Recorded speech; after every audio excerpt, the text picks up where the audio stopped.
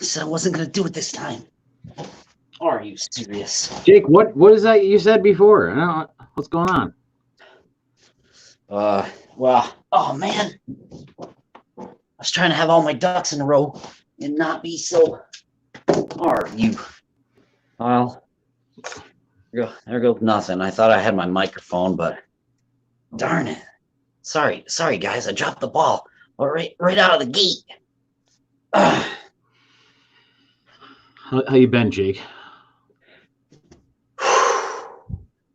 well, Adam, as you can see, I'm going a little stir crazy over here, but we're keeping it together. We're keeping it positive, and we're moving forward. How about yourself? I see you pulled a baby grand out from storage. That's looking nice back there, bud. Well, it wasn't a choice of mine. I couldn't afford the storage anymore, and they said that if you don't get this thing out of here, we're going to have to put it up for auction. And so I says to myself, I says, I think we better get that thing over here. Unfortunately, the moving crew dinged it up as they were coming in, and the one guy slipped his elbow right into one of the keys. Messed up the key, Jake. Still looks good. Still looks good. You know, I might tickle it later. A little bit. With what song you thinking? Definitely some Stevie Wonder, without a doubt. Oh yeah. So I got outside today, Jake. I did a little. It was a nice day. It was sunny, but it was also some breeziness to it. So it was like the first day I was out in a little bit of elements. It kind of felt good. Got a little sun today. It looks it. Face is a little hot. Yeah. Back of my neck, a little hot. But beautiful day out there. Beautiful day. Did some raking. You got any all natural cures, or what do you do for a sunburn up here in the Adirondacks, Adam? The only thing I find that works good is bed rest. Aren't you supposed to rub some kind of vinegar on there? And isn't vinegar good for? Is that? Am I hearing things? I don't know. I've heard that you take a vinegar bath and it. I don't know. I don't know if I believe any of that. So, make you smell good. Says aloe gel, and I have used that before when my mother used to have big aloe plants growing in the house. I remember getting a bad sunburn and taking just one of the branches and just cutting a piece of it. And boy, that would definitely make it feel better. I tell you that. That's nice. Jake. This is a show I've been looking forward to for quite some time. Very special guest coming on tonight, as maybe some people have seen from that promo we put out, and from talking about it last week. We got a very special guest on with us. Why don't you talk a little bit about him, Jake? What? Are you serious? Well, you remember? Do you remember when his initials used to be the WHR? No. Okay. Well, no, we won't go there. I don't know. All I know about this gentleman is that Tom Hammond is a native Adirondacker who grew up with a love of the outdoors. Oh, really? Yeah. He was introduced to hunting, fishing, and trapping by his father from a very young age, Jake. You don't say. Yeah. Tell me more. I was going to. I'm glad you asked me to do that. He spent most of his younger years fishing on the Hudson River and its tributaries during the summer months. And I bet that was good for him, down there on the Hudson, the summer months. I bet it was nice. With or without a rod. I bet it was a peaceful thing down there. Well, summer months it would be nice, but trout fishing opens the 1st April. Sometimes it's some people don't like trout fishing because of the weather, but other people can't get enough. To each their own, or as some people say, each to their own. Each to their own. We love to say that one too. Okay. I know. Fall would find him tagging along with his father on his trap line, or trying to keep up with deer in the woods. Winters were spent ice fishing local lakes and ponds. And, we've both been on a couple of those, haven't we, Jake, in the wintertime? Mm-hmm. Springtime meant tapping trees, collecting sap, and boiling maple syrup, which I did a little bit of that this year myself. Delish. Came out great. Athletics took up a lot of time during the high school years, so the outdoors took a back seat to baseball and soccer. And I don't blame them right there. Team sports here in the Adirondacks, these small schools, you got to do what you can to go out there and kick Fort Ann's ass, Jake. Yeah. You know what I'm saying? No mercy. Better yet, Luzerne. Oh, Bush League down there, bud. They come clean first. We used to get in some awful fights with those guys. They banned us from playing together, actually. At one point, they did not allow us to play against each other anymore because that's how bad it got. Man. After graduation from high school and college, a part-time painting job turned into a painting business with longtime friend Todd Parker. This allowed for some more time to commit to the outdoors. Tom started honing his woodsman skills with a focus on whitetail hunting. He also picked up fly fishing, turkey hunting, as well as gigging for frogs. That gigging frogs, I tell you what. Tom met his wife Diana in the late 90s, and by the early 2000s, the two got married and now reside in Queens, New York, where Diana is from, with their two boys, Luke and Colin, who we love these kids. They're good kids. Good LPCD. Although now he resides in one of the most densely populated areas of the country, Tom still considers the Adirondacks his home and returns as often as possible to soak in all the beauty and wonder of nature and the animals that reside there. So, if that gives everybody a little brief description of who we have on, Jake, I think it might. Well, they're fixing to find out, Eddie. Let's have them on. Let's have the people get to know them a little bit better. Ladies and gentlemen, we bring to you lifelong great friend and outdoorsman, Tom Hammond. Without further ado. Hey, fellas. Mr. Hammond. That was quite the bio. I wonder who wrote that. Well, whoever did, they knew what they were doing. It was well written. I bet they got an A in Mr. Perkins' English class. I bet they did. They sure did. Now, everybody, guys. I'm glad that you have me on here. It's awesome. I'm not a Bigfoot expert. Dog man, didn't hear of him till like last year. So some people might be disappointed in that regard, but do spend a lot of time in the woods. So yes, Adam. Hi. How are you? Good. Jake, how you doing, buddy? Great. How you guys doing? Long time no talk to you. Good, and you? Good. You can't complain. How are things down there, first of all, Tom? I just want to, on a serious note, talk to you about what's going down there where you live as far as the virus is concerned. You've been at home, taking it real safe. It's a hot spot down there. A lot of cases down there. It must be a little scary, but how you doing? I'm doing okay. It is tough because I was reading today that Queens, where I live, we're the epicenter of the epicenter. We have the highest number of cases in New York City, something along the lines of like 38,000. Nobody I know has it, although we did lose my father-in-law 2 weeks ago to cancer, which made things a little more difficult because of the coronavirus, because we chose not to bring him to the hospital, didn't want to expose him to that going on there, and then the potential for not being able to be with him should he pass. So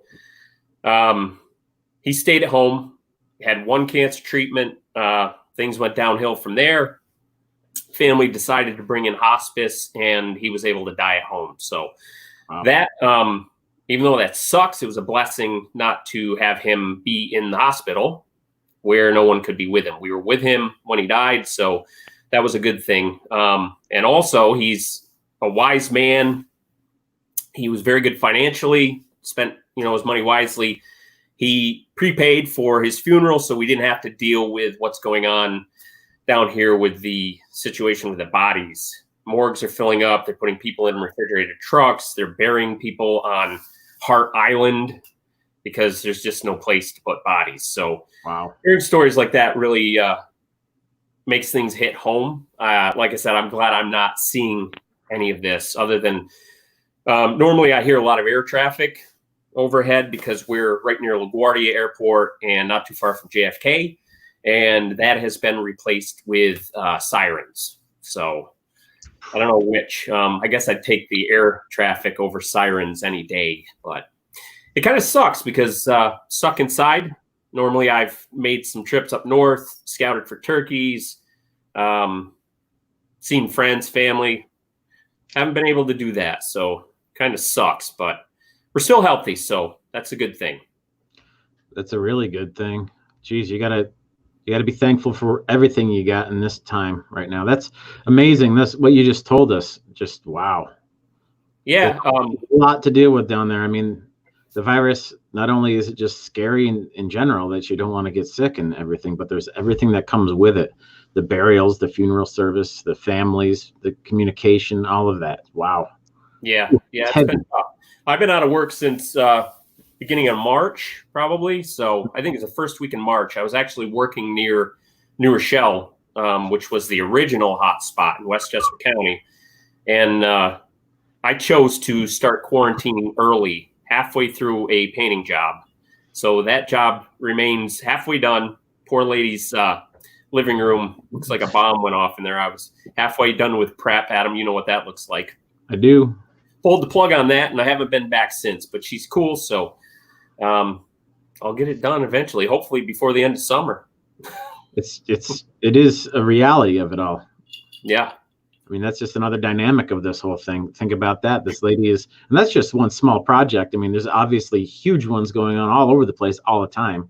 So just picture what that looks like in other places. Yeah. All the unfinished, the stalled construction sites, the stalled projects that people are having at their homes. And wow. How's this affected you guys work-wise? Shut it down or what? Shut it down. Speaking for myself, I've been shut down since the 20th of March. Katie, she's still doing stuff with the school. They're on vacay this week. Today's the last day of vacay, but she still does stuff through the computer.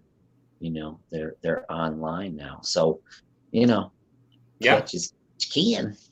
How about you, Adam? Well, it seems like things are constantly changing with this. There's different just different aspects of it all the time. You'll think one thing is going to be happening, and then it changes before your eyes. The next day you hear something different. But as far as work goes, you know, I was cut about a month short of my seasonal work, which, you know, I've been trying to collect unemployment regularly since then. I did get a call back, and I want to talk about all that. It's been a real struggle, but it's been a struggle for a lot of people. They're doing the best they can. They got a new platform going with a Google server now, I guess. Sorry to start things out on that note, but I guess you asked. Let's move on from that. This is depressing bullshit. We're trying to get away from that, right? I wanted to talk about this the whole time, Tom. Yeah, this is real life. This is real deal. Yeah. So anyway, back to what I was saying. Boy, this COVID, I tell you, man. I gotta tell you. Jake? Hey, why don't we look in the chat? I know other channels that they like to have this little thing called roll call. Where they look through the. I see Meg and Meg's here. Mike Kirkpatrick, how you doing, sir? In the house. Kathy Spencer, thanks for hanging in. Squatch, Australia. Good to see you again, bud. Andy Gowan, he knows what's up. Yeah, Andy Gowan. Yeah, Bryant, Mr. McSurdy, he's in the house. He's got his rolling pin at the ready. And listen, gals and guys, you guys, we're even going to let Steelers fans in here tonight. One night only. One night only. I know he's got a wrench. If they were, you know, if it wasn't, I don't know where I'm going with this, Jake. I'll just shut up right now. Tom, I want to talk more about you. Okay. What about me? You're the guest. Sunday. Tom, you're the guest. I want to talk to you first about, you know, in your bio there, we talked about you being an outdoorsman, your love of the outdoors. Just want to get paint a picture for our guests, for our people listening, our listeners, if you would. just paint a picture about an average day, you getting up in the Adirondacks during, hunting season for whitetail deer. What's that like for you? Present day or what it used to be like? How about we'll start off with, what it used to be like when you remember it the best. Okay, that bio kind of was a little misleading when I said that athletics got in the way of hunting in high school. Yes, that's one thing that got in the way of hunting, but found a love for booze in high school, like most people do too. So my hunting For boots? in those days consisted. Oh, there you go. Consisted of about not even a half day. What got daylight like 6, 7 a.m. I'd make it to noon if I was lucky, and hung over like a son of a bitch. And I remember I used to pay my father $10 to field dress a deer if I got one because I couldn't stomach it at the time. He thought it was because I wasn't good in biology class, but it was because I was still hungover and couldn't be dealing with that stuff. So needless to say, I wasn't as successful in my younger years. A little less serious about it. Had fun though. It was fun. Fun. That's great. Now, field dressing a deer. Typically, this is just a question. I'm not a hunter. The only thing I shoot deer with is a video camera. Done it before. So you have a deer. What's a good sized buck? Not huge, but just a good healthy buck way dressed out. Dressed out. Well, a lot of it depends on where you live. So if you're down in the Florida Keys, say, the deer down there are small. Good. I believe it's called Bergman's rule. They're Yeah, close to the equator. So I think a deer down there in the Florida Keys might dress out. I'm probably wrong here. I'm guessing around maybe 80 pounds. Further away from the equator you get, the bigger the body size. And that has to do a lot with heat dissipation. So you're closer to the equator. You want to be able to dissipate heat a lot more easily. Closer you get to Canada, say, you want to retain heat. So body size gets bigger. So Adirondack deer on average, a buck, probably field dressing, I'd say 170, 175. Doe, obviously less than that. But, of course, age comes into play. The older the deer, more it's going to weigh up to a certain point. If it gets, up there in age, weight starts to go down. So yeah, long answer to your short question, and about 175 pounds. 175. I've seen them killed over 200 dressed also. It's a big animal. Yeah, Tom, you got to work for those. What does a 175 pound dressed out deer weigh before you dress it out? You know what? I should know that. They have tables that tell you what the live weight estimation is based on the dressed weight. I would say, obviously, the bigger the deer. 30, 40 pounds, you think? Entrails are, whatever you're taking out of it. So, Sure. Having 175 pound deer probably weighs 200. Huh. Okay. Live weight. A little lower. Yeah. Now, we had a question in the chat room. Kathy Spencer was wondering, I'm going to guess the neck. She's saying, do you hang the deer by the feet or by the neck? I always see them hanging by the neck. Well, that's a good question. There's Can you hang them by the different ways of looking at that. Some people say that it is disrespectful to hang a deer by the head. I used to hang them by the head all the time, and I don't know why. It was just that's the way I was taught. My dad always did it that way. As I got older, I started hanging them feet first, so head down. And a lot of that is so that the blood would drain down. The better cuts of meat are in the hind quarters of the deer. So it helps to have the head down to help with draining that blood out of the meat. Yeah. Okay. All right. Yeah, makes sense, bro. But yeah, like you said, I mean, it's all sorry. It's all what you know. Like Brucey's dad, he always used to have the deers hanging by the head. Whenever you go by, he'd have like ton. You know what I mean?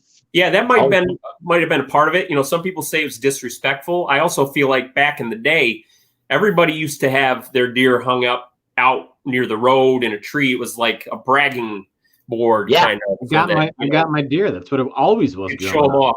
Nowadays, nobody. Well, I can't say nobody. Rarely does anybody hang a deer, in a tree. Most of the time, they'll hang them in a garage. They'll take care of them in the woods, pack them out, that sort of thing. Unless you're KJS Insano. I've seen him hang some deer out in front of his house.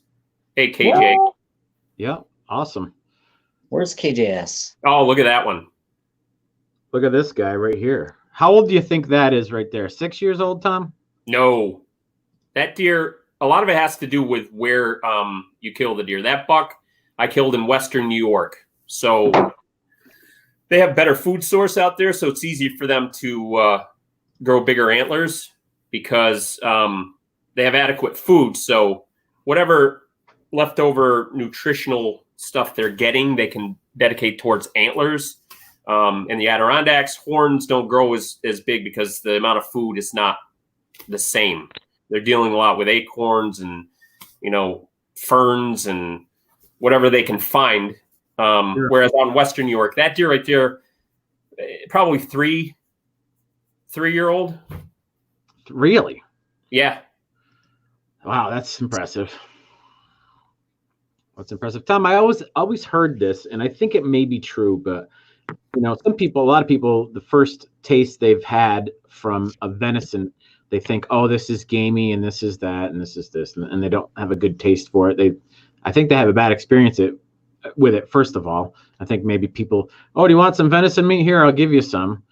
And it might not be the best cut of meat, first of all. And secondly, I've heard that the way the deer is killed, like if you hit it right where you're supposed to, say with a rifle or a bow, so you drop it and it doesn't get a chance to run, that the meat tastes better. It has less of the adrenaline or whatever it is that makes the deer excited and, aggressive in its dying moments. I heard that that's like not good for the taste of the meat. What do you say about that? I've heard that as well. I don't know whether I would buy completely into that. It makes sense that if a deer is stressed when you shoot it, that the adrenaline does affect the quality of the meat. I think what affects the quality of the meat more is how it is taken care of. So, meaning like I butcher all my own deer, spend a lot of time. Deer they don't have a lot of fat, but their fat is not like beef fat. You don't want to eat deer fat. It's not good. So you want to trim all that fat off if you can. And they also have something called silver skin. Yeah, I know that silver skin. It's like the connective tissue between muscle groups. Mm-hmm. So if you spend a lot of time and trim that off, and then make sure that you age it as best as you can. If you don't have a time to age it, that affects the quality of the meat. The last buck I killed, it was really cold out and it froze. I didn't get a chance to hang it. It froze overnight and it froze solid. The blood didn't drain out of it. I noticed a difference in the quality of the meat because it did not have time to age. When you age it, enzymes can break the meat down, and that really affects the texture. It also affects the flavor. So I think the way you handle it has more to do with it, and also how you cook it. You don't want to cook it, too much. I got a cat trying to get in the room. Sorry about that. So you want to cook it as rare as you can take it. I used to like it well done because I was freaked out by blood. Yeah. I don't know why, but natural. Yeah, vegetarians in the world. The older I get, the more rare I cook it, and it's so much better. Oh yeah, and is it more tender? You think too when it's a rarer cut, a rarer? Oh, absolutely. Yeah, more tender, huh? Sure. That's interesting. I've had some really good lucky enough to have some good friends of mine give me really good quality pieces of meat that they've taken care of and processed the correct way, like you're talking about. I think, and I've cooked them up in a couple different recipes, and man, it's one of my favorite types of meat. Red meat is venison. It's so good. It's delicious. Yeah, we'll have to. I'll have to see if I have any steaks left over in August when we come up on vacation. You guys come over. I'll cook up some steaks. They're awesome. Real quick, a hot cast iron pan. Yeah, steaming hot.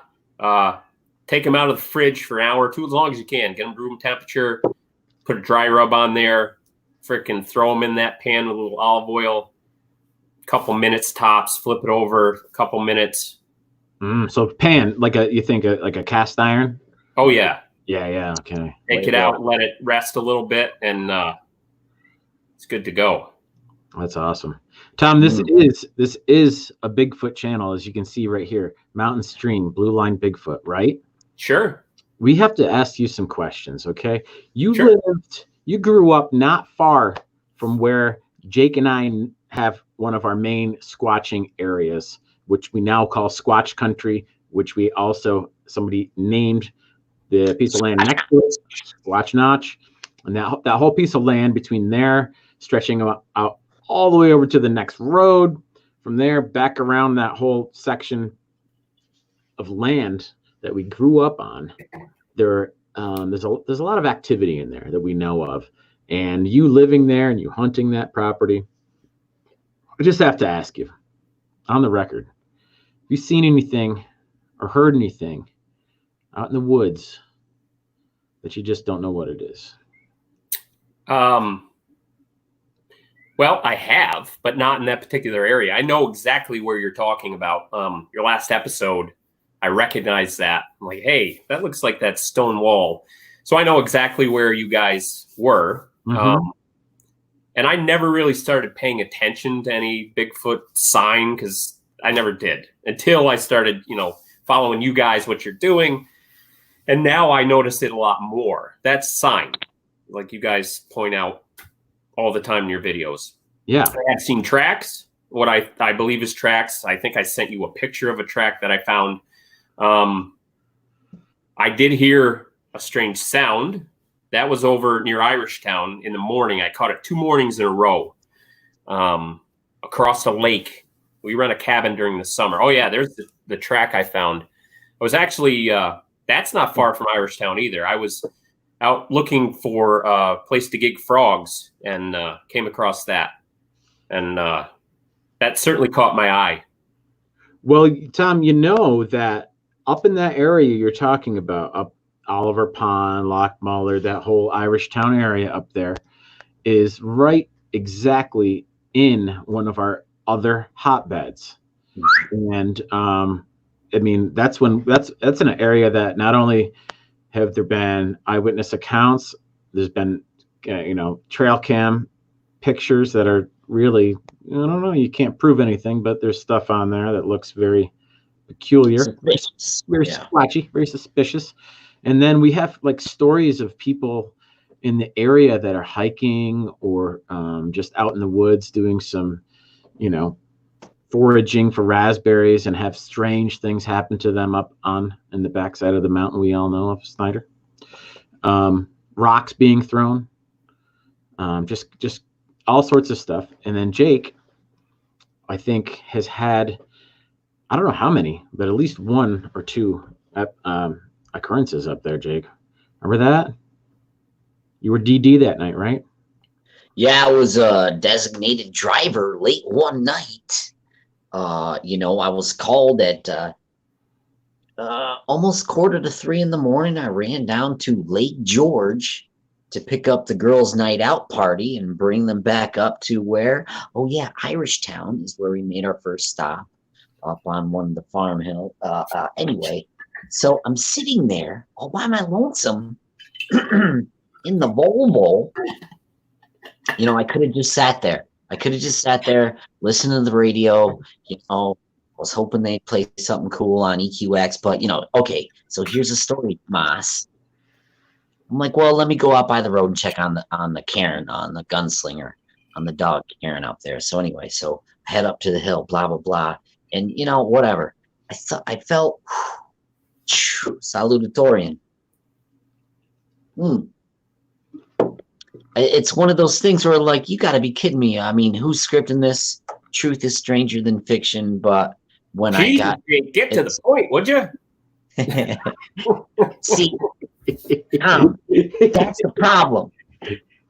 How long did you say this show is? Christ, we don't have all night. It takes me an hour and a half to tell you what happened on 60 Minutes. Okay. Well, that experience that you had, though, Jake. I mean, That was It was something else. scary, It was scary stuff. Still Yeah. haven't heard what it is. Did I miss it when I was pouring my drink or what? What was the experience? What happened? No, we're gonna move right along because we've already gone over that at previous episodes. So you guys can go ahead and look that up. Well, you can tell me later. I want you guys both to tell me what you think that is. That is a bowl full of deliciousness right there. Where do you think that came from? What is that, Tom? That right there is frog legs. Probably not anywhere near the size Andy Gone fishing gets, but we deal with what we can up in the Adirondacks. So that's what that is. Frog legs. And what's the best way you like cooking those up, Tom? Well, the best way I like to cook them up is to have you come over with a deep fryer. Yeah. That's the best way I've found. I don't know. My wife found some recipe, or I did, on Hank Shaw is a guy who's he's a forager, he's a hunter, fisherman, and he has a couple different cookbooks out there. Buck Moose. The hell's the other one? Dan Den. I don't know if anybody in the Adirondacks is familiar with Dan Den, knife maker. Sorry, Dan, if you ever come across this, but he named Hank Shaw's last book. And I can't think of it for the life of me. I don't know. Anyway. Oh, yeah. What the heck, Jake? Jake, why is that up there? Jake. What do you mean? Why are you asking me? Because if you put that up there. That is, he's a, oh yeah, let me tell you. I mean, I would like to. I am a fan of those. But yeah, no, I didn't put it up there, Adam. Chopper one, wrench in the house. Come on. Tommy, the gig and frog things, we'll get back to that in a little bit. I just wanted to talk to you quickly about something. We talk a little bit on this show. We talk some paranormal stuff here and there. And I wanted to talk to you about an experience that you had when me and Jake were with you back in the 90s, early 90s, at what we called the Murder House. Murder House. Remember that, Tom? Yeah. Murder House. What were we doing at the Murder House? I think we started to listen to rap music in the driveway and drinking 40-ounce beers, I think is what we were doing. What? That could have been anywhere, by the way. It didn't have to be just at the Murder House. We did that all over the place. Yeah, it happened to be at the Murder House, though. Wasn't KJS there too? KJS was there too. Check this place out. Oh, yeah, there she is. That's the Murder House, guys. This isn't too far from where I live here. This is an old house. It's basically looked like this since we were kids. I've never seen it look any different. Maybe a little bit better shape, but not much. Maybe a little less overgrown, but not much. Pretty scary situation there. Tom, what do you remember about that night? I remember we were, like you said, in the driveway. I don't know why we thought that'd be such a great idea to sit in that driveway, listen to rap music. Maybe we thought ghosts like rap music. I don't remember what we were drinking at that time. Probably Jenny Light. Yeah. Anyway, that 40-ounce. That Murder House is kind of in the middle of nowhere in a way. It's on the banks of the Hudson River, dead end street. So there's no traffic really going through there, especially that time of night. That's probably why we were there. Yeah. That makes sense. Although there is a highway. Well, it's not really a highway. There's a road on the other side of the river, but that didn't get much traffic either. So I guess we saw that as a opportunity to get away where we might not get caught doing something we weren't supposed to be doing. Drinking, because we were probably, were we underage at that time? Yeah. No, you were, Adam. I don't know where that beer came from, Jake. Do you know where that came from? We never did anything. We never did anything like that. No. I think Willie McHell bought that beer for us, didn't he? Oh, yeah. We slept next to 20. Rest in peace.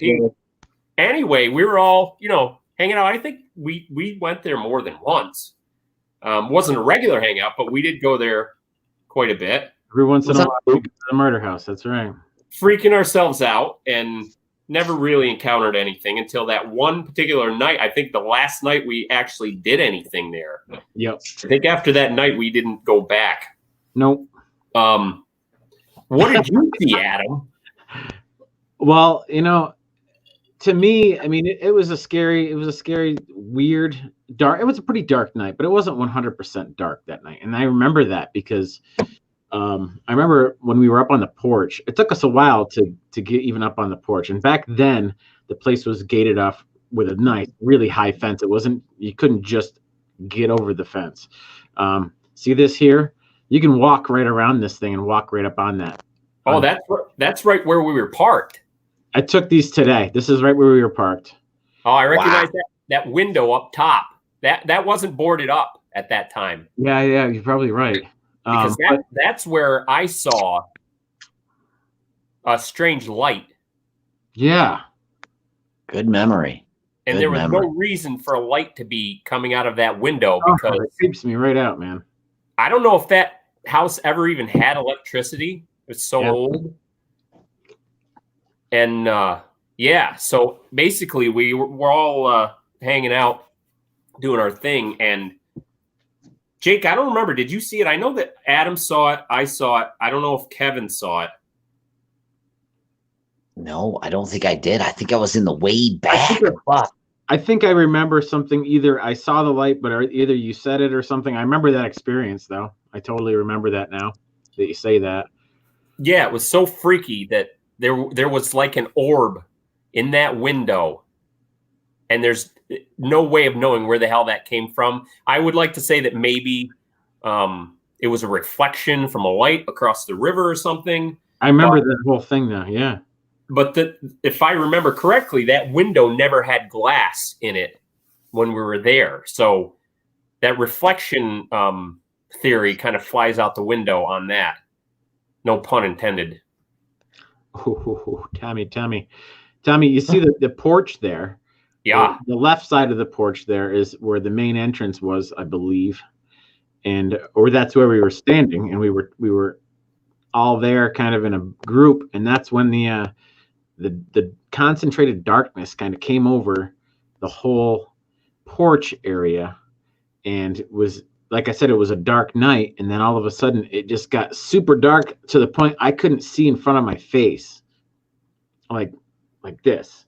Jake was like right there, and then all of a sudden it was dark, and then Jake's like, "Oh man," and we just ran off that porch, and we got the hell out of there. Then had to go over that fence. That fence back in the day was built up taller, and there was like a wire over the top of it.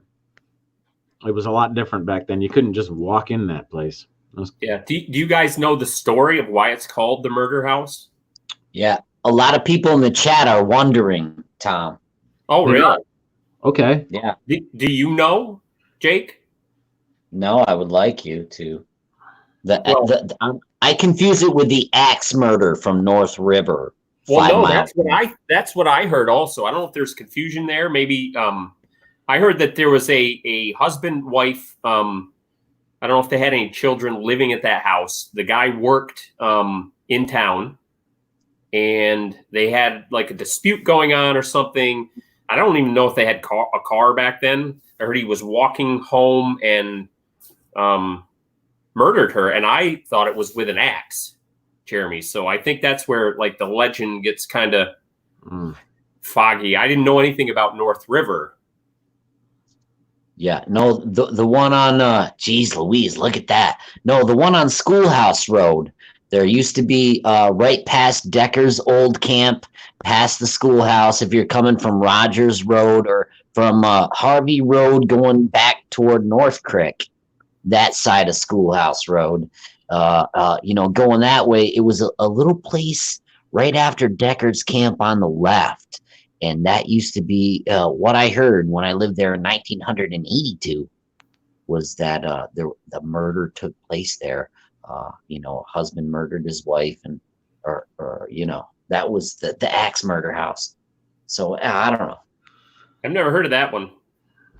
I heard the man was she worked at Smith's restaurant, and he would walk all the way to Smith's every night to he would walk there and drop her off, and then he'd walk home.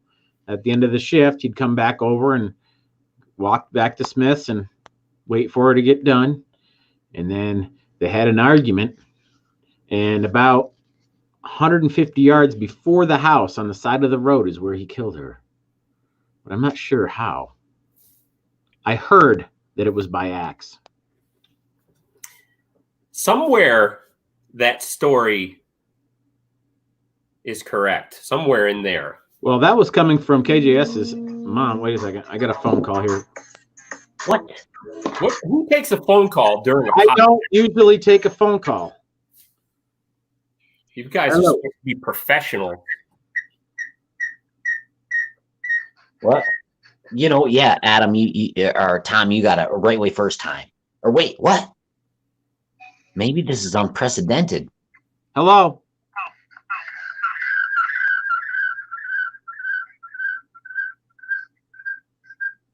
Tom, what is that? Hello? Sounds like an alien.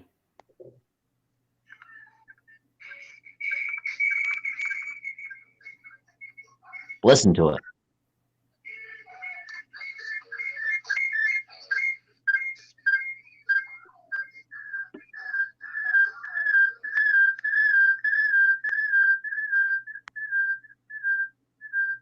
I have no idea what that is. Guys, this is nuts.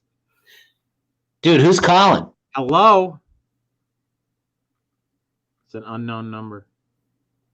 Sounded like an alien to me. Yeah, it did. It sounded like something from outer space from that movie Contact. Speaking of aliens, you guys seen any UFOs? Yeah, speaking of orbs, Tom, it's funny you mentioned orbs. Yeah. I saw a UFO between North Creek and Indian Lake, what I think was a UFO. Driving back from Indian Lake, I have no idea what the hell we were doing up there. My brother and I coming at the top of Indian Lake Hill, breaking down into North River, bright light hanging above the road, and shot straight down really fast. We got around the next corner, and I expected to see something there, and there was nothing there. Yeah. It was not a meteor, shooting star, any of that shit, because I've seen those, and this was not that. Yeah. You know what a shooting star is, Tom? You're a bright, beautiful, shining, beautiful shooting star. Thanks, Adam. Hey, have you guys seen or heard any UFO sightings on or near Burns Road? It's where Adam and I grew up. Oh, Yeah. Yeah. Tell him, Jake. The most recent one in recent recorded history, recorded by the BLB, would be Jake's encounter that he had that still to this day gives me shivers. Near Burns Road. On Burns Road. Jake, tell him. Yeah, I'm burned. I was okay. I'm gonna go short, sweet, to the point. I'm gonna be so precise. I'm gonna be like a surgical strike, Tom. You're not even gonna know the story the story's already gonna be gone before you even. Okay, so here's what happened. You know where Kate and I used to live. Now I was headed over to Adam's house. Now door to door, it's 3.7 miles. I was about probably almost 3.1 miles out of those 3.7 coming down that hill, right about to bang that right on hard scrabble. Now listen, dude, I'm coming down that hill right past where Lane Road, just passing there, blah blah. This huge this huge light in the sky. It was weird, and you know why? Because like the moon's like behind me. And or whatever, and this other thing, it's like a third of the size of a full moon, and it's a huge bright light just hanging in it's way too big to be a planet. Right now we're blessed, we can see 3 planets up in the southwest sky, but anyway, it was nothing like that. And I'm like, what? And I was kind of freaking out because I was having one of those midlife crises, and I'm like, I don't have time for aliens, and I'm like yelling out to the ethernets, whatever. I can't handle this right now. But anyway, so I get a little closer, and a couple minutes later, I see this other light come out of this big light in the sky as I'm making the right onto hard scrabble. Okay, so I'm getting right there by Bird Pond, and I can look right out, and it's like right up to my left, and like this little light comes out of it, and then like a light shines down, like you know that movie Batteries Not Included from the 80s. So anyway, it looks like a drone. So then I'm thinking, okay, so maybe Adam's over here and he's got a drone, and I'm not thinking about that big light. I'm thinking that this little light is the drone that Adam has, and he's hooked up some kind of like a headlamp or some kind of light that's shining down. So I turn onto Adam's road. I'm coming up the road. I'm getting close. And I'm like, well, if he's got one of those lights on there, maybe he's got some kind of thermal on this drone. I don't know. So I'm spitballing here. So I roll my window down and I'm waving out, and I can look through the trees, and the trees are blowing by, and I can see that big light still up there. And I'm like, geez Louise, what is this thing over here? And the light, I'm trying to catch it through the trees. And as soon as I start to turn up into Adam's driveway, I look out across to my left, and I look down to Bird Pond Swamp, and where Adam, he's got to be right there in the driveway running this drone with this light. But that field before his driveway, like where I expect to see the light's not there. Like the drone light's gone, everything's gone. I'm like, oh, this is weird. I pull in, there's a van I don't recognize. Turns out to be Lou. There's another person there. He's from North River. He's hooking up a propane stove or some kind of, he's sweating some, Anyway, I go in there. I'm like, hey, you guys, this light out in the sky. And the guy who was there doing the propane work, he was like nonchalantly, he's like, oh yeah, that's still out there? I was wondering what that was. He was like, he saw it on the way in like 30 minutes before, this light's hanging out, blah, blah, blah. So the three of us, we go outside, and there's this full moon light. It's not doing anything. It's not, there's no lights swirling around. It's just this pale light in the sky. What's it doing there? So we watch it for a couple of minutes. We go back inside. Like 20 minutes later, we go back out to see if it's there. It's not there. There's no sign of it. And, so what was that? What was that, Jake? It's pretty freaky sounding. That's what it is. My parents have had UFO encounter. You really? Yeah. Huh? Yeah. My parents are like God-fearing. My mother has never told a lie in her life. My father, he tells them regularly. So if it's just from him, you don't cuss them. I take it with a grain of salt. If it's coming from my mother, I believe her 100%. And if my mom's there to back my dad up, I believe it. And they saw a UFO near their house, headed towards Heights on Burns Road. What did it look like? Do you remember what back? I don't know. They said it was a light, and it was going extremely quickly across the sky. They knew it was not like an airplane. It wasn't anything they'd ever seen before. They got in their car and went after it. They got over to that top of that hill before it goes down, and there was nothing there. Yeah. Sorry, this phone. I'm just curious. I'm gonna answer it again. It's the same number. So rude.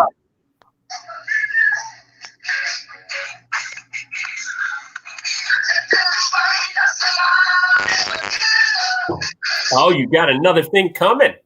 Oh, Judas Priest. Hello. Has good taste in music.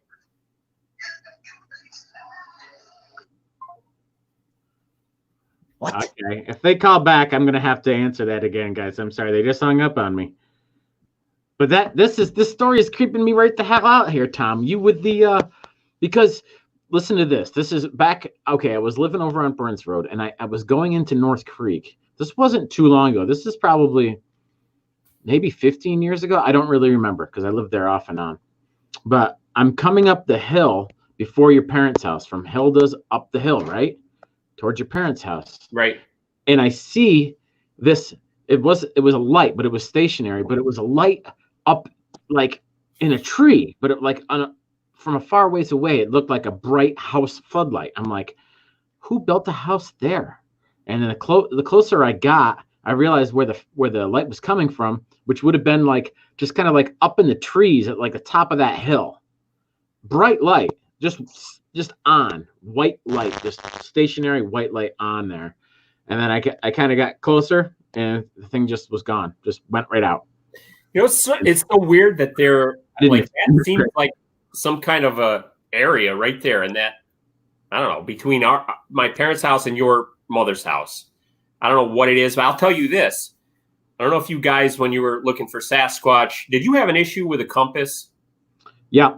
By any chance? I have always had issues with my compass between my parents' house, the next road over, your mom's house.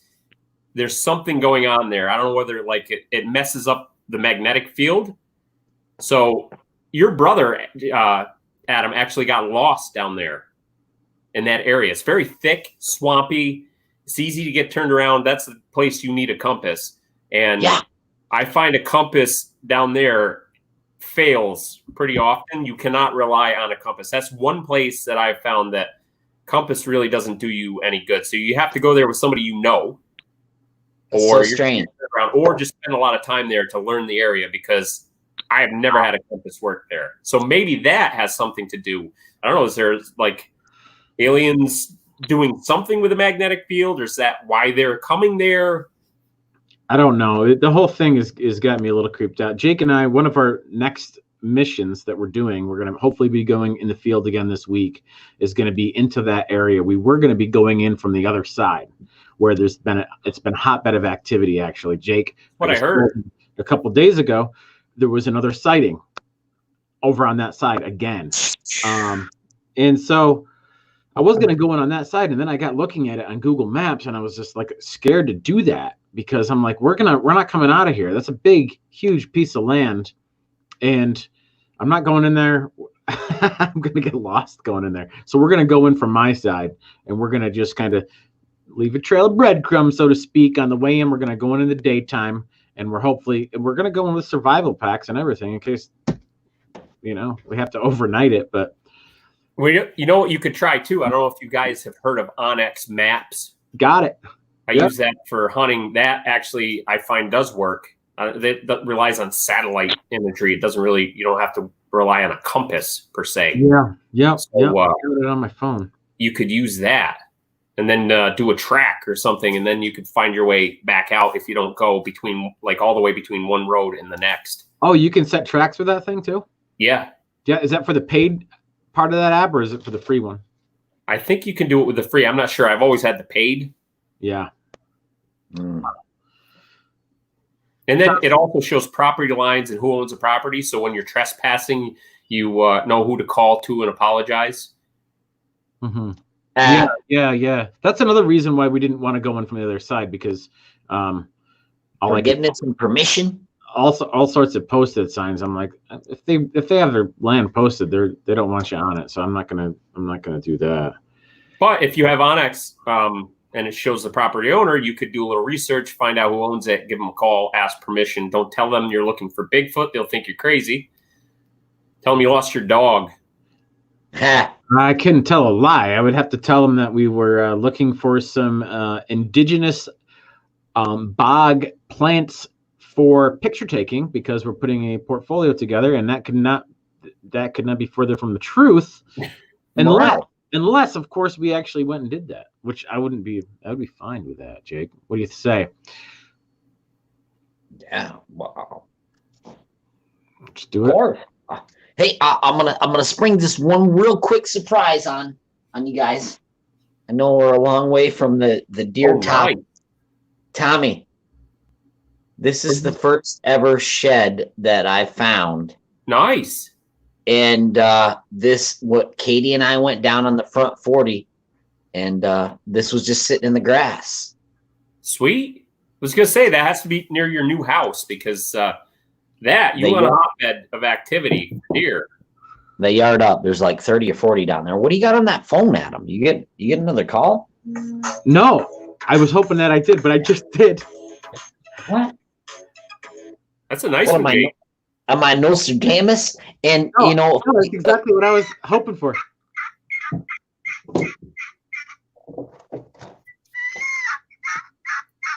Sounds like a box call.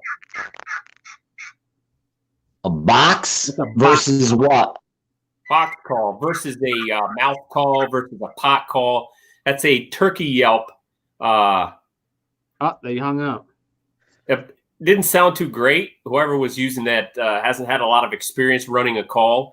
I don't want to badmouth them too much. I'm not the greatest caller in the woods, but one thing I did hear, and I think it's true, some of the worst callers in the woods, turkey callers, are actual hen turkeys themselves. I don't know how many times I've heard a horrible turkey caller coming towards me in the woods, only to find out that it was a turkey. So my buddy loves to bust my balls about my turkey calling. He says I sound horrible. Yeah, it's not him. That's Macho Man. I'd like to turkey hunt with him. He's dead, isn't he? Is Macho Man dead?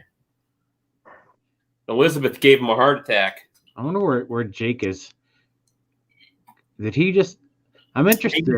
Maybe Jake is Macho Man. I wonder if Jake knows who could possibly be messing with us on this show. Try to look into the chat room here. I have an idea who it might be. You have an idea who it might be? Where's Jake? I want to see if he has an idea. It's definitely not Jake because he is not a turkey caller. Although he could probably do as good as that call. Sorry, come now. What did he say? I don't know. Macho Man. All It's right. nice piano you got back there, Adam. Yeah, well, you know, got to keep up with the Joneses. I tell you about what happened today with the movers coming in with that thing, and they knocked that thing right into the casing of that door, Tom, and that one slipped and fell and put his elbow right into that key. I tell you what, I was like, what the hell's going on here? I hired these guys. Now, granted, they didn't come in any van with any logo. It was a pickup truck.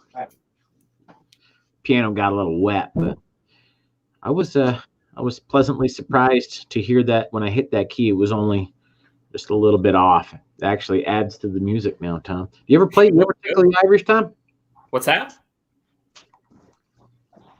I do not. My boys do. We got them a little keyboard set up, and they'll mess around on it. They play the theme to The Office. They play an intro to a Dr. Dre song. Ooh. Whatever that one that starts with the piano. Well, I ought to know what the name is, but. Tom. Yeah. Talk to me about what's going on in this picture here.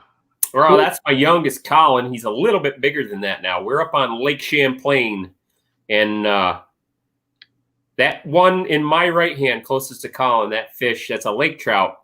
I think that was just over 14 pounds. Colin caught that one. Wow. The one next to it, I think, was around 10.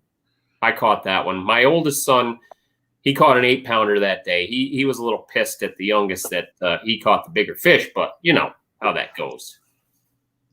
Well, you know, somebody's got to be the winner. Yeah, it's true. Jake, we were just talking earlier that we've been having some pranksters here on the line tonight, and we were wondering if you had anything to do with it. No, but I do have some theories. You know me and my theories. Oh, yeah, you have theories. What are your theories here, Jake? If I had a theory, I would say, Adam, I think you're being hacked.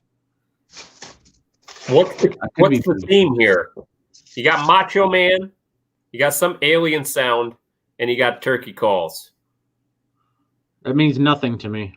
It's Hacksaw Jim Duggan. Hacksaw Jim Duggan.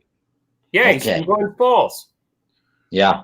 Hacksaw trying to hack into your show. I don't think it's Hacksaw.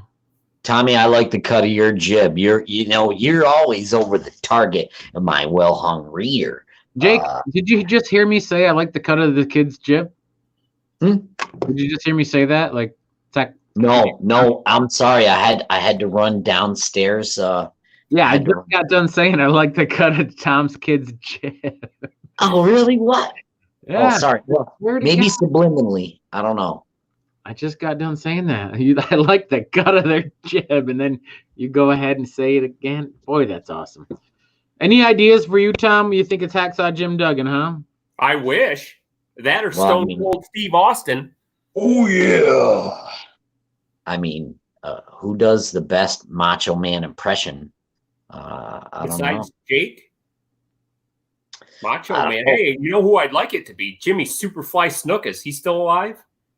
No, didn't you see Adam or Tom? There's some kind of like I died a long time ago. dark side of the ring or something, and there's a What? Snuka. Woo! Who is Who's this? this? Are you serious? Superfly Snooker. It's Freddie Oh. Roach. Freddie Roach. We're training for a fight. Florida has deemed wrestling an essential business, and so we've got to stay in the game. We Now- have to. Jay, are you the prankster? I cannot confirm nor deny that I may have called in. I tried to call in a lot, but I never get through. So maybe my calls got through. I don't know. I've been trying to be on this show for a lifetime. A lifetime coming now. It's like a lifetime wish coming true. This is. I've mailed into the show a lot to be a special guest. I think it would be appropriate, Jeremy, if we had our guest Tom Hammond introduce our new guest. Why don't The we? new guest, that J, his other initial is H. And I remember hanging out with this guy up at Gore Mountain. We would work at the ski shop together. I believe his father was the manager. So when we weren't like digging into the quarter stash in the office, well, actually, that's what led to this. We were up playing Heavy Barrel. Anybody remember Heavy Barrel? Heavy Barrel. That's right. And what I was going to say, that's fitting. We see Randy Macho Man Savage because we always used to have this little kid that come watch Jason and I play. Oh, that was a different game, though, wasn't it? He said, I can't believe it. He beat the Hulkster. Beat the Hulkster. What was that? Anyway, your mystery guest is someone who was also familiar with Burns Road. I'm curious to see if he's had any alien or Bigfoot or ghost sightings. It is none other than Jason Hyde, J Hyde 2020. Yeah. What's up, brother? What's going on, fellas? Jace, good to see you here, bud. Good to see you. I'm just advertising the Great Adirondack Steak and Seafood Company. I borrowed this glass from them.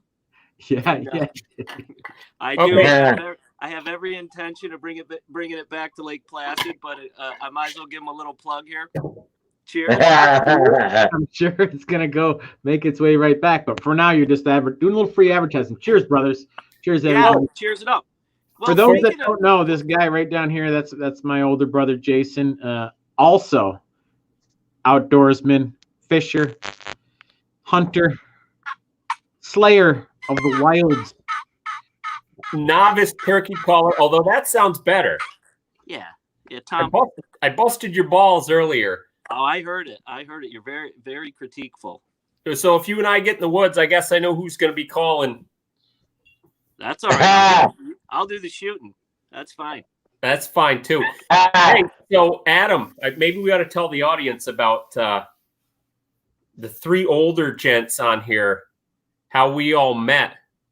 Jason, Jake, and I are all the same age. We went to Johnsburg Central together, same grade.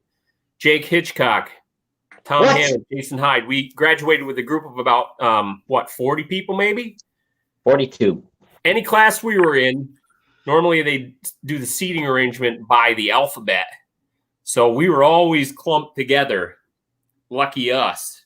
And then, as you know, Adam, Jason, and I rode the school bus together every day. And then, Jake being in school with us became that fourth brother, if you will. So it's basically 4-H around here. That's right. We call it show 4-H. So Adam, yes. What I was going to ask Tom and you guys, what is the non-essential service or business that you're missing most right now? Wow, non-essential. I don't have one, honestly. I mean, I'm the one thing I really don't. I mean, that's the thing. I'm really liking the home time and the projects and stuff. I work with my hands daily, getting things, dialing the place and the property and everything. So I'm really I don't have idle hands around here. But One thing I do miss the most is being able to get fresh produce daily, regularly. Like I miss having salads and fresh greens and stuff like that. We Yeah. have vegetables. We have carrots and broccoli and potatoes and onions, but I want some lettuce up in here. You know what I'm saying? I just planted some recently. So on to Jake. Huh? What do you miss most? What's the most non-essential business that you're missing the most now, Jake?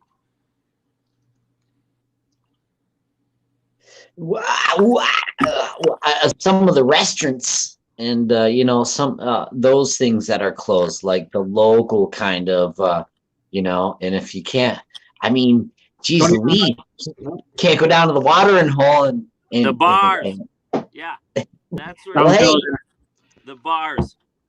Yeah. That's right. Yeah, I'm missing them bad. Oh yeah. Yeah. And and then it got me thinking, like, what is the bar that you miss the most, either past or present? That's easy. I know. No brainer. Riverwood. Wood. No question about it. Wood. Best bar ever. Best bar. I think hands down best bar ever. Best bar ever, man. I No Yeah. think question about it. I think Right, here's the Riverwood. the only bar that might have ever come close to it, and I never got a chance to go there because it was a movie bar, would have been the Double Deuce. Double Deuce. How about Horse Haven? Yeah, I was gonna say the Horse Haven, right? Horse Haven. Uh-huh. Horse Haven. That was a bar right at the end of Burns Road. Yeah. I lived just out of sight of that end of Burns Road. So Adam and Jason grew up on one end, and I grew up on the other. There was this bar called Horse Haven. If my house was like just around the corner, I would have been able to see Horse Haven. Although my father used to work shift work, came home at 11 o'clock at night one night. I was a little boy. How old were we when that burned? I was probably 9. He woke the family up, and we walked down to the corner, and we could see Horse Haven up in flames. And even though I wasn't old enough to drink, I could see into the future, and I saw the future was dismal from that night on. I had a tear going down my eye. Imagine that. Imagine if that had not burned down. That bar was within walking distance of our houses.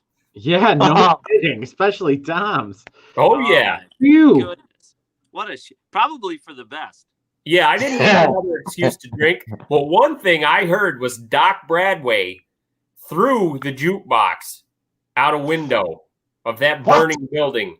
And that thing, I think, lives somewhere. I would like to know where that jukebox is.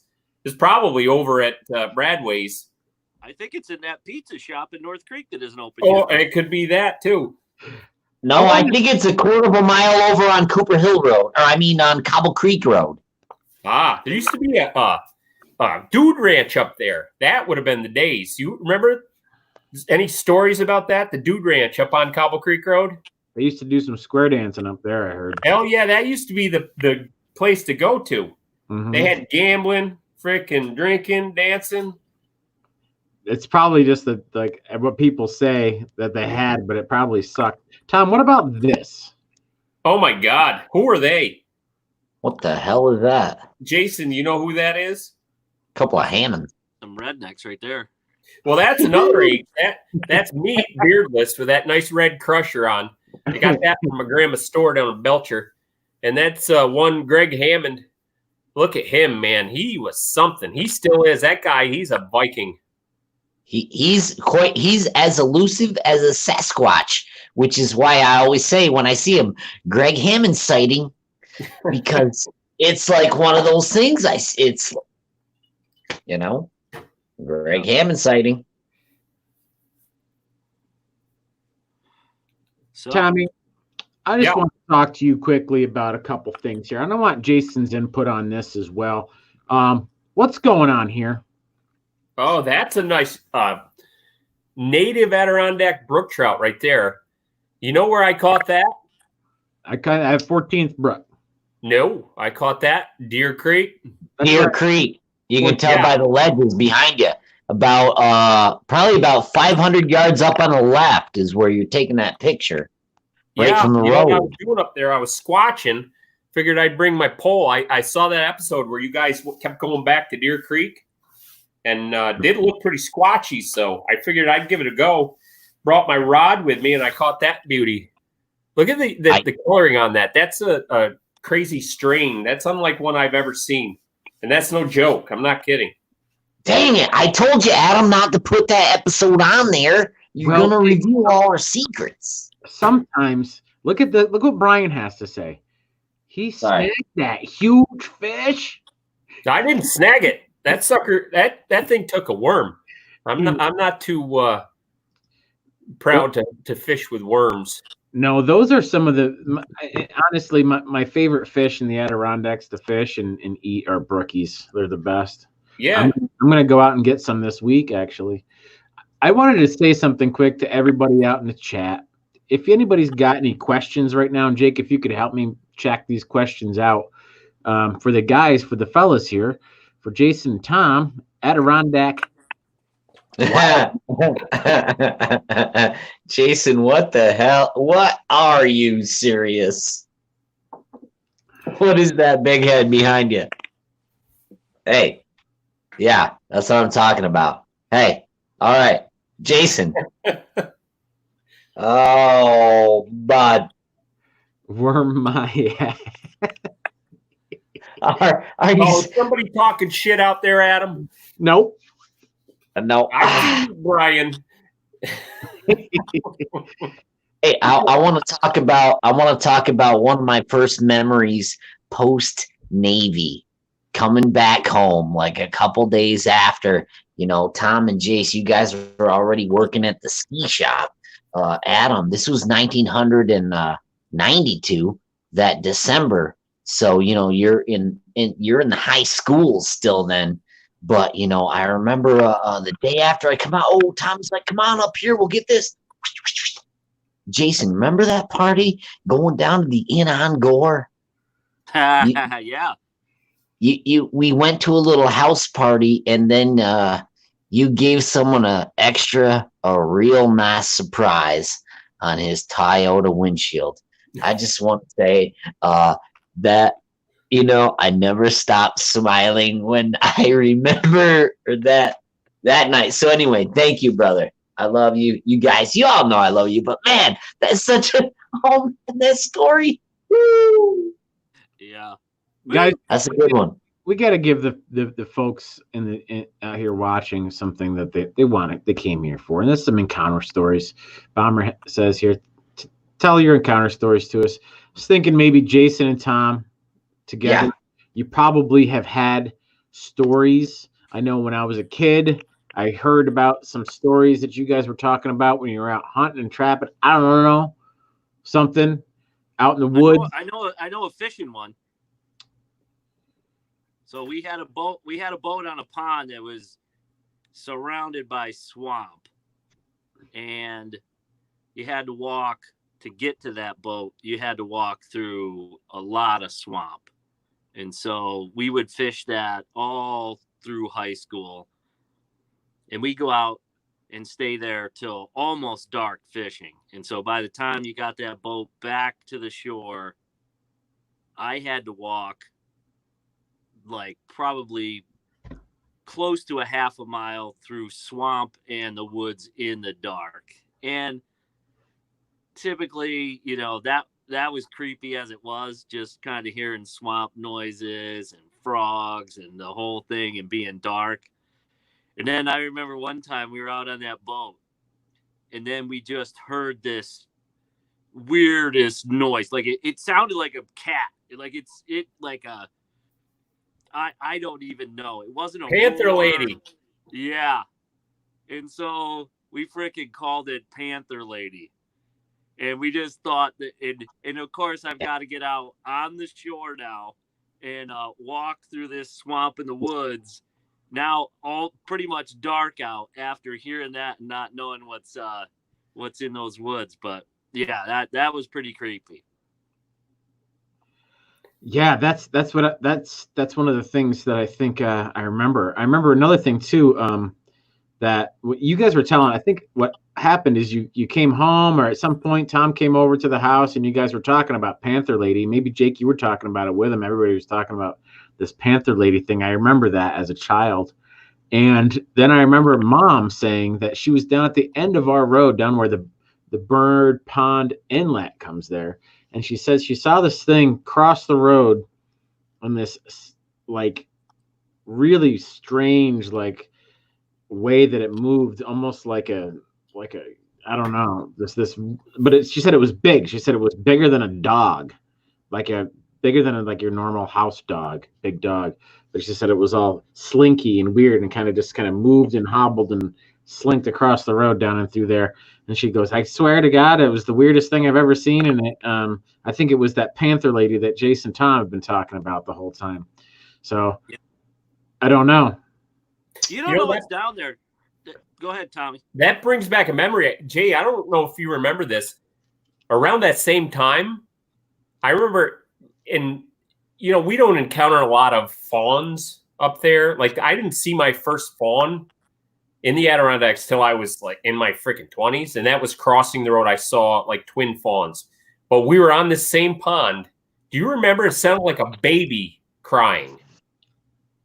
And now that I know it was a fawn, like bleeding, it was around the same time as Panther Lady. So I'm wondering, whatever that was, sure, it was probably a fawn looking for his mother, but I wonder if Panther Lady was doing her thing. Could have been killing a fawn. Yeah. Maybe you weren't there, Jason, because that guy that on one of those last pictures, Greg Hammond, that big Nordic looking dude, he had the boat on this pond we're talking about. We called it Putt Putt. We spent so much time on that pond. It's ridiculous. And we encountered a lot of crazy shit. The pike lunge. Yep. Yeah. Had a rare breed of pike and muskie in that pond. It's very unique. Guys, this one time I know this isn't extraterrestrial or anything, but this guy up here, I don't know what corner he's in, that guy with the beard, the other beard, the biggest beard, he and I were out. We were coming up from that pond, and then all of a sudden we got chased by a pack of coyotes. Yeah, that happened to me and Matt Klibble too. Yeah, that was no joke. A pack of coyotes, and we were running. I was at the time, Jake was pretty fast, but I was a little bit faster.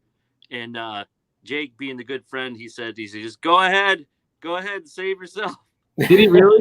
Yeah, he did. He did. So I said, okay, Jake, good luck. Gold, I said, okay, Jake, good luck. And I just kept running. But he knew you could run faster. Yeah, he made it. I was just trying to push him to the limit. I saw how fast, how Sam Allison used to coach us. He used to run us hard on that, run that, up and down, you're running routes. Jeez Louise. Jason, I don't know it was Greg and Jason and Kenny. You guys are probably the fastest three, if we're finishing the 4.5 mile loop we used to have to do. You guys fly like the wind. Adam, do you think we're going to have a football season this year or what? Well, I would like that tailgating at the Bills game that we had this year. That was good. I just had my Bills koozie on here earlier, but I took it off because it was on a bottle. Now I got this piston bully one rocking. But I would like to see the football world get stirred up a little bit by some Buccaneer action, some Tom Brady. And well, no, I'd like to see some stuff like that. It'd be interesting to see what happens with that. It'd be fun. Yeah. Why are you guys shaking your head? We've had enough of Tom Brady. So have I. That's what I'm saying.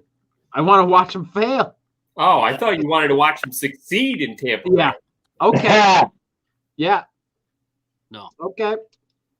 We got turkey season coming up, Tommy Hammond. That's right. Week and a half. We're going to be up there in the woods, probably finding morel mushrooms, encountering squatch. Camping out. hunting some turkeys. Hopefully the weather's up there. The weather up there was nice today, right? It was beautiful. I got a little bit of sun action. A little bit. I didn't even think about putting No. Today was beautiful, but it's been spitting snow the last 4 days, guys. And the first of those 2 days, we woke up with snow on the ground that burned off before noon. Sorry, but blizzard. Yeah, look what Meg says. Go Bills, and that's right. How could I, being the Bills fan that I am, from the Buffalo area myself, where I was born, possibly like Tom Brady? What do you? No, I just got into football this year. I really don't know anything about it. I know you can pass the ball though, and you can run the ball. Then there's something called a touchdown that happens, and then there's also the Super Bowl. Is that right, Jake? Is it the Super Bowl? Rest in peace, XFL. XFL. They were gonna shake things up, if not for this little virus. What's the best tailgate food that you can make when you go to a Bills game? I would say the best I've ever had is a homemade garbage plate. Have you ever had that? I had one with you. You made it. It was delicious. Correct. That was fun. You guys know. Remember that sauce? What was that?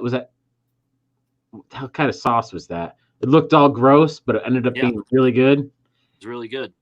Someone over there, his mom has the original recipe for a garbage plate right there. Yeah, you hit him up online. He's got. Good to have connections in Rochester. See, my aunt lives there, Spencerport. It's good to have connections here. I mean, your mother is the one who sent Jake this. Who that's how I got that. What? I think I got that shirt on our senior trip, actually. Did you? Yeah. What does that say? What was that seafood place we went to, Jason? I think it has a skull on the back of it. But it was badass. Wait. What about a Bear Whiz beer? You got some Bear Whiz beer tank tops? Sleeveless. Yeah, mine didn't have any sleeves on it. Yeah. Guys, I want to know seriously, what is going on in this picture? Look at that bullfrog. That's a nice hat I got going on right there, isn't it? Gigging. Tom? Hunter who? Now this is something I want to talk about here real quick. You have a frog there. You got frog legs going on here, Jake. Pay attention. Jace, pay extreme attention here. Then you got this. What's this all about? Oh, that's a new group I'm going to start called Backcountry Giggers and Shangers. In the springtime, summertime, whatever the hell, ginseng starts coming up. We got to research that. I haven't thought this out too good yet. But we're going to start picking ginseng root, selling it down here. I got a good supplier in Flushing. A good buyer? Or a good buyer, rather. I'm sorry. Is that what a shanger is? Yeah, shanger. We're going shanging. Jace, you got to get in on this, man. The Backcountry Giggers and Shangers. Yeah. I already decided I wanted to be a member. Oh, you guys are founding members. I know. Is show? I know. We got to get TV about ginsengers. Yeah. We're gonna collect ginseng. We're gonna dig the roots.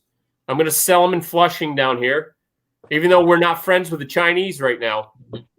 I'll sell them my ginseng, and then we're gonna gig some frogs, and we're gonna keep the legs for ourselves. We aren't selling those. Yeah. Oh no, we're gonna eat them. KJS comes in #stash burgies. Oh, nice. Whatever that means. What does that mean? It means, you got a burgie on the side. You're not quite ready to let somebody else come back and eat, so you got a little stash there, and then you eat your burgie with everybody else cooks them, and then I got a stash burgie. We could have some stash gigging. Gigging, look at that right there. Yeah. Hey, Adam, you know what would go good with those frog legs? A little Pinot Grigio. Peanut.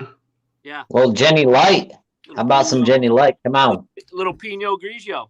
The way I say it, Jason, is pie not, why not? Yeah. Get it? And if any of you out there have a sweet tooth, you could just have a little sip of Grand Marnier. Damn, you got it up there in a big time city. I wish I had that. The only thing I have here, Christ, I got some ultras. You got some diabetes going on. I don't know. We gotta get through this. You gotta hunker down and get through this. Hunker down. Tommy, Yeah. How are we going to do it? where's Oh, that? look at that. That's a northern pike right there. Where is that? That's on the ice. How Not big saying is where it? that is? Is that Minerva Lake or is that Eagle Lake there up in Paradox area? Oh, that's Lake Durant. Like What's that, a 32-incher? I'm kidding. That's I don't know, maybe a 24, 26 incher. What that's one of those mackerels? No, that's a northern pike. That's good eating right there. Everybody thinks northern pike are not good to eat because they're bony. Bony. They got that floating Y bone.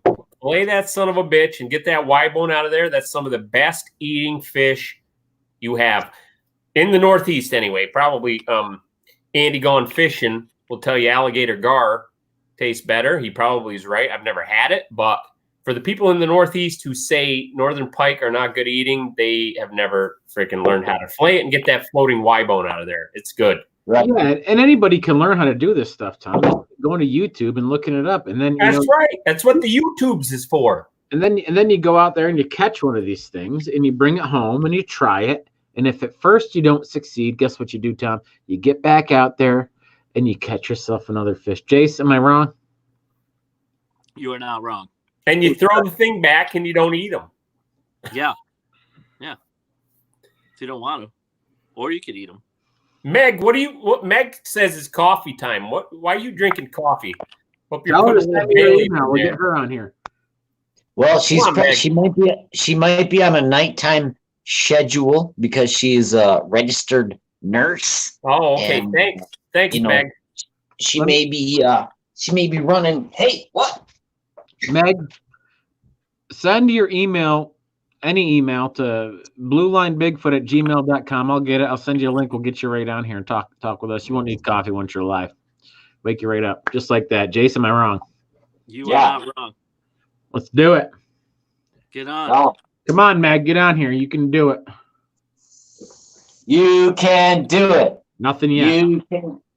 Guys, nothing yet. We don't have Meg says she's working. What does Meg do for a living? Oh, she's a registered nurse. Jake just got done saying Oh, for real? Yeah, well, no, she's a registered nurse. She also has a piano tuning business, or she. Adam, you need that. I know. She just said it up in the thing up here. She said, Adam, I got a piano tuning business. And I was like, well, I'm going to have to take you up on that. Hey, Andy Gone Fishing. What kind of fish is that? How do you even say that? Adam, what is that? It's a Sicalias.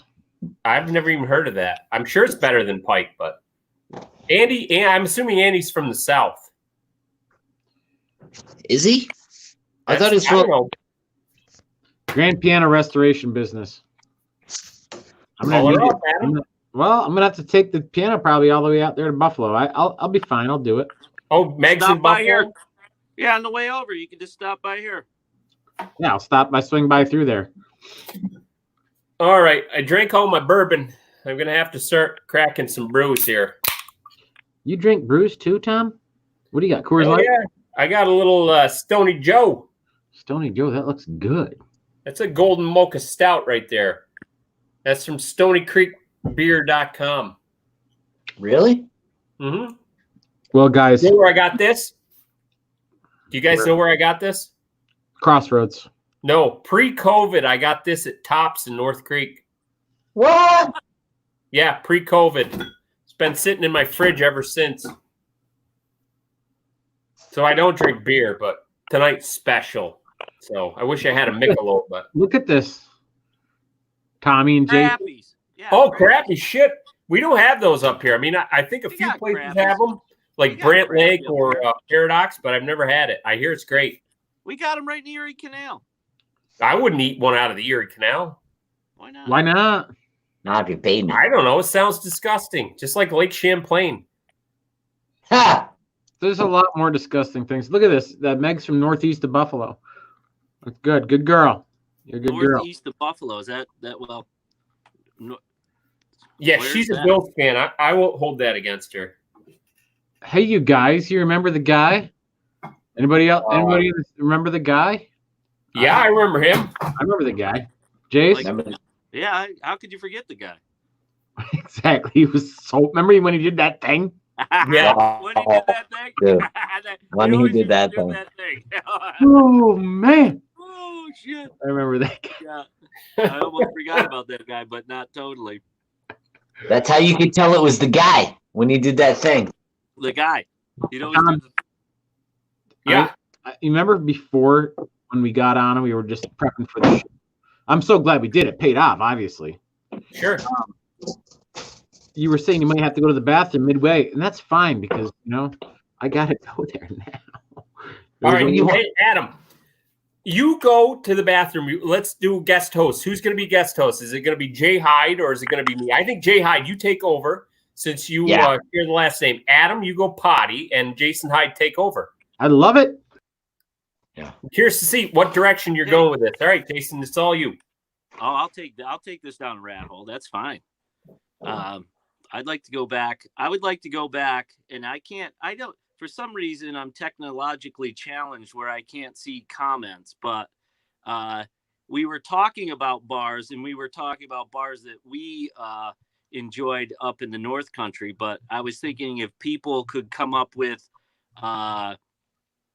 famous movie bars, like what bar could you come up with that that was in a movie scene somewhere? And the name of it's not the name of the actual bar, but the name of the bar that was in the movie. Jake, you got one? Not the name of the actual, but a famous movie bar, but it's not the Viper Room. It's not. Yeah, you could say what it was, and it might have been a movie. I said the Double Deuce. Oh But, yeah, the Double Deuce. Yeah. From Roadhouse. Oh yeah, which is from the iconic film Roadhouse. R.I.P. Swayze. Dude, I thought you'd be taller. That's one of my faves too, bro. Yeah, just kick him in the knee. I thought you'd be bigger or taller. Was it taller? Taller, yeah. You have one, Tommy? I'm horrible at this game because I cannot remember movies. I can watch a movie like last week, and then I can watch. You just watch hunting videos, and there's not a lot of bar scenes in there. So I probably. No, I hardly remember the bars that I've been to, so I can't remember bars from movies. How about your favorite bar in Lake George? I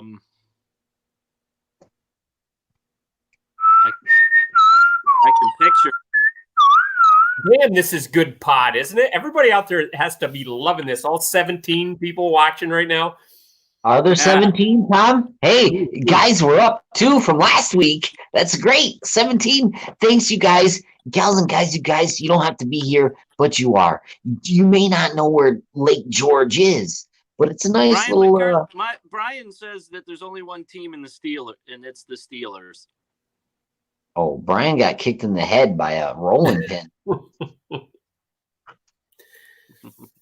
Hey. Yeah. No one okay.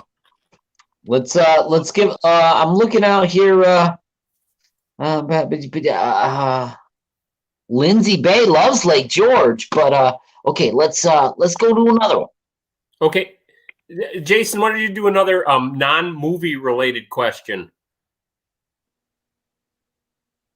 Well, I'll go back to a story about Lake George because that is a fun town, and we spent a lot of time there in our childhood. And like when I say a lot of time, it was pretty much every Friday and Saturday night religiously. And there was one night when, of course, everyone was going down to Lake George, and I was all set to go. And my parents said, "Hey, you need to babysit your brothers and sisters." And I'm like, "I can't babysit. It's Lake George night. It's a weekend. I've got to go down to Lake George." They're like, "You go every weekend. You're not gonna miss out on a damn thing. We're going out." And I think it was a fireman's dinner. My dad was a volunteer fireman at the time, and they had to go to the firehouse for the fireman's dinner, and I had to babysit. So of course, all you son of a bitches went down to Lake George, minus sans me, and you're down there. And as the story goes, as it got fed back to me, the power went out that night in Lake George, and you guys were walking down the street, and as the power came on, freaking Mike Tyson comes out of an Italian restaurant, goes up to a guy, tries to buy his Mercedes. You guys get to meet him, and I'm home freaking babysitting my little ass brothers and sisters. And I'm like, believe me, I had a fit. Yeah, I'm not going to miss anything. Huh, Mom and Dad? You get a chance to meet Mike Tyson. Is that how the story went down there? Yeah, that's how the story went. And one of your little brothers that was being babysat was the guy that's not here right now, Adam. And I'm here. There he is. So, yeah, actually, the power did go out. But we heard that Mike Tyson was in town, and he was at this particular Italian restaurant. So we kind of staked out the joint. That was before TMZ. If I worked for TMZ, yeah, that would have been cool. You can say you were the part of the. You were probably the original TMZ. Hell yeah. Anyway, he was the champion then. He was married to Robin Givens, and he comes out of that freaking restaurant and walked right up to us. I shook freaking Mike Tyson's hand. He's no taller than me. I'm like 5'10", 5'11". His hand was tremendous. I'll eat your children. That's right. And we followed him up the street. And you're right, Jason. There was a Mercedes, or I'm sorry, a BMW stopped at the light. And he went up, knocked on the driver's window, and told him he wanted to buy the car. And the guy says, no, I'm not going to sell it. He's like, I'll give you cash right now. No joke. He wanted to buy that guy's car cash on the spot, and the guy didn't freaking sell it. And then anyway, we kept following him. He wound up at another bar out on the deck with some hot chick. I don't know who she was, obviously, because we don't know who she was. But it wasn't Robin Givens. It was not his wife. That was like right at the height of his fame. He was champion, married to Robin Givens. That was before the whole rape accusations and all that shit. So, yeah, that was a pretty good night. You missed out. Yeah. I was babysitting this guy up here. Yeah. Right there. Yeah, and then we went out one other night, I remember, and it was during the winter, and your parents didn't want you to go out because it was like freezing rain and snowing and stuff. And Mike Tyson actually called your house and said that your parents made a good call. And why is that, Jason? He said it's slippery. That's right. Yeah. There was I remember doing something else adventurous, Jake. I think you could have been with me. This one time we got a pretty strong spring thaw, and there was a lot of rain. And then they decided that they were going to close down the entire Hudson River from rafting. No paid customers could go down the river because it was too dangerous. And so what did we decide was a good idea? We decided, why don't the five of us just go down the Hudson when they're turning everyone else away? Well, yeah, sure, we'll go down. What could go wrong? Yeah. Yeah, I remember my mom saying, don't go. No, we went. Oh, we'll be all right. That was an adventure. I remember that little raft getting at the top of a wave on the Hudson River and going to paddle, and there was nothing for 10 feet down the side of the raft. Yeah. Air paddling. That was an adventure. That's one adventure I'm glad I wasn't on. I heard about that, and I heard that your guide actually was knocked unconscious on that trip. So you guys were guideless. Well, you had an unconscious guide in the boat with like freaking 10-foot waves. And you didn't have a full, like, how many people normally are in a raft? This was one of the smaller rafts. This wasn't like the big raft. It wasn't even a big one? No. It was a freaking 5-man, one of those little 5-man. It was a 14-foot Avon. 14-foot Avon. Yeah. And it folded in half. It came down into a trough of some waves, and it folded in half. And that's where the guide smacked his nose on a paddle, was in the back, going right down through the worst part of the Hudson, through the gorge. Guys, I just wanted to take this. That was an adventure. We came out the other side, didn't we, Jeremy? We got there. We made it. I want to take Adam, you're back. Yeah, I'm back. I just wanted to take this moment here quickly. You're on mute. couple things. I'm on mute here. You can't hear me? No, we hear you. Oh, I can't hear him. You I can't hear you. Oh, you can't hear Adam? Let me go out and come back in. Maybe that'll fix it. No. Can you hear me now? There we go. I can hear you now. Okay. I could. Everyone else hear me?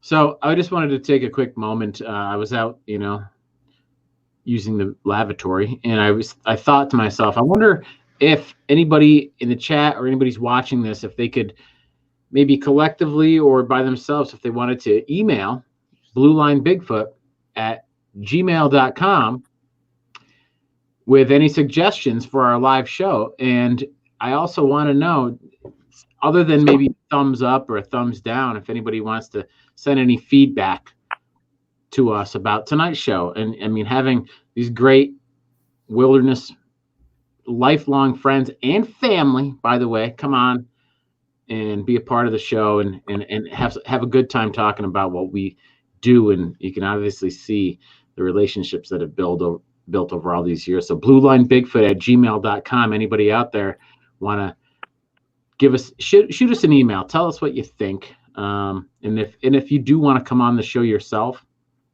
by all means, let's get you on here. Maybe not this exact show, but maybe this exact show. But yeah, get Andy on the line. I would love to. I've been wanting to get him on for a while. I'm not sure how he feels about that. It's been a while since we've chatted about that, but I mean. And Meg? Oh yeah, definitely. Let's get him on.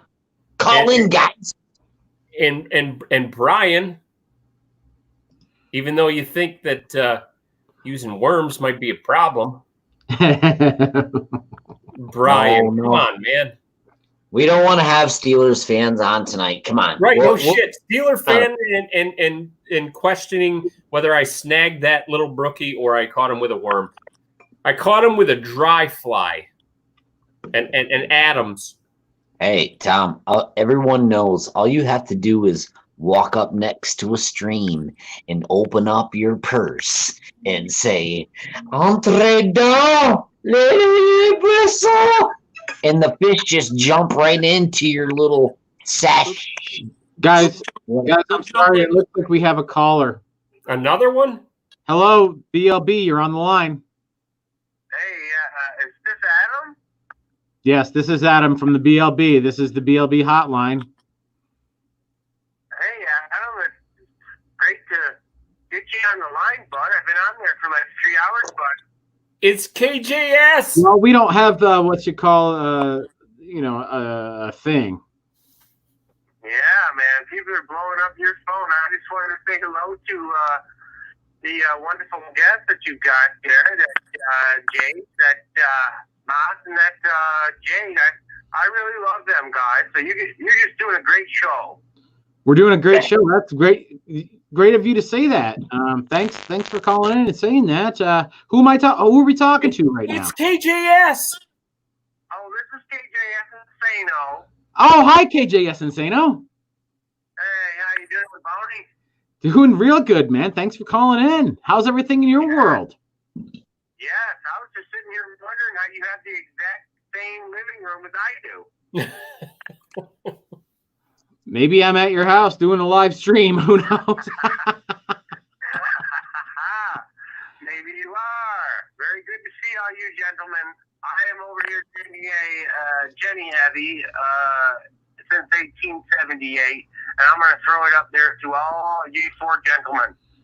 Oh, that is awful nice of you. That's awful nice of you, KJS Insano. Let's have a cheers with KJS, I guess, guys, right now. Cheers it up, KJS. KJS, cheers, buddy. Thanks for calling. You guys, Hey, keep up the good work, BLB. Oh, thanks, KJS Insano. We love you, Kevin. yeah, KJS, keep hanging those deer out by the road. Yeah. I love y'all. Love you too, bud. That was a nice call. Anybody else wants to call in? You're welcome to. The number is up on the screen. If you can't see it, there's got to be some kind of glitch. I want to tell KJS, play a little Duran Duran Ordinary World later on tonight. Right. Have a little drink. Think about being down by the woodlot. Oh yeah. Boy, I've been down there lately, Tom. That's where we go for our afternoon walks. Nice. To the woodlot over to Collinsfield. We used to run the gamut down there. We had a little Duran Duran. We had some Dr. Dre. We had some NWA. Yeah. I remember those days. That's when music was real. Oh, yeah. Anybody want to get on the hotline and give a call into the show? We got the number up on the screen for you. Just give a call and we'll get you on here and you can say your thing to us. You know, it'd be fun. Good to hear from you. We're on here with none other than Mr. Tom Hammond and Mr. J, who happens to be my older brother that I love. And I love everybody else here, guys. Jake, I love you too. You are my brother. Tom, you are my brother too. We're all brothers, right? Oh, yeah. Hey, isn't it your mom's birthday today? Happy birthday, Sharon. Happy birthday, Sharon. Mom's birthday today. Yeah, actually it is. It's our mom's birthday. Word. Because we are blessed to be included in the brother from another mother family. That's true. Sharon's the best. She rocks. She does. We had a little fun family event over there at the house, COVID style today. Sweet. We all went over, a couple siblings, my younger sister, my older sister, and her family. We went over in different vehicles, and we all brought gear to go out and rake the yard and stuff. And we came in beeping, yay, happy birthday, and went out there. And I brought some like DJ speakers, Jake, from Hoffmeister days. And I had those cranking music out in the yard today. And just everybody was out there. It was a beautiful day. You can see I got a little sun. And just did some raking, had a great time. It was fun. Some neighborhood people stopped by, and we were all very much distancing each other, but we were getting things done at the same time for Mom on her birthday. It was a lot of fun. We know how much you love to rake, Adam. Well, if you'd start off with just the very first episode of the BLB, season 1, episode 1, you'll see there that I was actually doing a little bit of raking out in the yard. And I got to do a little bit of both leaf raking and some soil raking, heavy substrate, if you will, on a couple of occasions. And that was nice. It brought me back when I was at one time, I was raking some of the stuff, the rocks and gravel out of the grass with a garden rake. And it brought me back to setting up the camera and recording the very first episode out in front of the barn, because I was on the other side of the barn. I was thinking to myself, wow, that was fun, just raking along. You know what I mean, Tom? Oh, yeah. Just a little professional advice. Do not be afraid to turn that rake right over around the back of the rake. You don't always need those teeth in there. Back of the rake. Cuff it. Yeah. Social distancing. Seriously, wake up, dude. I don't know what that means exactly. Maybe Rob can call in and tell us. Yeah. Maybe he can. I don't know. I mean, we were very much social distancing. There are a lot of people protesting social distancing, by the way. I don't know. That's what we were doing it. There's a big piece of land there. Everybody was definitely at least 150 to 100 yards away from each other. Yeah. Anyway, I don't know what that means. Social distancing. Wake up, dude. I just don't know. Did you have a mask on? I didn't have a mask on when I was down by the barn at all. When I was up around the house, I definitely did. Everybody did when they're up around the house. If they were around the house, there weren't very many people up and around the house though. There you go. Hey, you know what I found in my work stuff? I found I had like 6 N95 masks, and I hear you're not supposed to use those. Am I supposed to like hand deliver those to a hospital or something? What were you doing with that type of mask? I had it for work. Oh, for work. It's and I have 7 on my job site that I had to leave, but I'm not going back there to get those because I left there for a reason, because I wanted to social distance. Yeah, the whole social distancing thing is definitely my God, something I just don't know. Jay Hyde, look at that picture that Jake's holding up. That is Mullet City. That's Christ. I'm not far off of there. Yeah. Yeah, that's what I'm trying to grow in. I'm trying to get the original soccer cut to come back. Got that collar pop nice. Oh, I remember that shirt. That was one of my favorites. Nice stripe. Oh, that thing's sweet. You know, Jason, I break for manatees. That sticker is iconic, right there next to the staircase. You know, walk. I break for manatees. Is he right there? Yeah. So Somewhere. I wish I had that somewhere. Those things are like communal, like practice jerseys for soccer. Let's just head to the bathroom. I saw that last second. Cut the freaking sleeves off. Did that freaking whatchamacallit? Jeremy, help me out here. Guns N' Roses. Yeah. Thing on the back. And I took that thing home with me. I wish I had it to this day. I don't know where the hell that is. Yeah. I remember drawing that one. It was with the blue. It may have been at around that Care Sharpie blue in color. Guys, You know, phone's ringing again. Who could it be?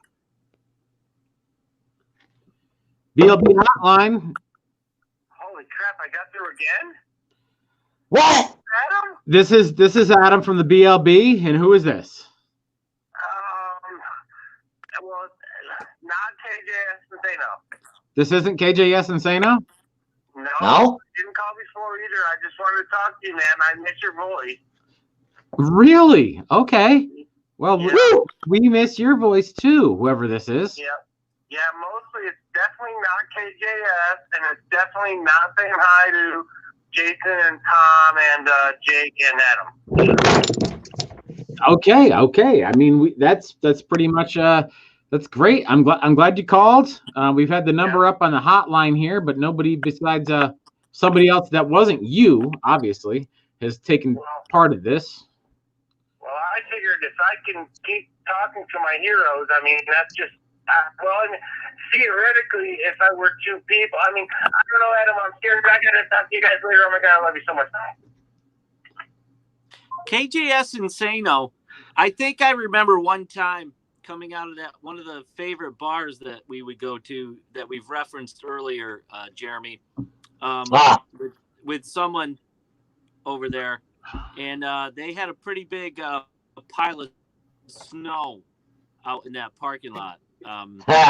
It was probably the pile of snow was probably at least 20 foot high, and perched, and then I probably the three of us got out of there listening to the jukebox, Legend of Woolly Swamp, Stroker Ace, all the greatest hits, and we came out, and then there happened to be this Subaru just precariously perched on top of this snow, totally stuck on top of this snowbank out in front of the bar. What would he be playing on his jukebox? Oh, that would have been a little bit of Informa, or it would have been. Oh, nice. Forget about that snow. Vanilla Ice. There would have been some Vanilla Ice on that in that stereo at that day and age. You know it. Vanilla Ice is good. I can't believe how many calls, guys. I can't believe how many calls are backing up on the hotline here. Yeah, I want to. Really? Where's Meg? Where's Andy? There's a lot of calls backing up on the hotline here. I'm just. Oh, really? Yeah, there's a ton of them. Really? Where's Palmer? No, there's none. I want you guys to tell that people. story about being down by that murder house again. Yeah. We got this one right here. That's a scary one. Nobody wants to be a star. Oh, come here. Yeah, that's scary as shit right there. Call in 1-800 Murder House. You guys, you know what's going on out there. You know you have questions for the BLB. If anybody has any leads or information about the murder house, if you could please call in. Guys, it looks like we have another caller. Oh, awesome. BLB hotline. Hello, is this a BLB hotline? Yes, it is. And who am I speaking with? KJS. Oh, KJS Insano. What are you doing? It's K Jake ass Insano. Oh, it's K Jake. I'm not doing too much, watching you guys show, hearing about the Subaru and launching up on the huge snowbank, which is a good memory. I'd like to take that one. That's a good one. Did you know that if you just send us an email to bluelinebigfoot@gmail.com, I'll send you a link right back and we'll have you on the show live tonight. Well, the thing is, I think Blue Line Bigfoot might have actually some emails in the inbox. That's possible. I'm going to have to check that out. I think we lost him, guys. I think, yeah, we got to get. Oh, he's still there. Oh, he's there. He's there. Send a link to everybody that's in the live chat, and then they can join in. Oh, Tom. Oh, Tom. Oh, Jenkins. I think that's exactly how I do it. Watch this. Blast that out. okay, yeah. I'll get on there, buddy. You send me a link. I'll get on there. It's right there in the thing. It's in there. Look at this one right here. Look at Tom, genius. Tom Hammond, you are a genius. I got to say, just put the link in the thing, and there you go. Look at that one right there. Isn't she beautiful? That's Cougar. Tom, she's goddamn gorgeous, bud. Yep. Cat. Hashtag cat people. She's not having it. I'm the real Tiger King. Yeah. Tiger Hammer. Till that son of a bitch walks across my keyboard. Where'd Jacob go? I got to put this up from Bomber. Bomber. She don't know she's beautiful. I'm just I'm addressing some things outside frame. Yeah, it is scary, by the way, Bomber. And by the way, we lost somebody just probably less than a half a mile from my mom's house. Don Radka. Yeah. Half a mile from my mom's house. And like there's only one other house in between because that's way upstate in the middle of frickin' nowhere. And so when people are going over and talking about my mom's birthday, they're hanging out in the yard. They are social distancing because this shit is serious. I agree with you. I haven't left the house in 3 months. No, I mean, I hadn't left the house for 2 months before this hit. I hadn't predicted this. I've been down in this basement for like 3 years. Yeah, I hope people don't. I hope people just. I love everybody that's out here doing this with us, but I just hope everybody knows that me and my girl, we've been at home regularly, not going anywhere, taking extreme precautions, wiping everything down all the time, being extremely careful, quarantining any mail that comes to the house for several days before we open it, and being very safe. And by saying that, we went over and had a raking thing. I just hope everybody knows that when we did it, it was extremely distanced, not even close to being anywhere near someone's where you can have a conversation, really. Yeah. And so that's what happened, and it was for a good cause. And I just hope everybody understands that and doesn't beat us up too bad about it. This is Wheel. Why am I coming out of a locker? I don't know. That. With that white shirt and jean jacket, you might be coming out of the closet. Oh yeah. What's this here?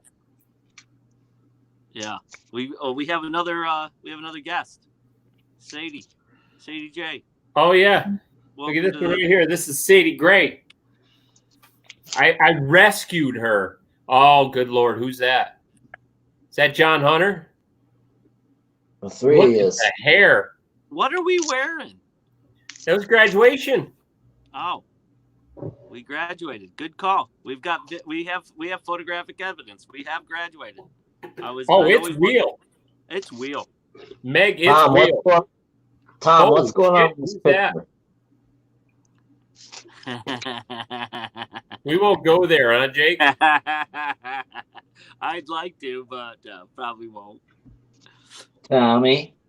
Eh. Hey, Anybody out Hey. there in the chat room have any serious questions for the BLB or Tom or Jason on any subjects?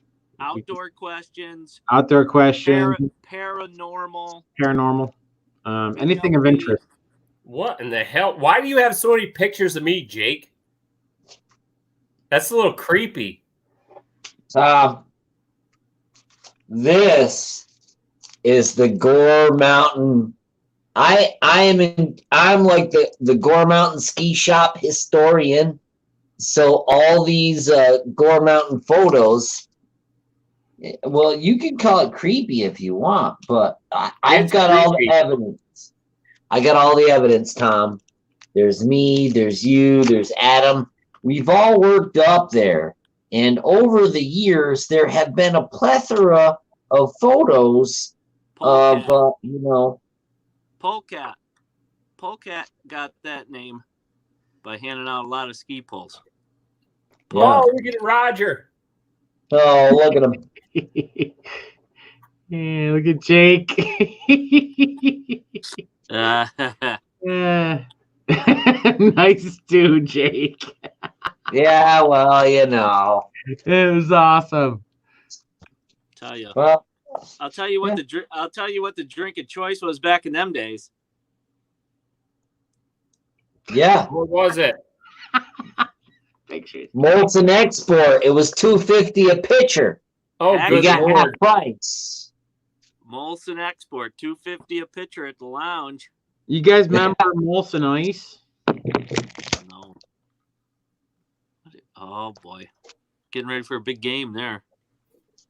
Well, that was down senior trip. All right. Too Anyway. close that game. There you What? go. Huh. What Oh the, shit. what the hell is that? Oh, that's a starter beard right there. Oh shit. He had the starter Oh beard. my god, look at this is Jake with my firstborn right here. Oh, come on. Would you look at him? Look at Nice. that mustache. Luke Patrick Strong. Looks like That- Zeke. That's right.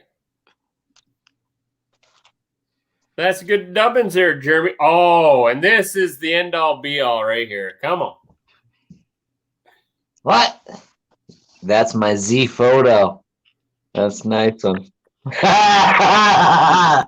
I mean, come on. You can't get more apart than that right there. It's great. I love it. Jake, that is so good.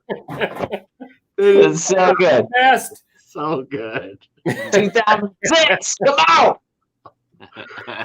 Oh. Oh shit. Uh-oh. Huh? Huh? Who's that? Oh, what? I was a Are little you- happy there. That's back when Tom had some weight on him. Oh yeah. Shit. That looks like Yukon Cornelia. So there on the right. Yeah, Oh. that's back when I lived in Canada. Ah. You know, Bergman's rule. I lived up there near Saskatchewan, see? That's ridiculous. I don't have any photos here. All my photos are, where the hell are they? Have we lost What? all of our viewers yet or what? Oh, look at this one. This one's gold, pure gold right here. Come on. Hey, Tommy, viewers don't count at this point. I'm just saying. Hey, Adam, Viewers count. zoom in on this one. It's hard to see. It's overexposed. Well, okay. Well, I'm going to try to, Get it closer. well, hold on. We got to get it farther back, I think. Let it zoom. Hold on. Get it closer. Keep coming. Keep coming. Keep coming. Keep coming. That's Squatch. There you go. Squatch. See that one right there? Hey, remember that? That was after a squatch right there. We got caught in the pouring rain. Oh, you are serious? We did. You remember that? That was on BLB right there. We got caught in a pouring, a downpour. It We was did. voice came on We that did. squatch. We did. Squatching with the Kathy, kids. where you going? Yeah. Yeah. It's cool. Just saying, comments like that really mean a lot to me. I mean, loved the surfing the memories and getting to know you better. That's really cool. Maybe sometime you'll call in or Thanks, Kathy. come right on the show. Yeah. Come on, people. Call in. What are you doing? Andy. Oh, yeah. Wow, this Andy. is getting intense. Come on, Andy. Call in. Would you? Come on, Andy, you got to call in. We've never heard your voice. You're like our dad. Tom loves you. We love you. You got to call in. No, wait. Oh, wait. It's okay. Wait, Bomber. Well, hey, you know what? I don't know. It's one of those things, guys. All right. We need Andy, Bomber, Meg, and Brian. Come on. Oh, really? All four? Hey, any of them. Okay, and Chopper, maybe. I don't know. I don't know. Jake, do you want to talk about your brainchild for a little bit for everybody out there? Where did Jace go? He'll be back. Okay. Brainchild. Pretty soon, like right about now. Hey, Okay. do Oh, there you I have one of these speed round question things like previous guests or what? Do you have one? Yeah, you guys gonna do some speed round thing? Do you want to? Hell yeah, let's go. Okay, let's get the Jake. You ready? Look at this. I got this phone here. I'm gonna put it on a timer. It's called. Guys, say it with me now. Timer. Timer. Okay. Now we're gonna set it to stopwatch. Sasquatch. You're gonna be in the hot seat, Tom. UFO.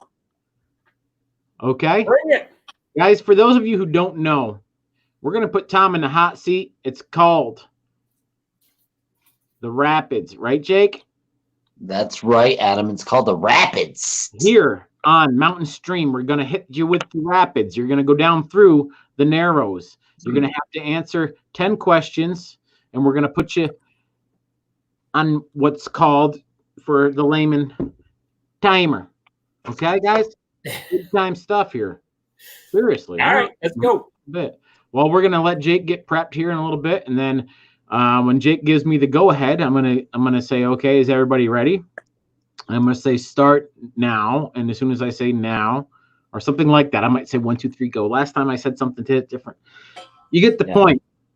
No. I'm gonna hit the timer, and then see if you can see how quickly you can answer these 10 very well thought out questions. Yeah. Okay. I'm all set. Tell me when you are. Jason, are you You excited? guys ready? Jason, how do you think Tom's going to do in this? Well, I'm going to give him. I think he's going to do well. Good. Do you think he's going to beat our last guest, Todd Waldron? Well, are these Jeopardy questions or these common sense questions? He's a rando. It depends on the Random. mix. I'm going with Tom. I got faith. Tom. Faith on Tom. Yep. Jake, are you ready? I'm all set, Adam. Tom, are you ready? Sure, let's go. On your mark, get set, now. Oatmeal, cream of wheat, or maple? Oatmeal. Which Wizard of Oz character most like you? Dorothy. If you had one food forever, what would it be? Oatmeal. Have you ever broken a bone? No. Who's your favorite pro wrestler? Stone Cold Steve Austin. Is Sasquatch real? Yes. Cats or Les Mis? Cats. Do you love egg salad? Yes. Tupac or Biggie? Tupac. Monopoles, Mirons, or Long Branch? Monopole. That's it. You slaughtered him, Tommy. That's close. Yeah, that was close. Ah. I think you won it with cats because you had a cat in the background. Okay, Yeah. guys. Tom currently holds the record with our game show Rapids. Howie came in the first time with 58 seconds and 32 tenths, and Tom just beat him by 45-71.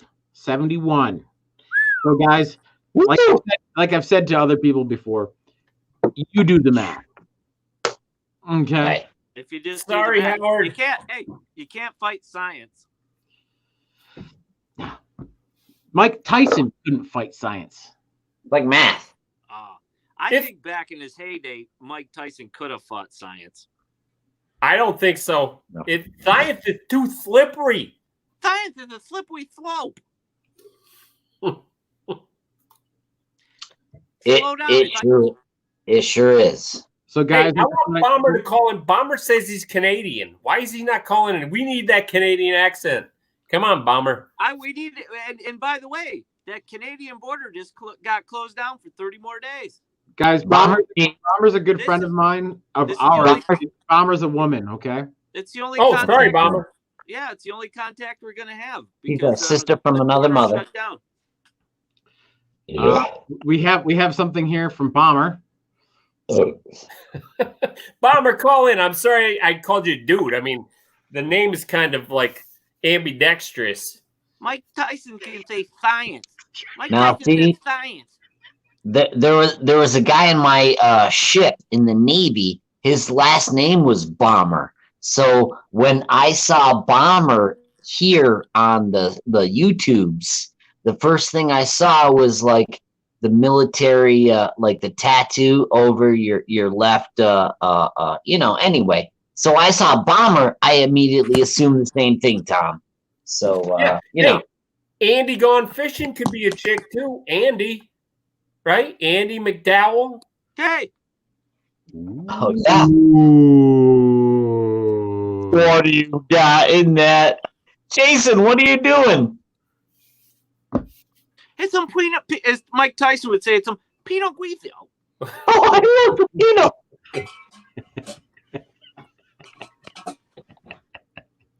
You got to have a chiller down here. We got 13 people hanging on.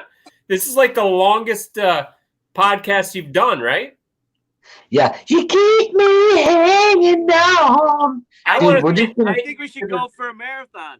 Thank you to the 13 that are hanging on. You guys rock. Yeah. I think we should go for the record. Call that fucking number. Come on, Bomber. We don't care if you're from Canada. Jim Shockey. I think you should call the number on your screen. Yeah, Jim Shockey's from Canada. We love Jim Shockey. Yeah. We want to hear from you. We want to hear you. We do. Let us know. Guys, there is another way.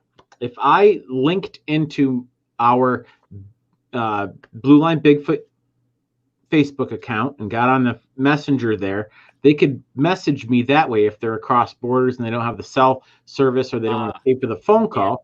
They could do it that way. Charges. And we've already experimented with that. It's a little quieter than it should be. You mean glitchy? Yeah.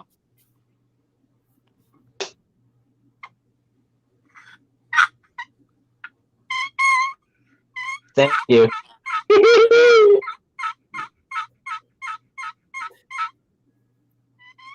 Andy, you need to be on, dude. Come on. Oh, really? So, I mean, if people can't, if it costs money for people to call in, why? I mean, you could just still throw up those questions in the chat room, bro. Now, this is something, guys. Jake, I am so sorry to cut you off, but it's necessary. Check this out. You see that right there? Not yet. Guys, we're doing something right here, guys. Tom? Yeah, that's awesome. I love Ohio. Never been there, but I hear like the deer hunting's awesome. The turkey hunting's awesome.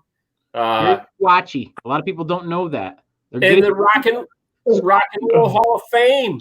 Ohio, guys. Ohio is when my nephews, there are other other side of the family is from Ohio. And one of the episodes, I think it was like 11 or something like that, we had the kids on, and they talked about their encounters with seeing a Bigfoot in Ohio. And you got to watch it. If anybody hasn't watched it yet, season 1, I think it's episode 11, Young Encounters. That's pretty compelling stuff from the kids, and the story corroborate perfectly. They're not that. It's smart, real. honestly. It's real. It's real. Yes, It's it's real. real. You guys know. Yeah, we do. We do. Now, Yeah. seeing a lot of fictitious movies. There's been a lot of movies out there, and some of them are fictitious. There's these Lord of the Rings movies, Jake. Have you ever watched those? A lot of them not to the end though. Sorry. No. The Battle of the Five Armies. That's probably one of the last ones that they showed that came out in the sequel. But they had these creatures that dug right through the earth and made all these big tunnels. So I don't know. I mean, all this is fiction. J.R. Tolkien putting this stuff out there, but did he know something? Maybe. Huh? Maybe. Did Orwell know something? Maybe Moggs can call in. Look at this, guys. When I see these things, I have to interrupt because they're so interesting to my mind, Jake. Look at Andy gone fishing. Maybe Moggs can call in. Huh. Come on, Moggs. What about Andy? Come on, Andy. Dude. Andy doesn't want to call in. We're not going to make him. Andy's been one of our best supporters since we've started. Shit. And if he doesn't want to call in, he doesn't want to call in. Yeah, but pourquoi pas? I don't know. Poor, He just doesn't want to. Hey, pourquoi pas? Sunday night. Maybe Sunday Hey, night, man. Maybe listen, he's guess in the what, back. Adam? What? Some nights maybe I don't want to get on.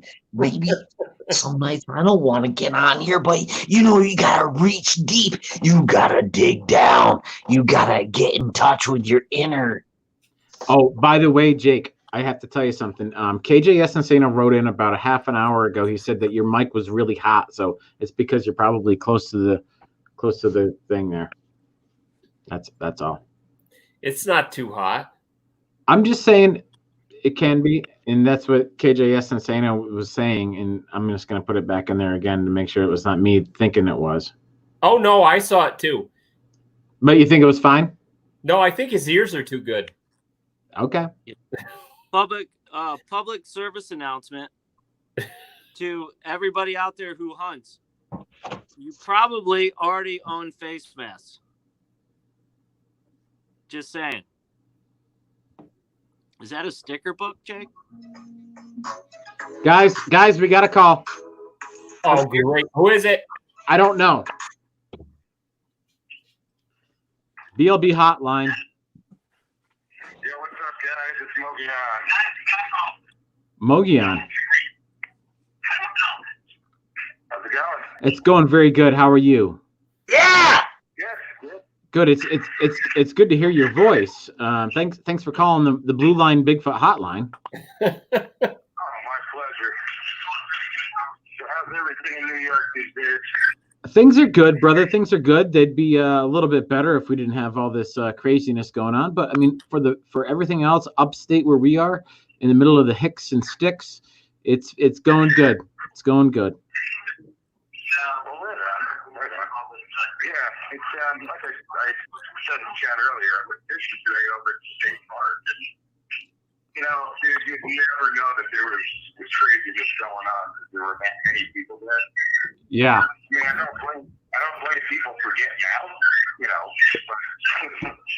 wow, it was kind of almost unnerving. Hey, is your audio on your computer still? Oh yes, it is. Why are you getting an echo? Oh yeah. Hold on.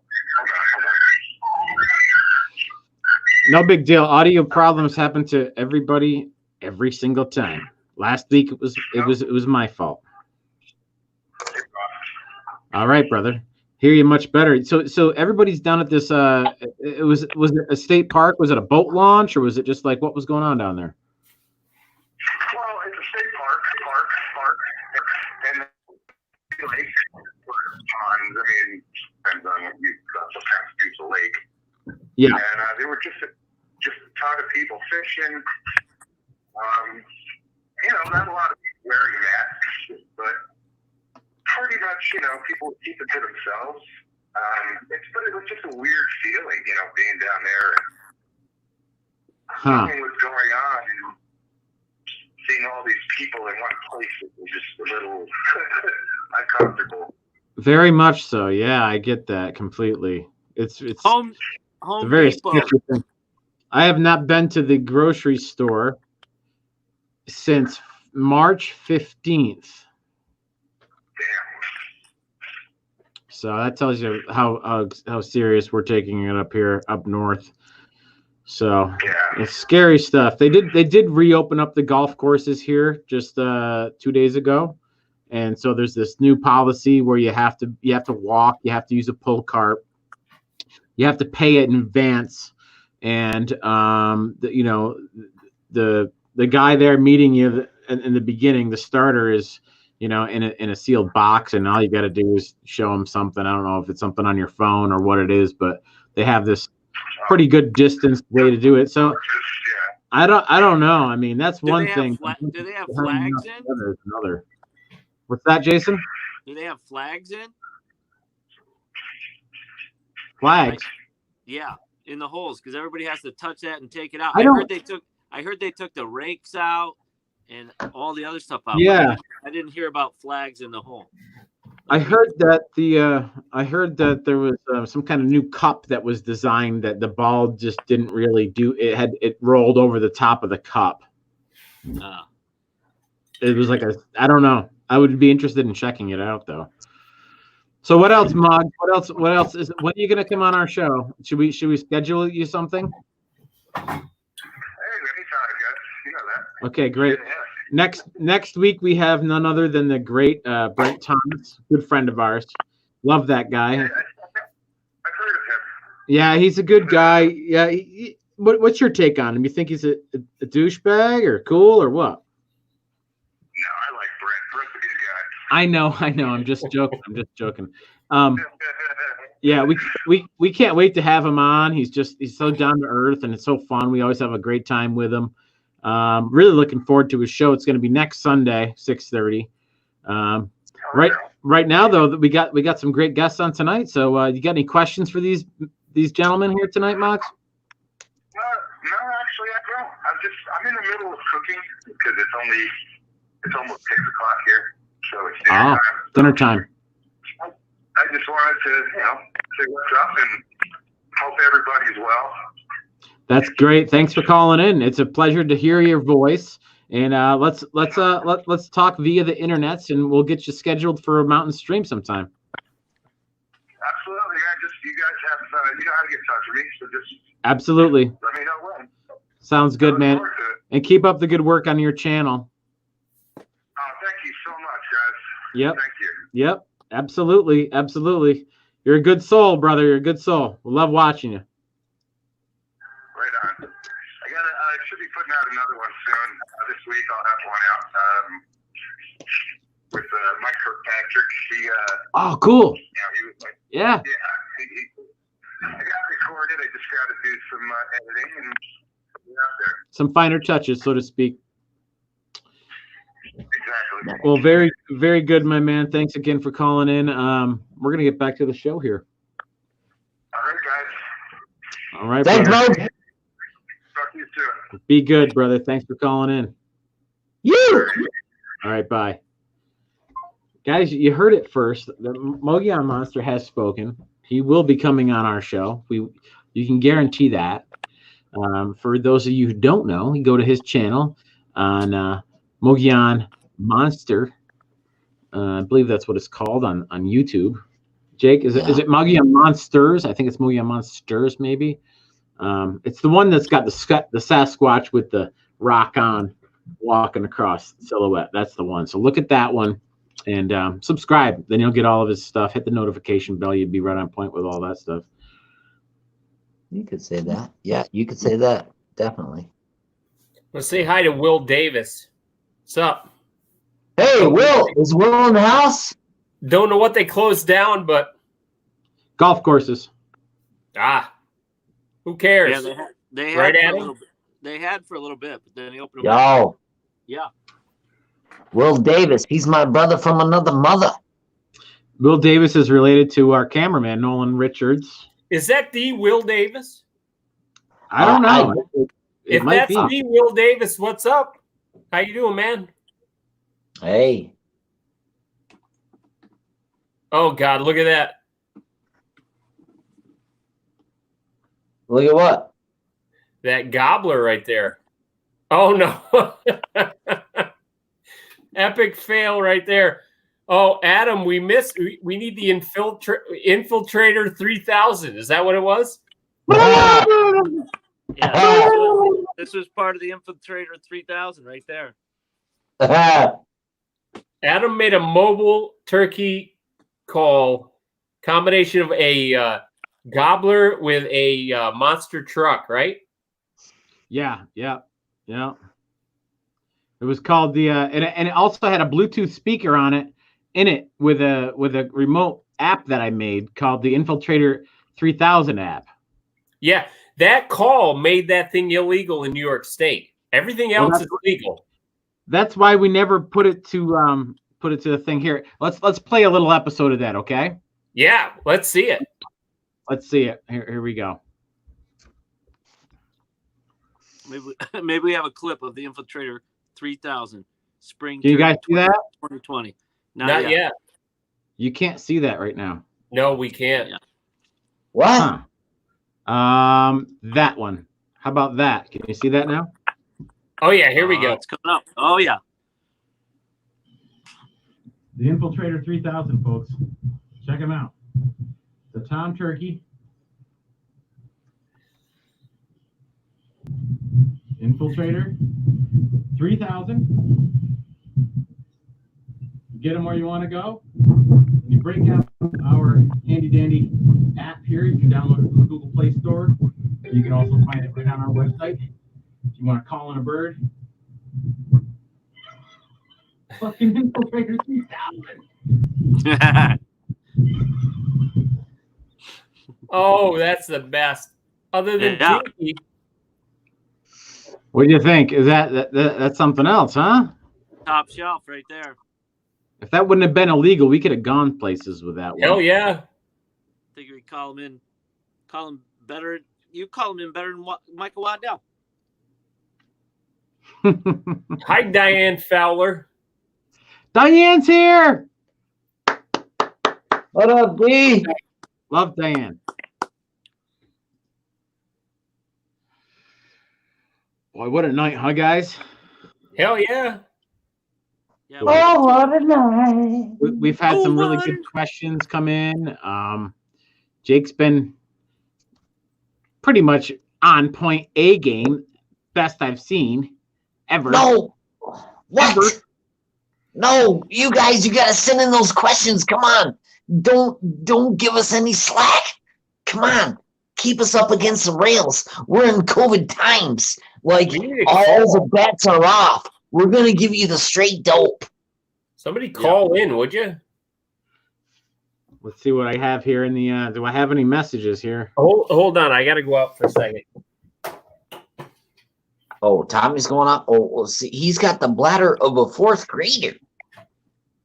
It's okay because I've got one of a third. So, you know. Can you guys see these? Hey, Jack. These are Teenage Mutant Ninja Turtles. Stickers? Okay. Yeah, they are. Ninja Turtles, Teenage Mutant Ninja Turtles, Teenage Mutant Ninja Turtles, heroes in a half shell, turtle power. Turtle power. Yeah, you know what's up. What do you got? Michelangelo? Oh, I got them all, bro. What do you got, Splinter? Oh, I got them all. He's got Leonardo down up in that piece. I got them all. Well, who's your favorite? Who's your favorite Ninja Turtle, Jason? You know, are you Adam? Who's your fake guy? No. I liked what's his name? Ooh, looks like we got a phone call. Oh shit. What was his weapon? BLB hotline. Hello. I want to know where that Tom feller went.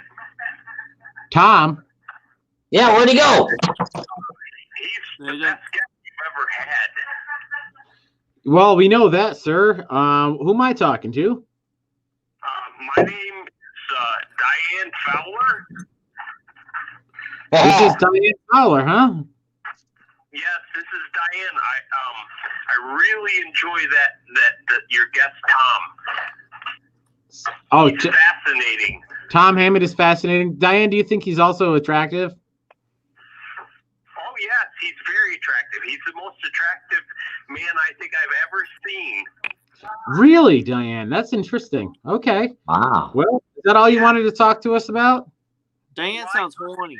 She sounds horny. Very attractive as well. Meg says that Tom is attractive too, huh? You talked to Meg too, huh? Yes, I also talked to Andy. Andy thinks Andy is not gay, but Andy thinks he's attractive. He can spot an attractive man when he sees one. Okay, we gotta go now, okay?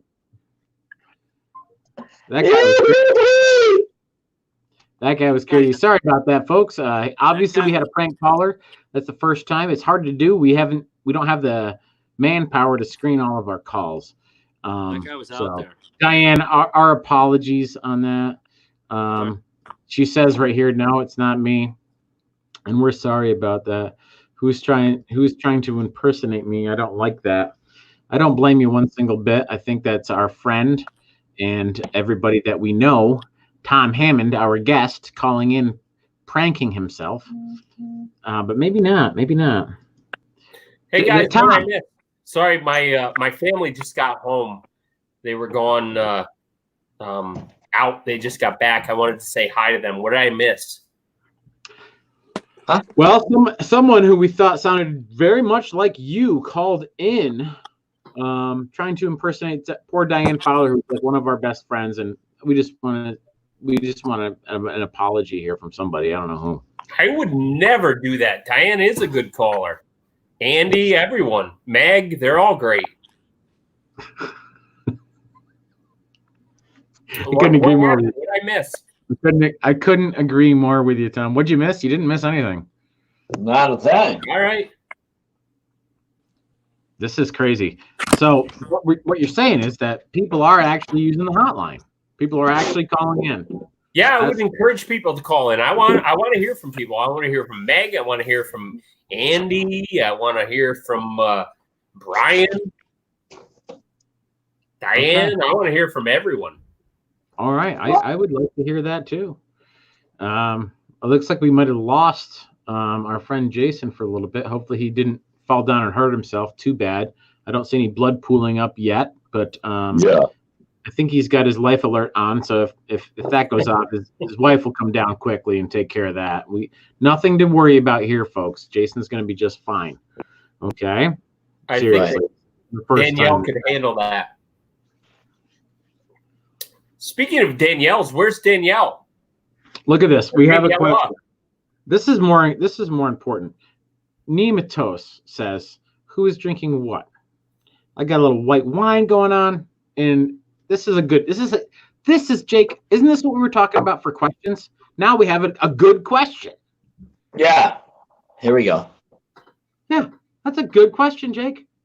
I'm drinking Meg Ultra. You're drinking Liney's. What is that, Tommy? That's a Leinenkugel cranberry ginger shandy. Oh, the shandy. Oh, I love those. I love those shandies. Myself, I'm on the Founders All Day IPAs, but those shandies, those are so good, Tom. Them are nice. Yeah, this is some kind of limited edition pack I got from Tops, like before this whole lockdown happened up in North Creek, back when I was welcome. This is something we have. Bomber's always good, and I commend Bomber on always bringing it back, reining it back in. Sorry, we got another call. Blue Line Hotline. Keep it real. Stop showing pictures of the murder house. Excuse me? Stop showing pictures of the murder house. Stop showing pictures of the murder house. Who the F is this? Just stop showing pictures of the murder house. I'm only going to ask you once, or else it will not be good. Dude, I'd hang up. They hung up on me. They hung up on me. Stop showing pictures of the murder house? What? Diane says she loves Michelob Ultra, and I do too, Diane. That's why I'm drinking it. Can't wait to go get some more, actually. You know what, Diane? My wife Diana loves Michelob Ultra too. That's her favorite beer. She says, "Why don't I go play the piano?" I will play it for you guys, just not right now. Okay, just not right now. In a little bit, just give me a couple seconds here. In a little bit, I'll play that piano. I'll tickle the ivories for you. Get back there. Awesome. Play that piano. I just had it tuned up. Just had it tuned up. Before it got destroyed by the goddamn movers. Hey, Jake, can you whip up a rapid fire question sequence for Jason? Ooh, I like that. Oatmeal. 20 seconds. Monopole. Looks like Yeah. KJS is wants to have a go at this guy that called about the murder house. Uh-oh. So maybe they can get back and forth in the chat here. We get a little dispute going with KJS and this murder house caller guy. I don't know. That could be a lead. You might want to record that audio. Yeah, you might have a suspect. I mean, it's a 100-year-old case, but I mean, these days. Cold Case Files. You've seen the show. Yeah.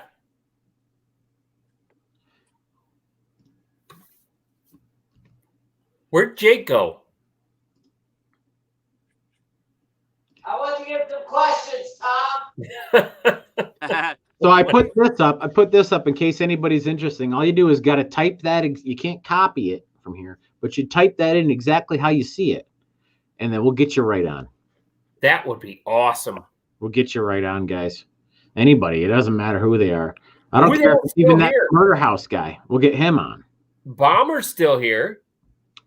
Well, we have some people here, some people that are interested. It's early. It's only 9 o'clock. I mean, the show's just getting going, so we gotta expect that. We're just getting going here, guys. Who's Nematos? Is that right? It sounds like Nematos. Okay, that sounds Greek. If that's the case, Nematos, but I don't know. Happy Easter. Yeah. I don't. Is it Greek Easter yet? I don't know. Yeah, today. Yep. Mazel tov. Look at this. This is what I like. LM. Yeah. LM is a good person. I don't know who this person is, but every time they chime in or say anything on our channel, it's always like it's something cool. It's something good. It makes you feel good. Love that kind of stuff. Yeah. Is that your niece? 2 a.m. in the UK. Boomski. Look at that. UK, what's up? Doing it up. Where'd Jake go? Tom, we're going to leave it to you to be the host here. All right. Adam, I want to know how your young green growth is going. Like this. Go back to Jake. 3 weeks ago, you did a little segment of starting some plants for your garden. How are they doing? They're doing really good, Tom. You know what? I was going to actually do the follow-up video on there, especially for Andy Gone, because I wanted to show him how why I planted everything so shallow in a cup here, and then let it grow up and stretch and all that. And then I just went ahead and I did record it. I recorded all that, but I didn't make a video of it because I just thought that maybe people on our channel weren't really excited or interested in that type of stuff because we only had a couple. The video didn't get a lot of likes. It didn't get a lot of views. And I want to make sure that our channel is really always extremely relevant to what we're doing with Bigfoot, like tonight's show, for example. Well, Adam, I think if you give those videos a little more energy, maybe you would get a better response. Like your response right here. Just a little low energy. For one, I was interested in your starter vegetable video. I feel like it was good, even though it was not Squatch related. I felt that it was therapeutic. Not unlike your Zen Garden video, that was therapeutic as well. Cleaning the porch. I'd like to see you get back there and tickle those ivories a little bit. That would be therapeutic. Thought about that too. I don't know. It seemed like during the times I was putting that stuff out, it was like right at the beginning of the serious hardcore, not knowing anything about this COVID virus and being unsure about everything. And those videos were just a way for me to get people distracted from everything else. But, at this point, I'm not sure if it's something I should put up on that channel or else maybe I'll put up those videos on my other YouTube channel, SickDog38. And then people I suppose you could, but I don't know. I think the Bigfoot community would like videos that are not Bigfoot related as well. Well, somebody else does too. But Bomber says she loves it. So that gives me a little bit of hope. Maybe, and Eddie Gon said he liked it too. So maybe, I don't know. It just looks like, I just looked at the numbers there. I looked at how many people actually watched those types of things. And it seemed like during that time, they weren't really, there was some people that liked it.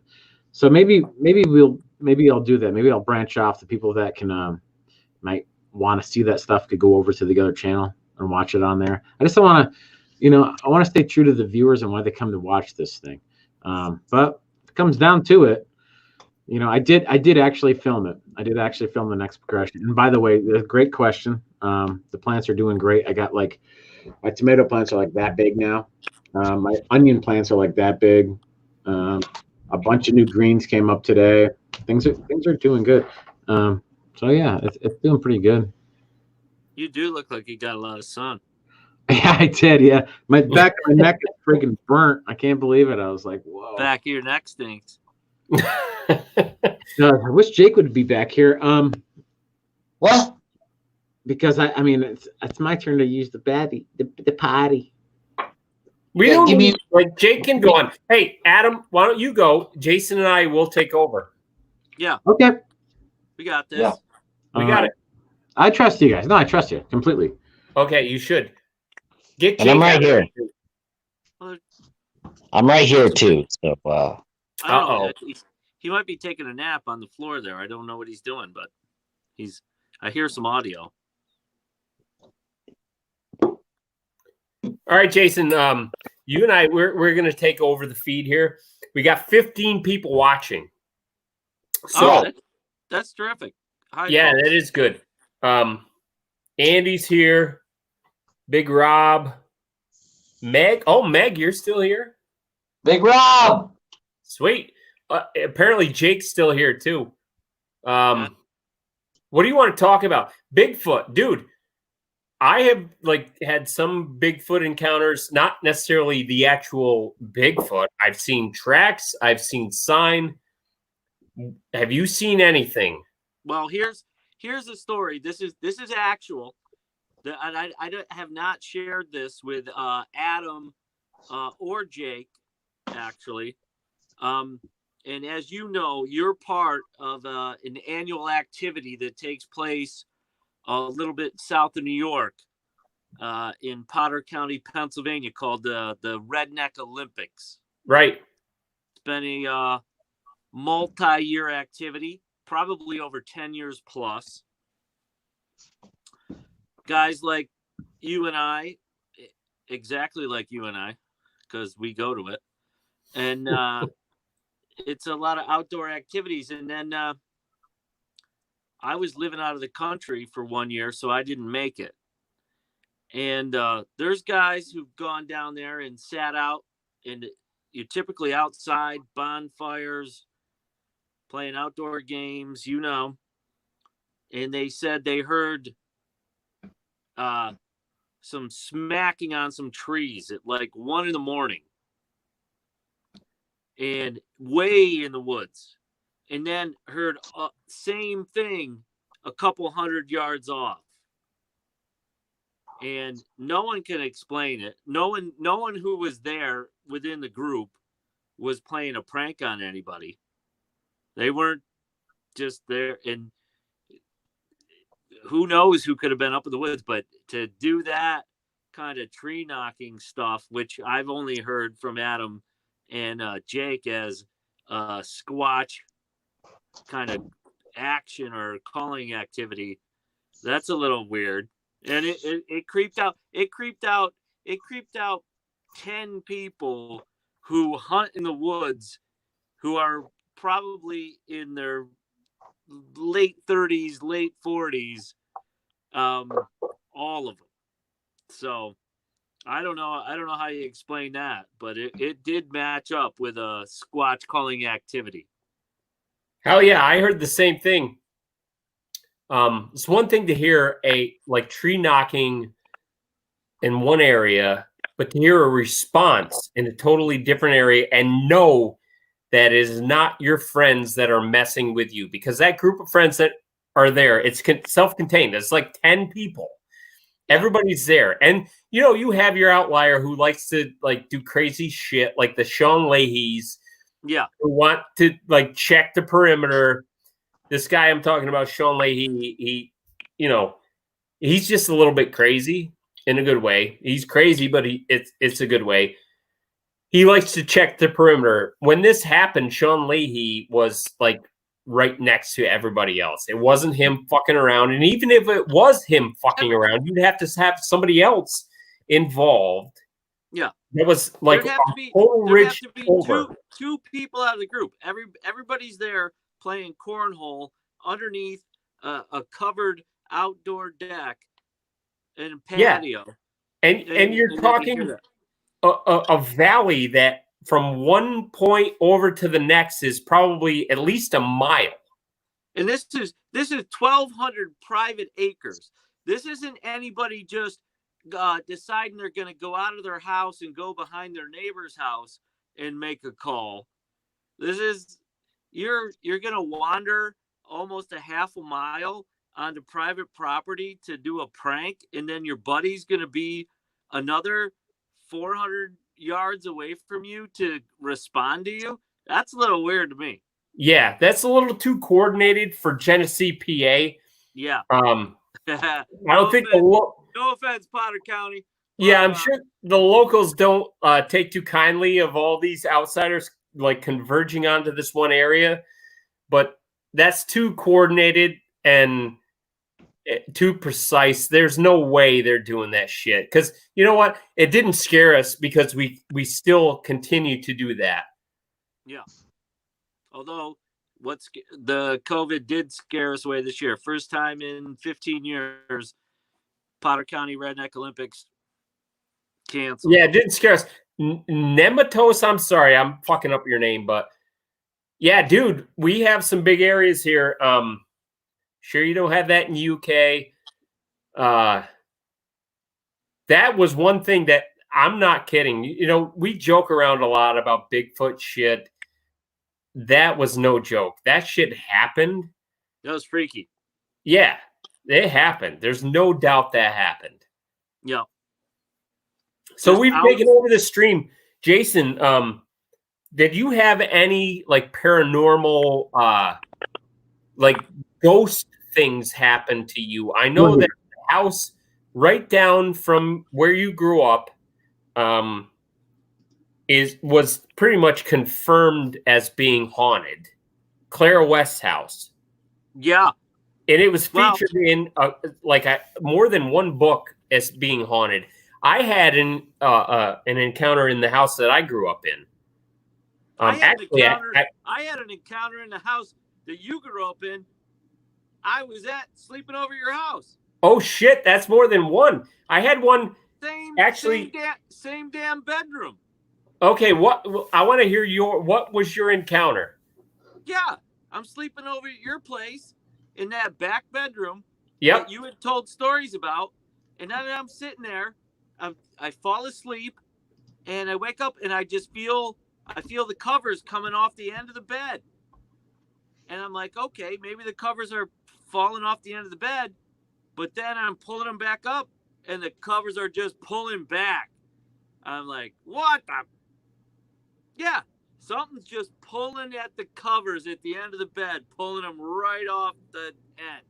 Dude, you're not the only one that had that story, because the previous guest on Mountain and Stream, Todd Waldron, had the same exact thing happen to him. I never had that happen in that house, although I did wake up on numerous occasions when I was little. I was young, and I would see people at the end of my bed.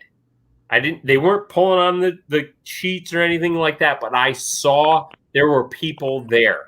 More than one. It was like multiple people standing at the end of my bed. I was so freaked out.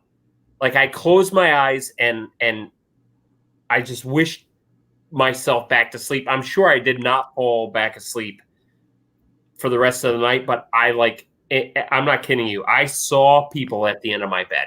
And I did not know, Jason, that you had the same thing happen that Howard did. I always associated that with Todd, because I remember him telling me that, but I don't remember you telling me the same freaking thing.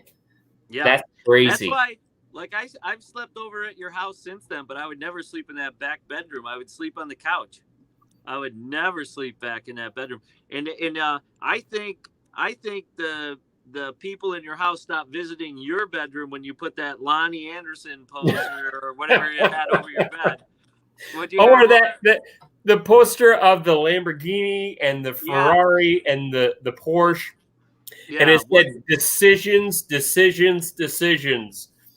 And once you put those up there, I think that, so this is out there, guys. This is obviously a house that has some paranormal activity. And then someone went to what back in the day, where could you get those posters at the mall? Record Town. Spencer Gifts. So if you fear that you have paranormal activity in your house and you can get your hands on some Spencer Gifts posters, Tom prefers Lamborghinis, Heather Locklear, and some Porsches. You put those in your house, they are known to ward off spirits. It's proven. It is proven. Tom, did you ever have an occurrence in your own bedroom after you put those posters up? No. Those posters were in your room. I was in the room next door when I had that experience. There were no posters there. Lonnie Anderson, I think. Yeah, Lonnie Anderson. Well, guys, we've obviously got something happening. The Frog Brothers, Tom and I recommend to he's the Frog Gigger, but the Frog Brothers are from a vampire movie. But we are going to teach you how to rid paranormal experience from your house. And this is just one little one we stumbled on tonight. Yeah. Lonnie Anderson and Lamborghinis. That's all you need. Spirits don't like them. Mm-mm. Nope. Jake, comments? No. Exactly. Yeah. So, guys, I would love to Adam, comment on this right now. I can't hear you. I'd love to hear you. You can't hear me? I hear you. Jason, you can't hear me? I don't. Nope. Now he dropped. Hey, Jake, are you there? Now can you hear me? There we go. That's how it has to go here. Guys, that's a very, very interesting way that you warded off the spirits. I know a lot of people use a smudge. They take like a sage wrapped in like a around a stick with some twine, and they get that going and blow it out, and they smudge it. And priests use certain incense, and there's always something going on with some kind of thing to ward off. But you guys have had a lot of success with these couple posters. You're saying maybe like one of a Lamborghini would definitely have something to do with it. And then you said Heather Locklear? Lonnie Anderson. Lonnie Anderson. Lonnie Anderson. Okay, that makes sense. I mean, all these poultices you're talking about were way before Spencer's Gifts. Spencer's Gifts, they have been warding off evil spirits or apparitions, anything.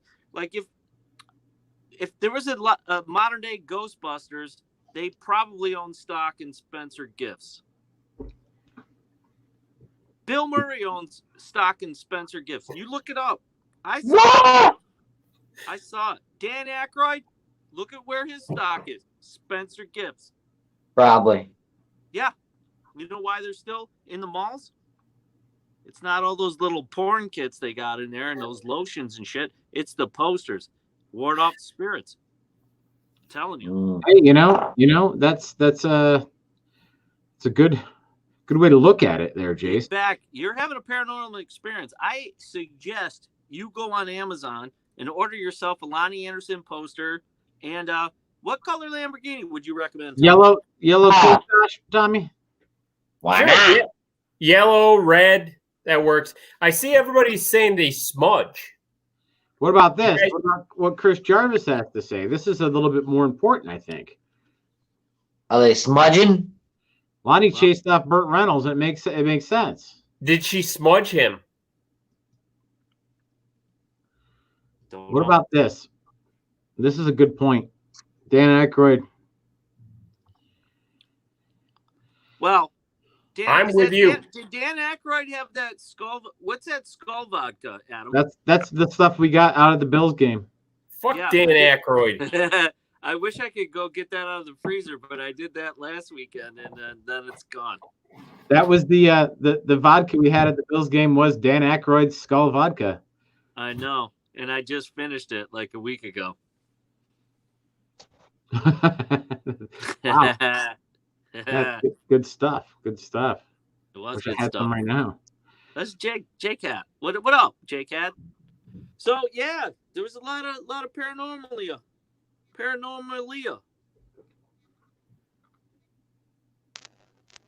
lot of ins, a lot of outs. I could say that's northeast, but it ain't. Oh. Lot of protests out there.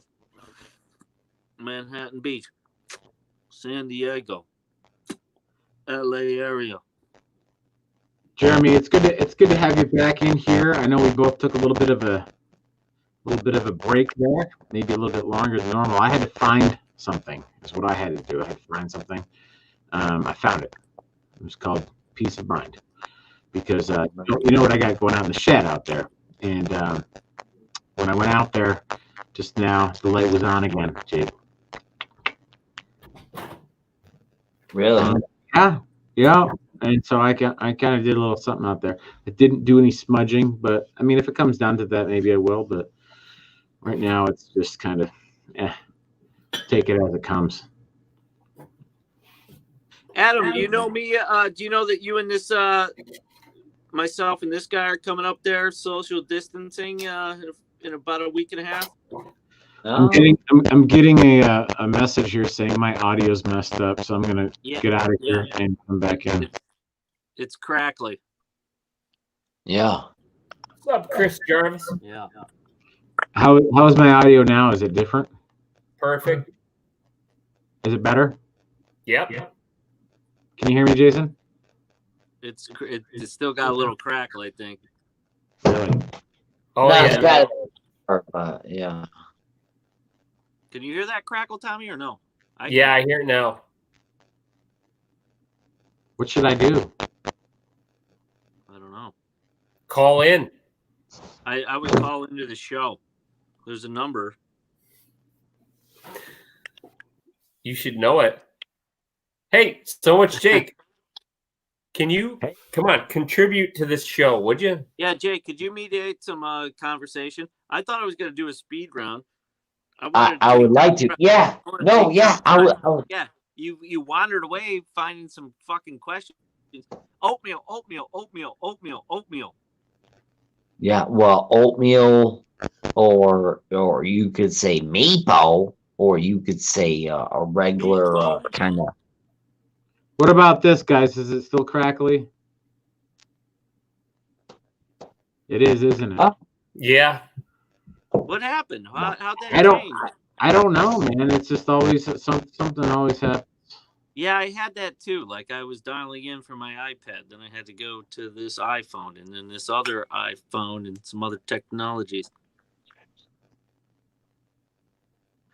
All right. We'd like to speed round.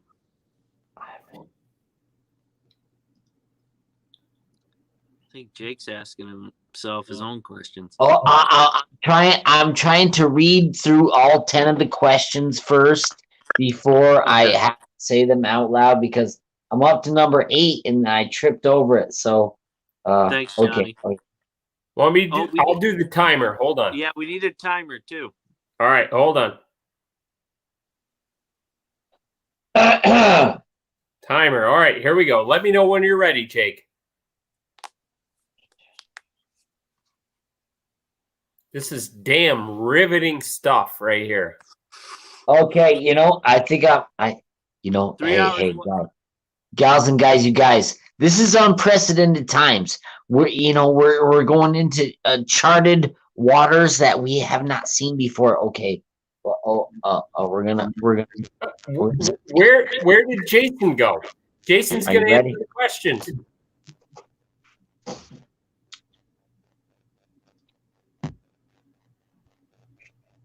I'm gonna have to take my sunglasses off. Yeah, Diane. Where'd he go? Remember that story I told both of you guys, Jake, Tom, about last Sunday? What happened? Yeah. You got to go, and you still got whatever's happening.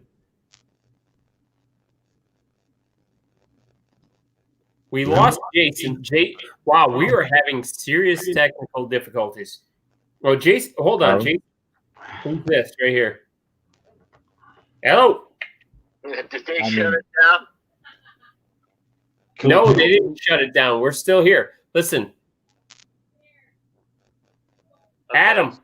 Yeah. I'm trying to get back in, but it all just shut down on me. You lost your brother. All right, I'll try to get back in. Holy shit. Major technical difficulties. Jake, I got the timer ready. Okay. You want to take the questions for Jace before he gets here, just for fun? No. Well, I could, yes. Let's do it just for fun. And then when he comes, so I'll be my own timer. Okay. Let me know when you're ready. All right. On the count of 3, 2, 1. Go. Mittens or gloves? Gloves. Mets or pinstripes? Mets. Elefritz or Hornbeck?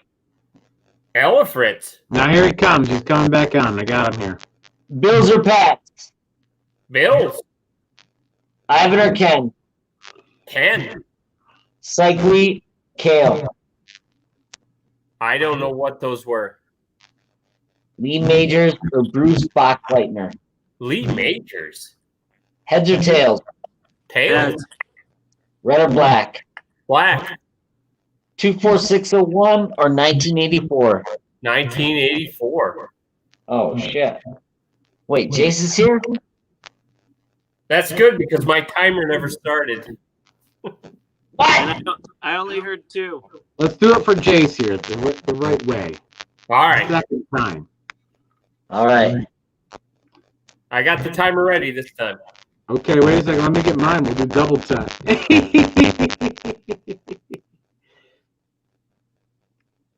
This is me and you against a fence post.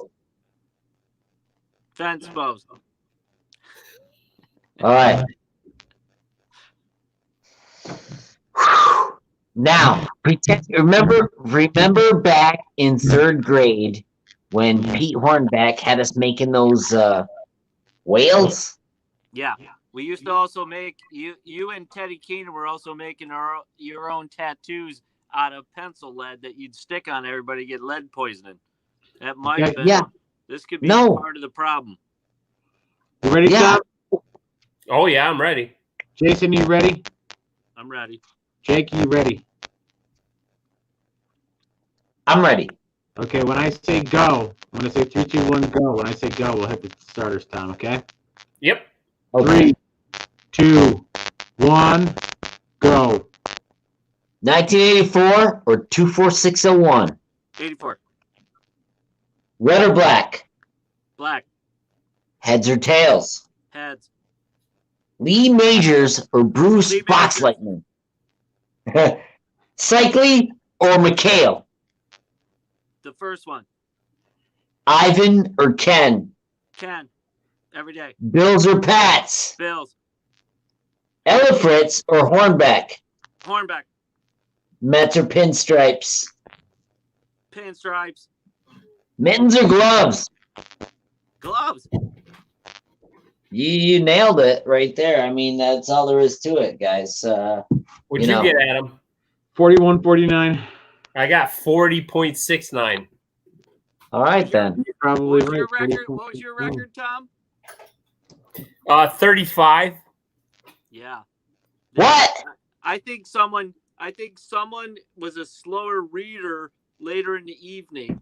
But I also think Tom was jinxing because there was like pinstripes or Mets. Like he didn't like that answer because he's a Mets fan.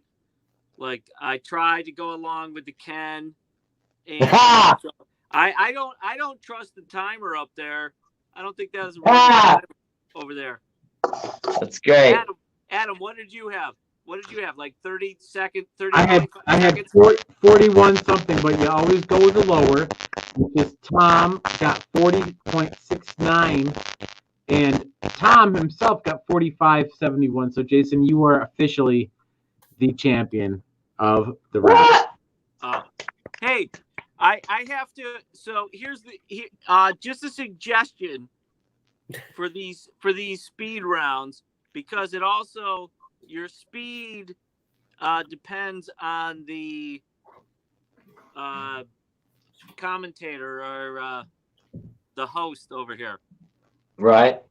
So what you might want to do is have the questions on that little clipboard that Jake has, and then you just flash them up, and then someone can read them. So as fast as you can read an answer. No, because that's like me playing Jeopardy with someone who can read better than me. Yeah. Whoever to read the question, they already read it. And like, Bill Gates. I'm like, no. I was just. It said back in. All I had was 2004 as far as I got. And I don't know what the answer is. But all right. Me. Oh, wait. Let's back up. Let's back up a second. Did I win? Yeah, you won. Okay. Yeah. Then I guess we don't have to change the format. I'd recommend we do not change the format. Okay. Bomber's out. Love you, Bomber. Thanks for showing up and checking us out. Bye, Bomber. We did the best we could so far.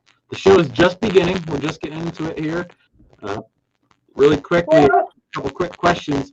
Tom? Snap, crackle, pop. Yeah, Adam, your audio sounds like shit. I'm sorry about that. Oh, that sounds better. What did you do? Yeah. What did I do? Yeah, now you sound better. It's clear. I sound better now? Yeah. Clear. Are you touching something? No. All right. Go ahead. Can you hear me now? As soon as you backed away from that mic and you didn't reach up there and touch that, I think it's your electrostatic activity. It's called. I think you're onto something, Jason. Yeah. So, can you hear me good now or no? That's better. Yeah. All right. Maybe it's just this. Maybe I have to. Maybe what KJS is saying is like, maybe if I'm like right here, can you hear me good now? No, that's bad. Come closer. What about this? Can you hear me better now? No. No. That's worse. That's worse. Closer. Medium. How about this? Nope. Closer? No. Further? Go back by your piano. Yeah. Go get a fire going. Okay. Fire going? There you That's go. better. There you How's go. that? You guys both like that. Yeah, that's Yeah, better. You were too close to the mic. That's what KJS was saying. So KJS says, Adam, try backing away from the mic. It really, yep, gets hot. KJS knows what he's talking about. The thing is, us, we can't hear you. None of us can hear what we sound like. We can only hear each other, so it's really tough. Oh, snap. All right, Adam, you were saying you had a question. Will Davis, is that the Will Davis from Johnsburg? Yeah. That's what I want to know. Me and you both, Tom. What song do you guys want to hear? I'll play it. I don't care. I don't want to hear a song. I want to hear whether that's Will Davis or not. Where's Will Davis from? He needs a poster. You got to get a poster. I'm telling you, Lonnie Anderson or a freaking Lamborghini. It's no joke. Ward off evil spirits. You know he's from North River. Hey, those posters will get you hard in the morning and ward off evil spirits. All in the same genre. It's a double whammy. I would like to see the outline of where the COVID activity is striking most up there in the heartland. Oh, It's really? striking right here. Massive Hey. adventure. You want to see me set a trap? Oh, fuck. This is going to, and here's what's going to happen. Someone's going to get their hand snapped in a trap, and then they're going to go to the hospital. They're going to screw the BLB. Oh, I can't get this one open. This is a muskrat trap. This is a little muskrat trap. He's going to break a finger, and then I'm not going to turkey hunt with you in 2 weeks because you're going to go and have to get that thing in a splint. No. Oh, hold on. Oh, here we go. Look at it. Look at that. Get your paw in there. What? Put your paw on that. Guys, we're gonna pause for the cause and talk about what Bomber's saying right now. I got some really good news about that. As you guys know, I did go over to do a little yard work at my mama's today, and in the barn, Jake, in the barn, I found 3 old white painter's caps that had yet to have BLB put on them. So they would be like the last 3 authentic BLB hats. Yeah. Bomber's saying pop back in later. What?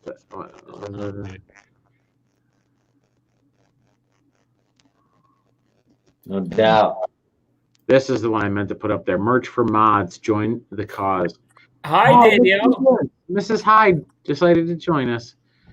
Hello, Mrs. Hyde. Hi. I'm on my way to bed, so. Hi. Okay. Ed? Mrs. Hyde, have you been drinking? Love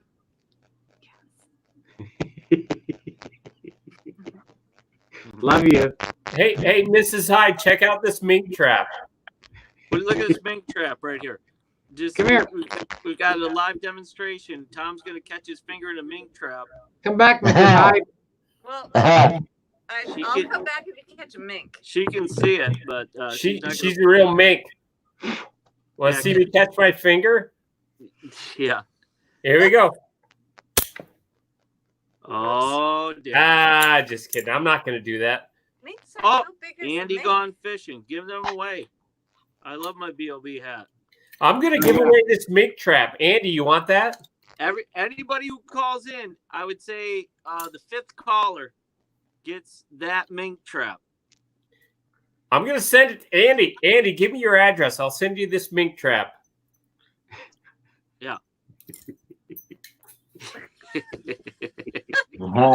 Yeah. He's gonna. He might even send it with a mink in it. I will.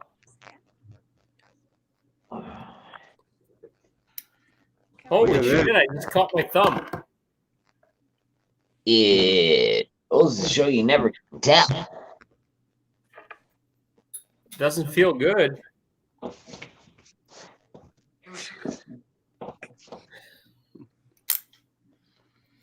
Oh shit! Jake's got the COVID mask on. Am I COVID proof? You're looking good. Gals and guys, you guys, Hey, you Jake, know, these are extraordinary times. unprecedented, Jake. These aren't extraordinary. These are unprecedented.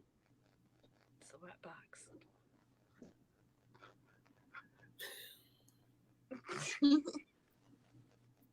And Adam, I want to know how your mic's doing.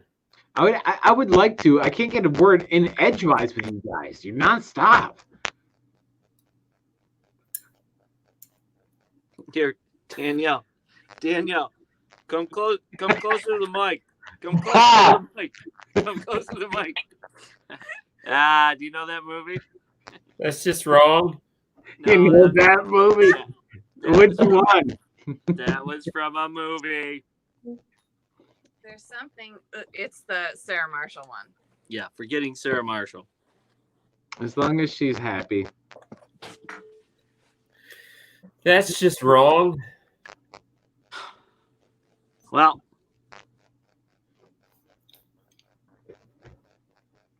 no, I had a question out there. It's You're fact. asking Jake. AJ, do you mean my audio is still fact? Can you guys? Are you? I don't sound good anymore. Bad again? Your audio is fact, whatever the fuck that means, KJS. It's fact. You're right. Is it still bad? Yes. What am I gonna do? Your piano looks like shit, too. Let's gotta go like this. Oh, your piano looks much better. As soon as you get closer, your piano looks better, but your audio. Let's hear your audio. Hello, how are you guys today? No, the audio is worse. Yeah. Same. Yeah. Who wants to step in a mink trap? Come on. Is that what that is? Oh, right in there. Come on. Oh. Ah. We got it. Oh, as soon as you catch that finger in there, that will be. Hey, Jake, I hope someone's recording this episode because this could be the greatest episode It's ever. not gonna happen. I'm done. I'm not playing anymore. Is this audio better? No. Oh, yeah. Maybe. Is the audio better now? Yes. Yeah. Yes, that's clear. What about this? Is this good? Sure. Even better. Now, how does this sound? That sounds awesome. What That about sounds- this? That sounds sexy. Does this sound good, Tom? Oh yeah. What about this, baby? You like that, Tom? Tom, does this sound No, good? I don't. I stopped liking that. Yeah, that's Yeah. Hey. Big Rob likes it. Your piano's blurry, but your audio's all right. Oh, there you go. So it's all good? It's all good? If you sit still, I can see your piano. You can see your what? that's what she said. Jake. Uh-oh, I lost something. Excuse me. I can see my piano. Huh? Anyway. So KJS says it next. That's good. I just changed over from one different mic, and now we got this one. So I hope everybody out there is having a good time. Adam from BLB Radio, W3838 OXH, coming from North Creek Live. Hey, that's what you got to do. I mean, Do what you sometimes gotta do. Do what you gotta do. during these uncertain times, these are some of the things you have to do and have to put up. Anybody who is still on this live stream, you have Sure. to understand during these uncertain times, this is the kind of content you're going to get. Okay? Oh yeah, it's because of the uncertainty mostly. It might not be the best. Okay? Admittedly. But it's going to keep you entertained. Maybe you can't afford a cable right now. Maybe you're laid off. Maybe you're just you still have internet. I don't know why you still have internet or can afford internet. You probably should cut that shit off if you can't afford Couldn't agree with you more. But why you have internet now is so you can afford entertainment. Exactly. Connection That's to the main outside purpose. world. Yeah. That's the main purpose. And Keep the connected. only reason why I'm taking the mic away from you right now is to just do an audio check. I'm here with KJ. Yes, he's giving me solid feedback. He said it sounds much better, but that was a little hotter. So I just cranked it down a little bit, Jace. Continue. KJS, give me some feedback in the chat. I like what you're saying, Jace. If you can't afford internet, why are you doing it? But right now is the best time to afford internet. a little time with the BLB, mainly. Above all else, I'd say. I would cut off your cell phone. I would cut off your cable. I would cut off your cell phone. I'd probably turn in your leased vehicle, but the last thing I would cut off is internet service, so you could tune in to entertaining and a variety type shows like this. Good. That's what I'd say. I think this is an essential service. I think. Well, yeah, I think you have a good point. Where I was going. You have a good point there, and I think that I'm looking at when I wake up in the morning and I go downstairs and I'm trying to have a cup of coffee and there's this news on. Jake, am I right? Am I wrong? Oh yeah. And instead, it should be us. I'm thinking, basically, just on there, just talking. Should there be funding? Question out there, as I'm Quiz Cuomo. It's already there. Out you. I'm a little sweaty because I've got the COVID. My wife's upstairs. She's got the COVID. Do you think there should be funding for shows like this during these difficult and unprecedented times? I think government funding would be the first step. After that, probably private. Definitely offshore would be, ideal for me once we get the first, installments from ourselves, really. After that, we could probably either, hire a third party space exploration program and maybe get the hell out of here, within a year. Within a year. Well, something like SpaceX, but maybe less well known. No. What's Chinese, the government space program? I don't know if they even have one anymore. No, Trump was going to do a space program. Space Force. Space Force. Fuck yeah. Oh, I want Space Force.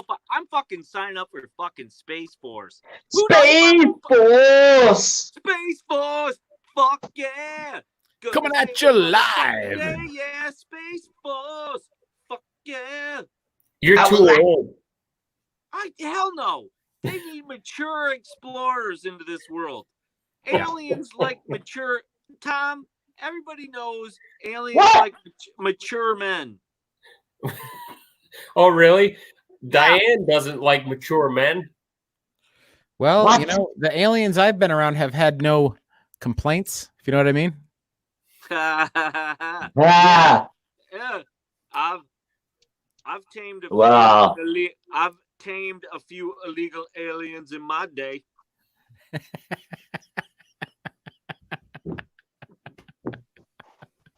Yeah.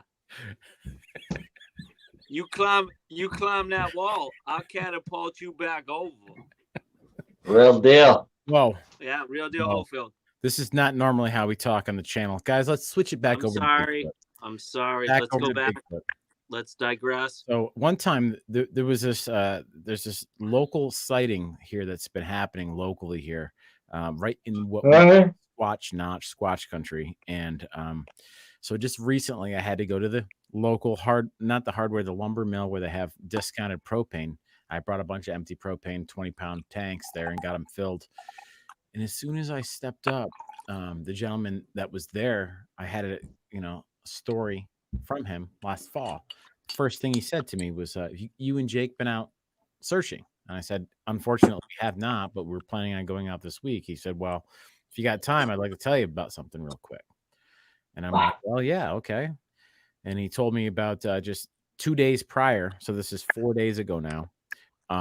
He was out on a walk and just randomly looking through the field over on Bird Pond, saw a deer standing there and just motionless, scanning right across the field, just looking across the field, just standing there, stiff, looking. And he's like, well, I guess I'll look at what the deer's looking at. And he looked over at what he thought the deer could possibly be looking at.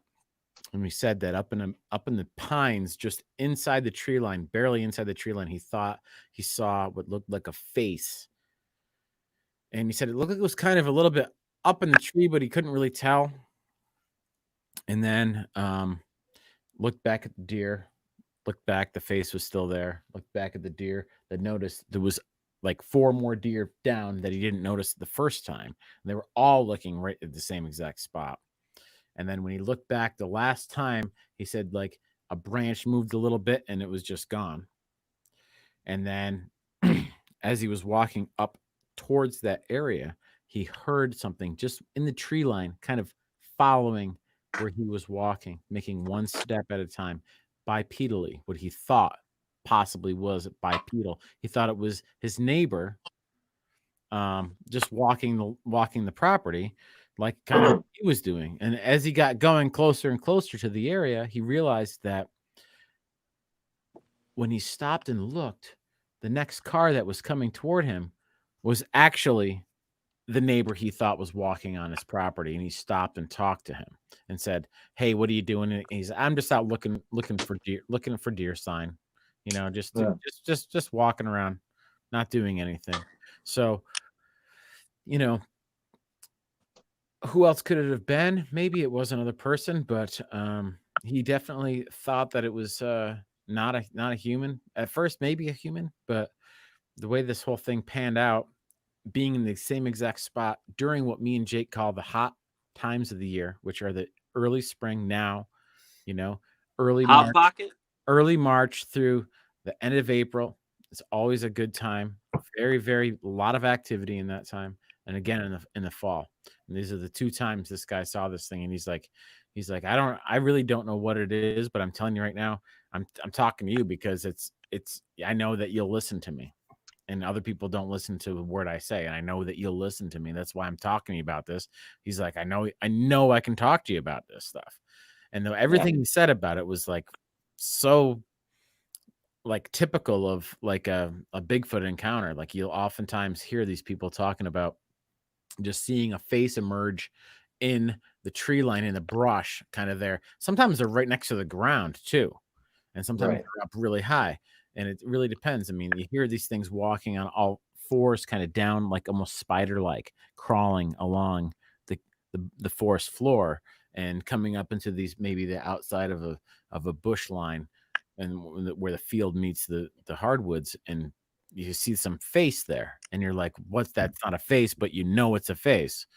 And so this type of thing has been happening in and around, connected to what me and Jake call Squatch Country, which is our hot zone.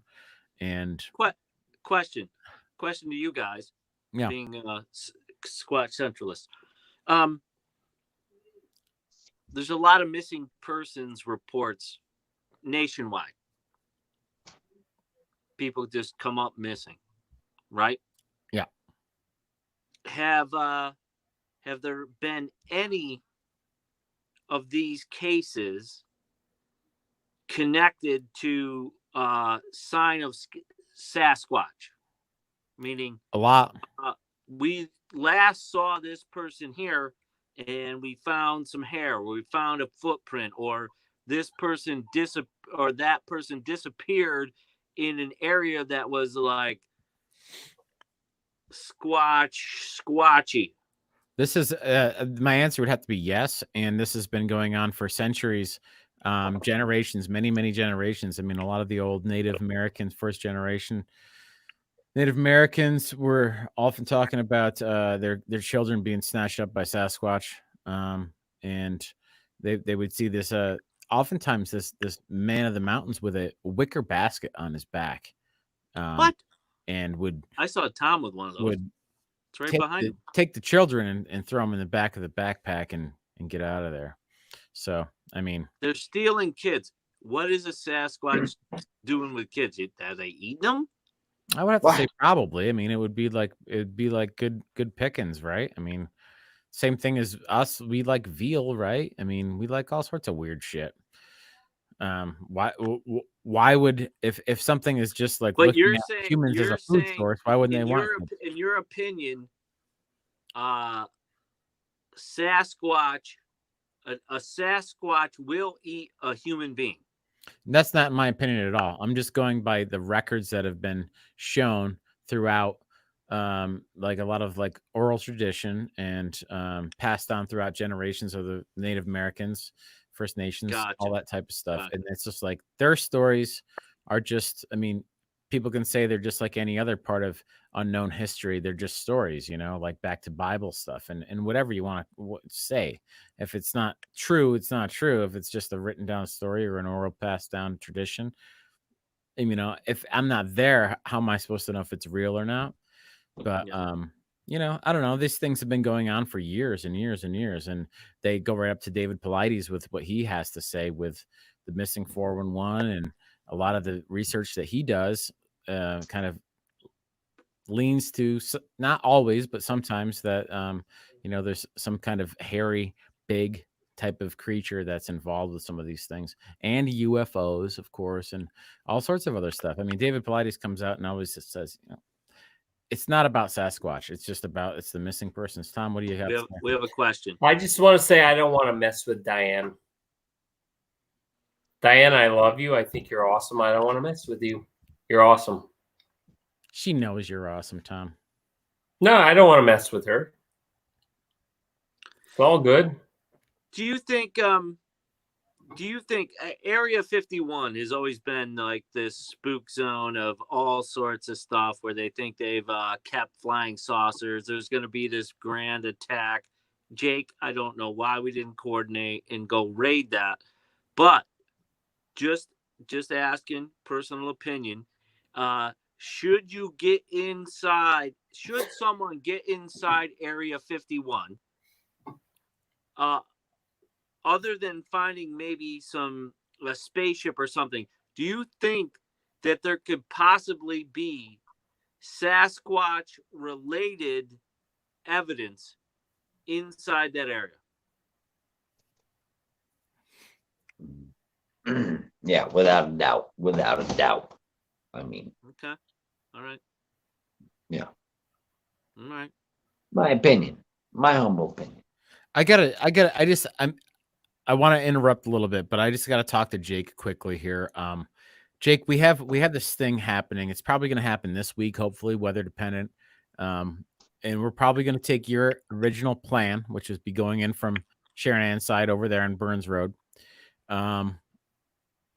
I'm going to be bringing a survival kit like we did before with the plastic and all that stuff, just because what Tom was saying with the compasses going haywire and everything, and the area that we're going in and that we got lost in there before, I want to be prepared. I'm going to probably be bringing some dehydrated food and some other stuff that I can sustain myself for at least 24 hours, maybe 48 hours even. And but that being said, I mean, that's just us say there's nothing else going on in the woods. We're going into the hot zone, and we're going into Bigfoot's backyard in his house when he's definitely going to be there. What do you feel like? What the hell's going on in your mind? Because I know we're both doing this together this week. It's a whole rush. It's a whole rush of emotions, but at the same time, it's one fluid motion, you know, in my mind anyway. You know, I'm cool breeze. Rethink it. I'd rethink it. Yeah, I don't know. I'm like stoked. I'm excited. I can't wait. But I'm also like scared in the back of my mind. I'm like, oh, I'm scared. Remember that stuff we heard when we went down to Bird Pond that one time and squashed? I think it's on episode 3 or episode 4, episode 5. It's on, I don't know what episode. It's called The Cameraman. Yeah. And there's some sounds that we captured, and we just happened to have the camera running that time. And the sounds that we captured were amazing, and they're for real. They're genuine. If you guys could get to that, The cameraman. Oh, absolutely. Looks like we have a guest joining us tonight, guys. He's coming in from across the river. We're gonna bring him in. Everybody, give a warm welcome to our friend and local YouTuber KJS Insano. Hey, Warm welcome to our friend. What's up, brother? Local YouTuber. hey, Much love, brothers. To our friend. No audio. What's up, brother? Hey KJS, is your speaker on your computer? Love, brothers. No audio. Whoa, yeah. Hold on, Bonnie. Hold on. Hey KJS, is your speaker on your? Okay, I had to turn it off. I got you, Bonnie. Shit, Wow. except now I can't hear anything. Hold on, buddy. KJS looks like he's broadcasting from the murder house. Except now I can't hear anything. Hold on, buddy. I got you. KJS looks like he's broadcasting. Hear no audio. Except now I can't hear anything. Hold on, buddy. I got you. No. KJS. I can't hear anybody. that's a great through line. There we go. No. I can't hear anybody. That's a great through line. There we go. That is a lot of lag. Okay, you guys, can you guys hear me out there? I can hear you. I can't hear KJ Insano. I just muted him. There was some kind of problem with his mic. I'm gonna try to unmute him again and see what happens. Okay. There we go. KJ Insano. I just muted him. There was some kind of problem with his. No, it's still happening. Are you hearing that too? Hey Tom, can I hear you? Yes. KJF, Yeah, I'm gonna bring you out and bring you back in. I can hear you. All right. I wish technology was perfect, guys, don't you? KJ's looking good. We just need some audio here. We're gonna bring him in. We're gonna bring him in slowly. Here we go. Guys, can you hear me? Oh, There yeah. we go. KJ's looking good. There he is. Need some audio here. We're gonna bring him in. We're gonna bring him in slowly. Here we go. Guys, can you hear me? Oh, There yeah. we go. KJ's looking good. There he is. Need some audio here. We're gonna bring him in. We're gonna bring him. Lost you again, bud. Fine. Good, Tom. Love you too. Look at that. You guys can. Jason, can you hear me? I can hear you fine. Okay. So we're having a problem with KJ. Yeah, I'm gonna assign to KJ. Gonna be right back. You take my life, but I'll take yours too. KJS, do this. Go out completely, quit completely, and then come back in and might fix the issue. Okay. Mic check 1 2. Woman check 1 2. Mic check 1 2. Check waka woo. Benny. Jake, this has got to be one of our best shows. I mean, hands down. Are you kidding me? This is Uh-oh. Jake. This has got to be one of our best shows so far. There's no way. There's no way anyone's gonna top this show, you guys. No, it's a good one. It's a really good one. I'm telling you. I think it was heating up late in the later rounds. Well, it's 10 a little after 10. The show's just getting started, so We're only getting started. yeah. It's a marathon. What are we gonna be saying next? Okay, look at this. Bring him in. Tell them. KJS, you there? I got you, Adam. Can you hear me? You sounded actually really good. Well, that's not The bear anything saved him. that I don't like hearing. How you guys doing over there? Doing Bear really saved good, him. KJS. How are you? I'm all right. There we go. KJ, couldn't hear you. Where'd Go ahead. Mod go? Oh, he's around. How you doing, Jace? And Jake. Bah! You guys have been doing great so far. How's the stream going over on your end? Good. You and Jake have the same glasses on. Yeah, I know. I saw Yeah. he had them on. I had to get Gotta them get a out. pair of those. Those could be Yeah. POV glasses. We can't hear KJ Insano. I But- can. You can? I can't. Yeah. All right. Presidente. Tom, can you hear KJ Insano? Not now because he's not saying anything. That's a good Well, point, saying Tom. How you something doing, there. Mark? How you doing, brother? Doing good. Yeah, I hear him. All right. Why the fuck can't I hear him? Sorry, your friend. I'm gonna take you out and take you back in, Jace. All right. Now can you hear him? Hey, Jace. How you doing, brother? Well, is he saying anything? KJS Insano. I hear you. Oh, I'm saying Hello. hi to Jason. Jason. Nope. No, he gone. He Nope. gone. Jace, how you got me, brother? That's weird. Jason. Tommy, Well, can't hear it. Yeah. well, that's kind of BS. How you other guys doing? We got to get Jason in here, though. Come on, bud. Good and you? How about that? Mas, good news. There we go. I can hear him? we're all in the family now. The gang's all here. Now I got to run out and get a beer. I'll be right back. Yeah, I'll You be and back. me both. I'll be right back. Yeah. I'm just not gonna kick anybody out anymore because that doesn't work. Jake and Jason, it's up to you guys. All right. Are you serious? That is serious. That's a lot of responsibility on our shoulders, Jake.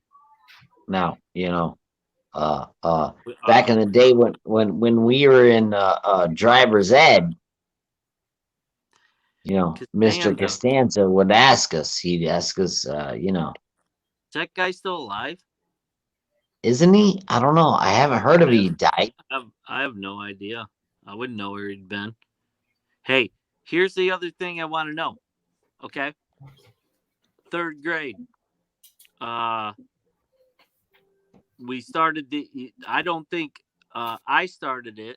I think there was some other people that started it, but I got in on it. We used to draw these tattoos. Remember these tattoos? Yeah. And did. what did they consist of?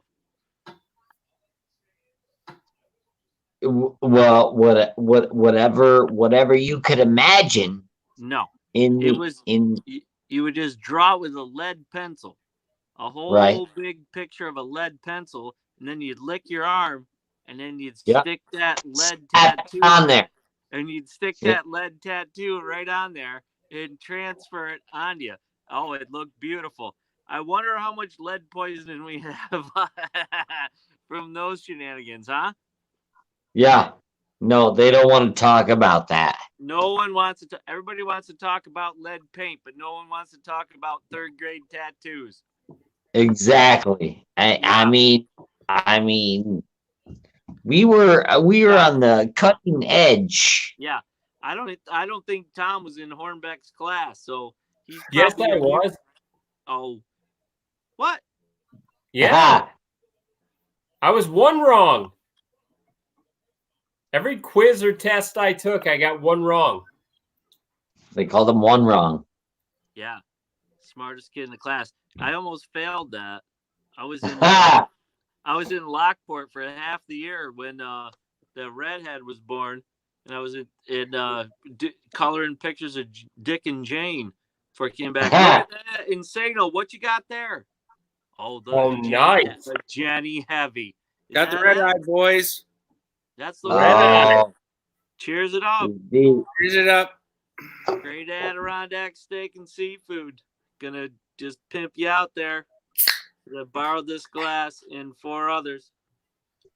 Woo! Here we go, boys. About the 15th today. If you started counting this morning, I don't know what time you started counting, like yesterday midnight or, but Who about count? about the 15th, boys. You don't have to count. No Yeah. counting. I still count. I'm an old man, but I still count. Insano. Yeah. Do you turkey hunt? You're an avid you're an avid North Country deer slayer. Yeah. You put them close to the road for everyone to see, which we do love to display. I don't care. I don't care if it's a spike horn or a million point. Put it out there because people want to see it. I agree. Thank you for saying that, Jay. You got a lot of people who hate on me for doing that, but if sorry. if I work hard and I go out in the woods and spend the time, I'm proud of spike horn just as much as a huge one. You know what I mean? Yeah, and you got some meat. I'm fine with that. I'm also fine with that. Yes, I mean there is more meat on a big one. Don't get me wrong, but if I got to take the shot, I'll take the shot. Too many years I said, "Oh, I'll pass on him. I'll pass on him," and then you end up with no meat in the freezer. There you go. And in these uncertain times, I bet a lot of people would like to have not passed on that shot. Exactly. Right? Yeah. Like Brian McCurdsey. Curdsey. McCurdy. Let's talk about them good old days. Yep. What is that, Adam? Is that just something that popped up in the corner? Yeah. Well, then, hell, let's talk about them. Yeah. Anybody else out there remember the guy? Oh, man, I remember him. Which one? He was in that movie, and then it was like, and then everybody else was like, oh, my God, the guy. And then you're like, oh, my God. Remember? I do. It was hilarious. Yeah. The best part was when that guy came in. And he was just boom, boom, boom. Yes. And what about the other guy? Oh my God, he was the best. The best. The other guy was better, actually. He was. Remember, Tom? Yeah. No, I don't remember. Oh. No. Oh. Tom doesn't remember the guy? The other guy? Yes, he does. He remembers that Kenwood system, just a bumping and a thumping. Yeah, I remember Kenwood bumping and a bumping. I could hear him from my parents' house all the way to North Creek, 3 miles away. When KJS would drive by, I don't know what the hell you were playing, freaking Dr. Dre or whatever it was. 3 miles away, I can hear your system in that freaking Subaru. Wait, what was your car? We hooked it up with some Kenwoods and some woofers. Hell yeah, I had that 78 Buick LeSabre. Yes. LeSabre. That thing was a thing of beauty, bud. Remember coming off from working at Barton's with old hell yeah. What did he do? That thing dragged Adam from Burns Road to North Creek on a set of skis. So, talking about the good old days, we used to, back in the day, during a big snowstorm, Tom had this old Buick LeSabre, and I took a rope and tied it to the inside of his bumper, and then got on that with a pair of skis, and Tom drove us around with about 3 12-packs in the back of it, and we drove right up to Nice and Easy gas pumps. I was on skis. I got out on my skis, walked inside, bought something, came back out, clicked back in my skis, and off we went, Tom. Oh, yeah. Hey, Kevin, you were there too. Yeah. Skied right up. You pulled me right up to Nice and Easy. Yeah. Ski in, ski out. Oh, yeah. Good times, boys. They're nice and easy. Jay, was that let's say what was the car you did that power slide with, Tom? I think that might have been the LeSabre. Yes. Yeah. So I come out. That thing was so badass, dude. Yeah. I come out. I called Tom, and I'm like, "Hey, let's go." And he's like, "I'm gonna come pick you up." We got the party line. Hilda heard everybody. And I come out of the house and I start walking down Burns Road towards Clara's. And I get towards the property line, and there's that big flat stretch between Clara's and Mom's. And all of a sudden, here comes Tom with a little saber, and I'm in the road. And instead of slowing down, I hear, he fucking punches it. And I'm standing there on the side of the road. And I'm like, oh, what the fuck? What's going on here? And he's just bearing fucking down on me. I don't know which way to fucking jump. He cranks that fucking wheel like fucking Burt Reynolds in the whole car sliding sideways. You probably got within 20 yards of me. Sideways in Burns Road. He's a maniac. Yeah.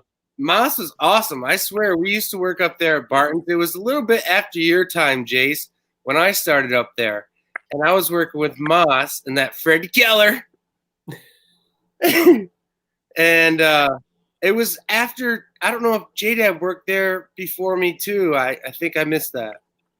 But anyway, me and Moss worked there, and we drank like a 6-pack of those tall boys by the time we hit fucking Route 28. Every day, like 6 beers and what was it, 1.5 miles? I don't think you can do that anymore. I think it's illegal. Definitely.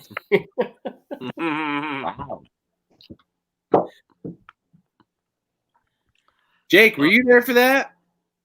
No. No. No. I would like to, but no.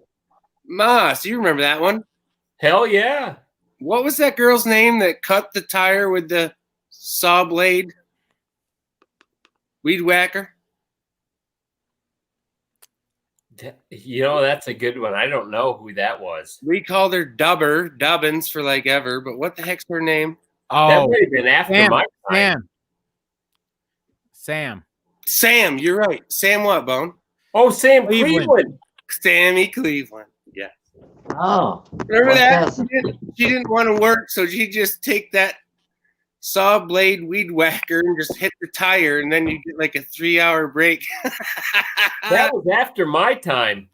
I was there not much longer, but I'm like, that's genius. And then she moved into our position. She took the reins.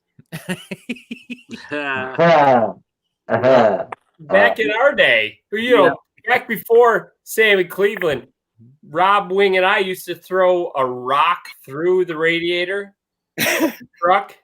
And that would end our day right there. Yeah. And then we'd have to clear the power line from the backside of Gore up to the top. And we had Leland Morehouse Sr. with us, and he knew how to get back.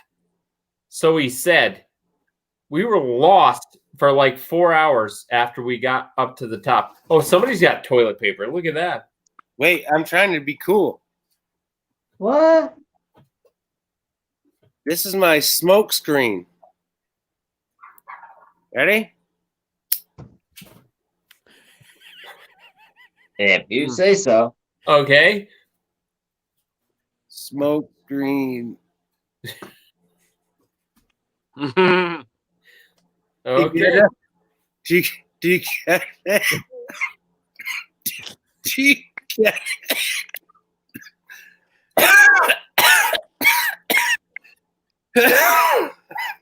Nematos says, Jake, you got a story, mate?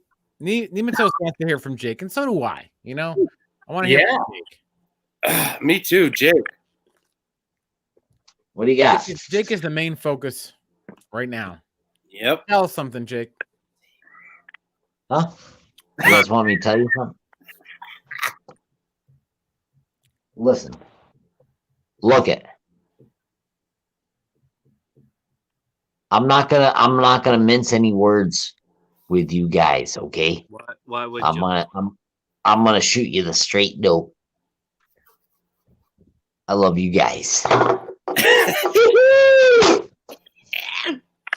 Now, what else you want to know? Come on, hit me in the comments.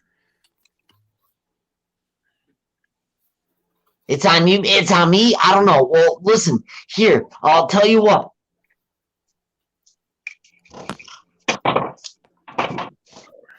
Yes.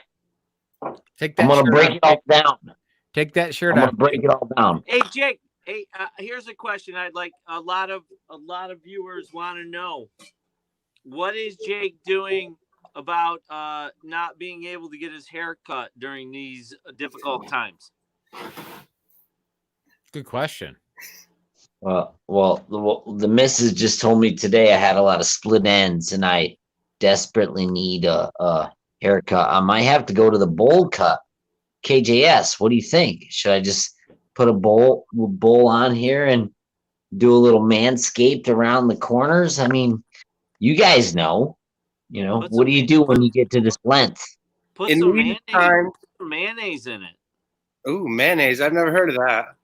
I haven't either, but I'm just I'm just giving recommendations for split ends. No, I think you're supposed to get them cut. I've never done such things, but that's what I hear you do. I don't know. I just figure that I just go with Jake, and I said on one of my video comments way back that I was gonna try to get my hair long like Jake, and I've been trying hard, buddy. I've been thinking hard every night about it and being like, can I get some Jake do? And yeah, it's really been paying off. A lot of thoughts about how to get me a Jake do. Yeah. Guys, I just want to give a shout out here quick to our buddy over in the UK, Frank. He's got a cool little thing going on, World of Strange. Check him out. Check it out on YouTube. Very nice gentleman. Where in the UK is Frank, Adam? I don't know. Frank, you're obviously watching. Where are you at over there in the UK? And is there any information you want me to post here to maybe help people go to your channel?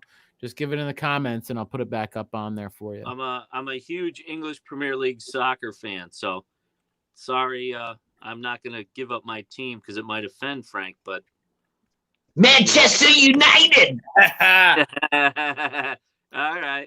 Yes. There you go. Hey, Jake, I want you to do a bowl cut right here. Come on. Put the bowl on and cut your fucking hair. Yeah. Hey, Tom, let's do it right now. I'll do All it. right. Okay. If I had a bowl, I don't have any hair to cut. Jake, come on, do it. Yeah, there you go. That's what I'm doing. I don't need to get a haircut. I'm just waiting for mine to fall out. Mine's already fallen out, so I don't have to care. He's not getting a bowl cut. He's getting a bone cut. Yeah, that's what I mean. I only have this. I got a good story for you guys. I had that alopecia where your hair falls out, and in one day when I was 27 years old, my hair just completely fell out in one day. And there were 32 perfect circles on my head, right? So no matter if you shaved it or not, there was just these little like golf ball shiny spots everywhere. I used to take my hat off and scare kids in Walmart. And I was so self-conscious about myself, I wouldn't go anywhere. And I was terrible. I mean, I wore a hat like this every day for 3 years. I'm talking work, dinner time, weddings, sexual activities. So like I do now. Yeah. But Adam, here we go with the moral of the story. One of my best friends of all time, probably the best, and with a move like this, he has to get the gold. I had all these round circles on my head, right? So I felt terrible. I couldn't go anywhere. I couldn't go to the bar. I just felt weird. So Adam shows up in my apartment, and he took his beautiful long hair when he had it and shaved it in these little tiny squares all over his head. So that, like, I had circles, he had squares, and let's go to the bar. Now that's a good friend, gentlemen. I'd like to meet this guy. Was that kind of like when you both had a lot of shaved lines in your head? I was talking about that today, actually. Oh yeah. Hold on, let me get a photo for you guys. Guys, Stop. let me just tell you a quick story about. We were talking about shaving lines in their head because my friend Tom Badgley did that earlier this last week out of boredom, and I told him that like every member of our soccer team actually did that back in the 90s, but for real. And let's see what this is. Look at him. Lord. Stop. That's great. look at the white sock. Look at the white sock up on there. Reflections. Doing it every day. Reflections. Guns. Doing it all the way. Yeah. Yes. Those are some awful nice reflections. Let's pause for this quick song, guys.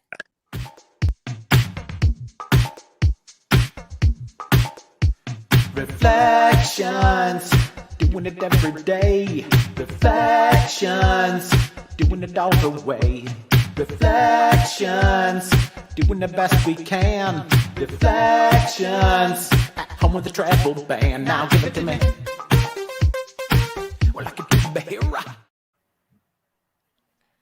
That's quite an interlude you got there, Boney. It's really reflect. It makes me reflect a lot. Well, you have to reflect. I just wanted to get back into a little of this. Bomber's back. I want to ask everybody out here tonight, not the people in the chat, but people like Jake and Tom and KJS and Jay. Let's give a question to Bomber. Since nobody's giving us questions, let's ask Bomber a question. Okay? So should we do this secretly? I want to everybody come up with a question to ask Bomber, and then we can secretly whisper it, and she won't even hear it at all. We'll just whisper. Hey, Frank. Sure. Oh, Bomber's ready. Bomber's ready. He's ready. Okay. Who's going to go first? Tom, you go first. Why Bomber? Good question. Why Bomber? Very good question. Okay. I can't hear the replies, guys. You got to hook me up if Bomber says it. Yeah, I can't hear you. Bomber's not going to vocally respond. I'm going to post her response. Oh, it's a she. Yes. It's a woman, yeah. Oh, okay. Yeah. Good friend of ours. All right. Yeah. Nemetos. Bombers is a lady. Yes. Intimate friend of the. Intimate. Of the channel. She's one of our blue wrenches, moderators, just like Good Moss. question, Tom. Jay, that horn's right in front of your grill. Huh? That horn is right in front of your hat. Is it? This one? Yeah. Wait. Question for Bomber from Tom. Why Bomber?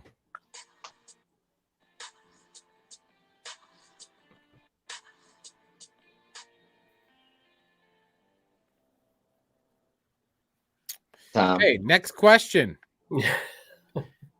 Jake, do you have a question for Bomber? Do I have a question for Bomber? Yeah. How about somebody else? Wait. The boys, guy's friend, named me that blonde bomber and told me I'm the bomb. That's nice. Awesome.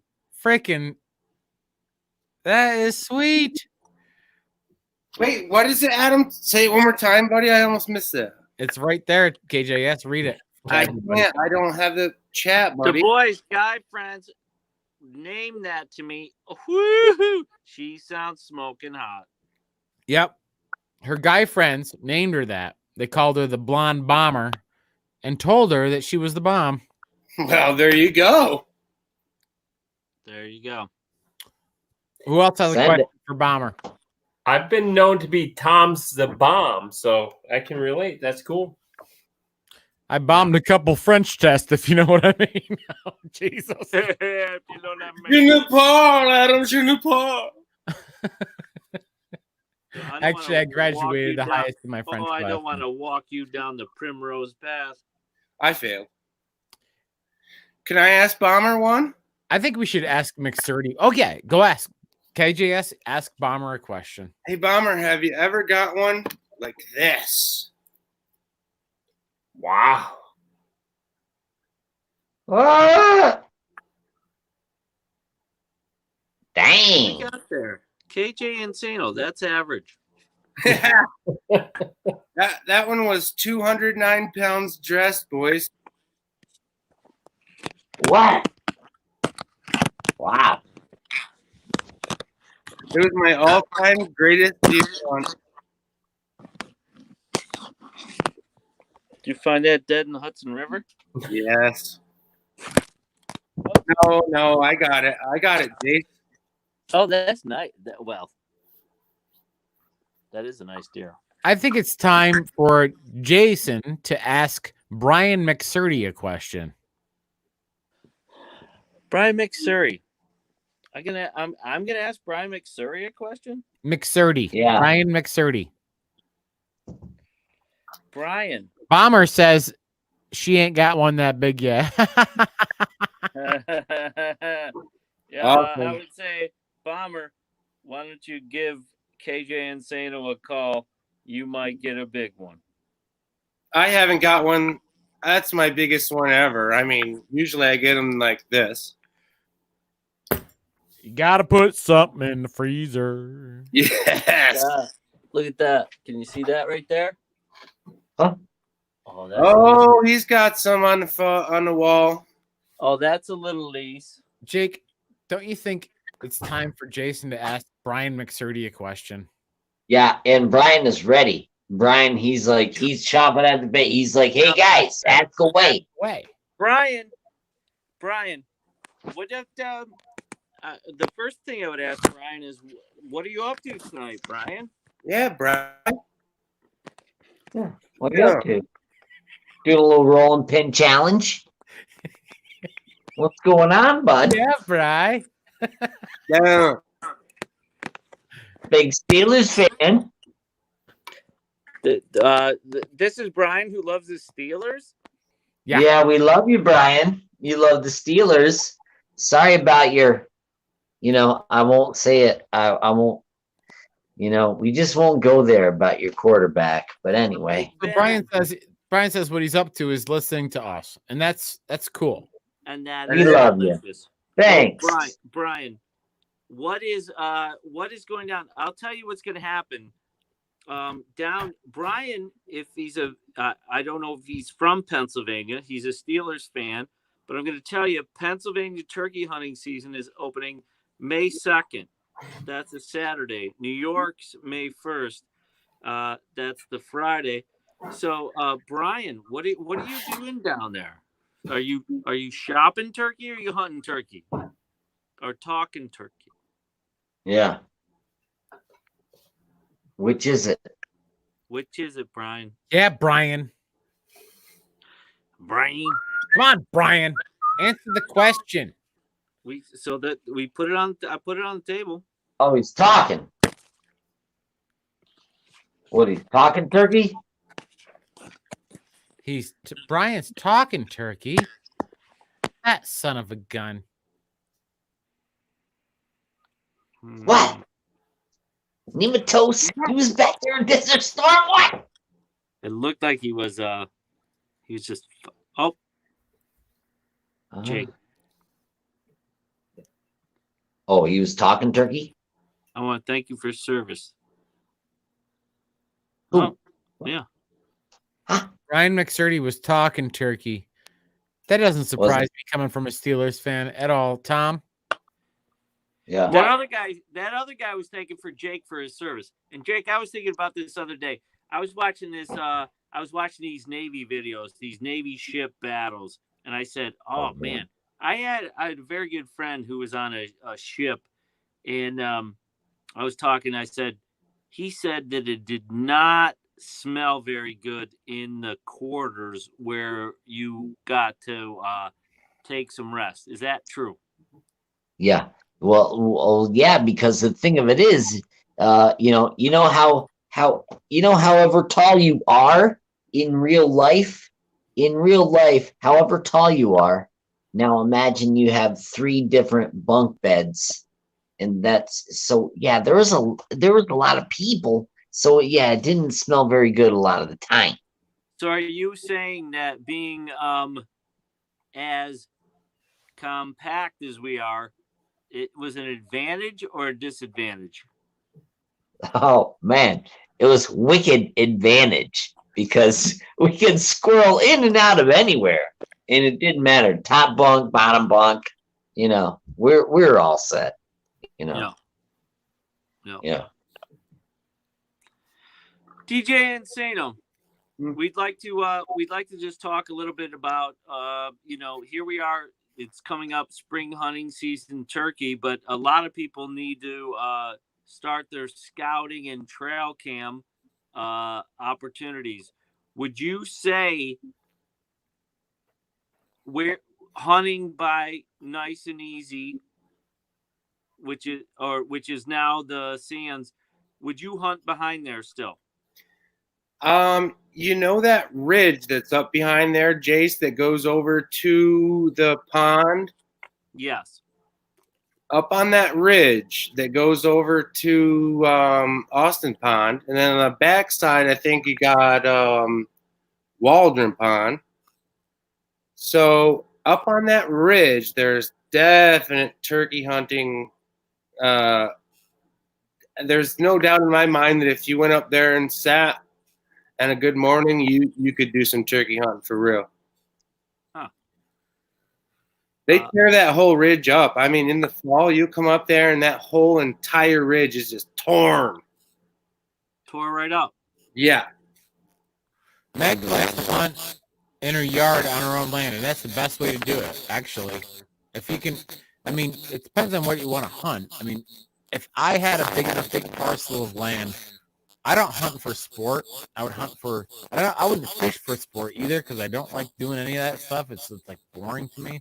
No disrespect, Jason and Tom. So I know when you get a hobby, it's cool. But when I hunt or fish, I'm just trying to get some food. That's all I'm trying to do. That's why I suck at it, I guess. But what do you think about that? Hey, Boney, I love you, and I tried to hear what you're saying, but your audio right there just got tweaked again, man. What about now? Wait, what? Can you hear me now? No. Really? Yeah. Nope. What the fuck? Nope. Huh. Jay.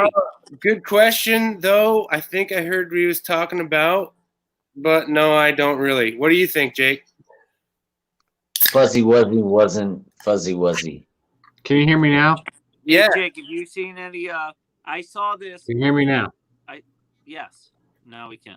That sounded all right. Okay. Well, we got this figured out. I got to go from one interface to the other, back and forth. It's stupid. There we go. Can't even believe it. I'm just like, what? Tom Hammond, before you fall asleep, what? Any comments? Will we wake you up there? What are you drinking now? Labatt's Blue Light? Some kind of beer. Some kind of beer. Kind of what? I don't even know what it is. It's some kind of beer. Oh no! Meg, Wife is pissed at me. Closed the bedroom door. well, Meg says she's got 25 acres that backs up to a nature preserve. I think we got to look her up. Hell yeah! Yeah. I gotta ring her. We gotta ring her up. Yeah. Meg, call in. Call in, Meg. Call in, Meg. I want to hear this Meg character. So do I. I want to hear Meg. Come on. It's right there. Yeah, call in, Meg. Come on.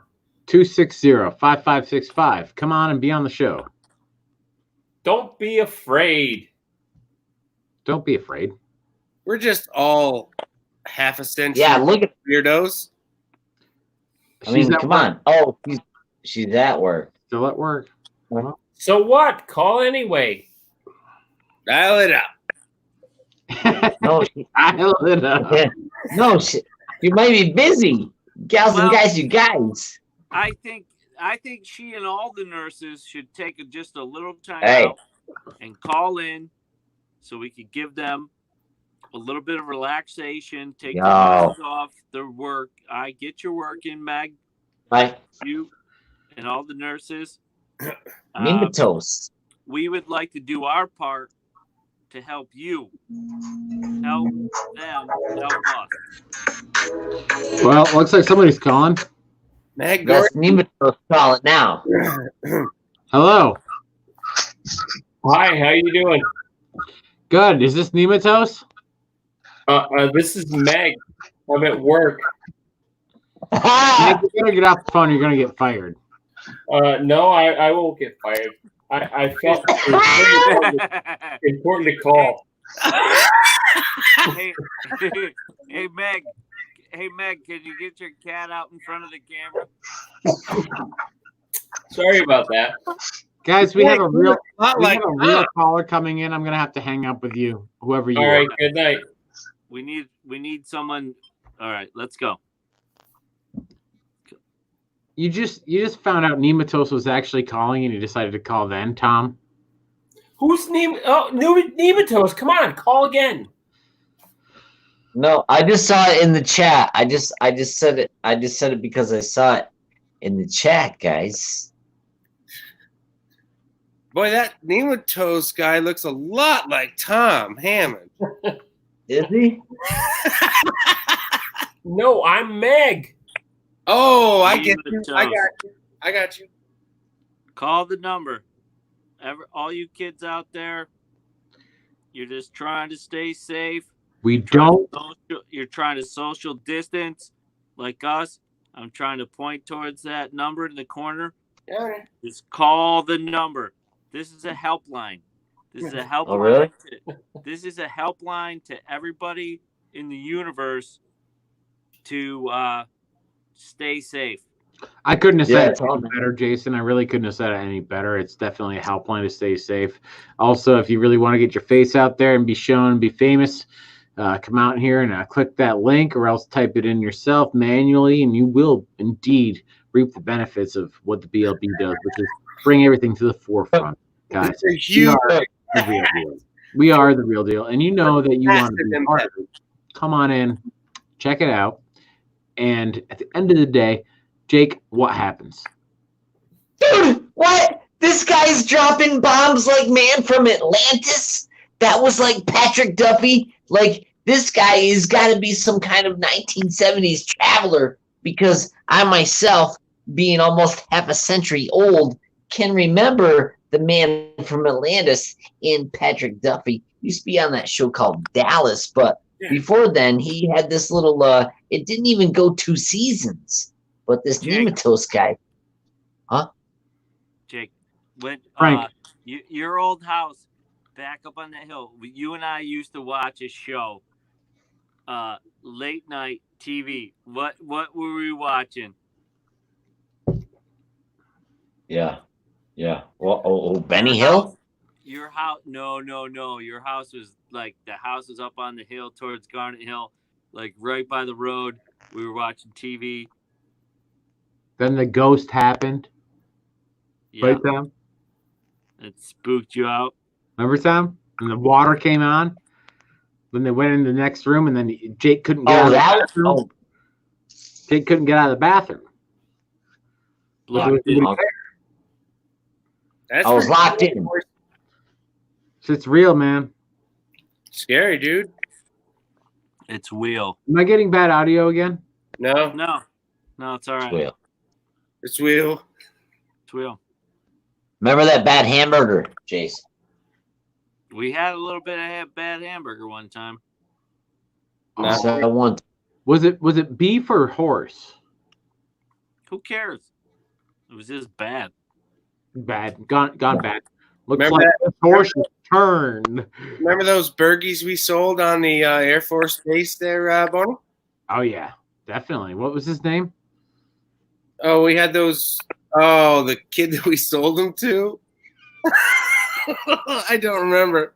He loved it. You guys, we had these frozen hamburger patties, and we went to this concert on Air Force Base. The ice was gone after like the first day, and we had these patties that were getting grayer and grayer by the minute. They were waterlogged gray patties that had been there for at least 40 hours. And then we wanted to make some money so we could buy some more fun stuff. And so we just put a sign up, burgers for sale. And this one kid came by and we went back and cooked them one.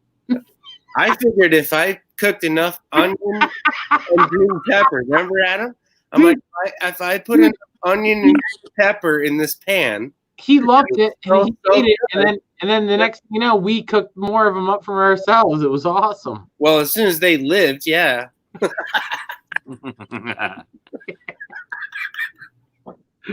Somebody will. And Tom, that was the time that I took Hot Dog to fish. Remember Hot Dog? Oh yeah. Yeah. Hot Dog was on the van. Remember Hot Dog, Stafford?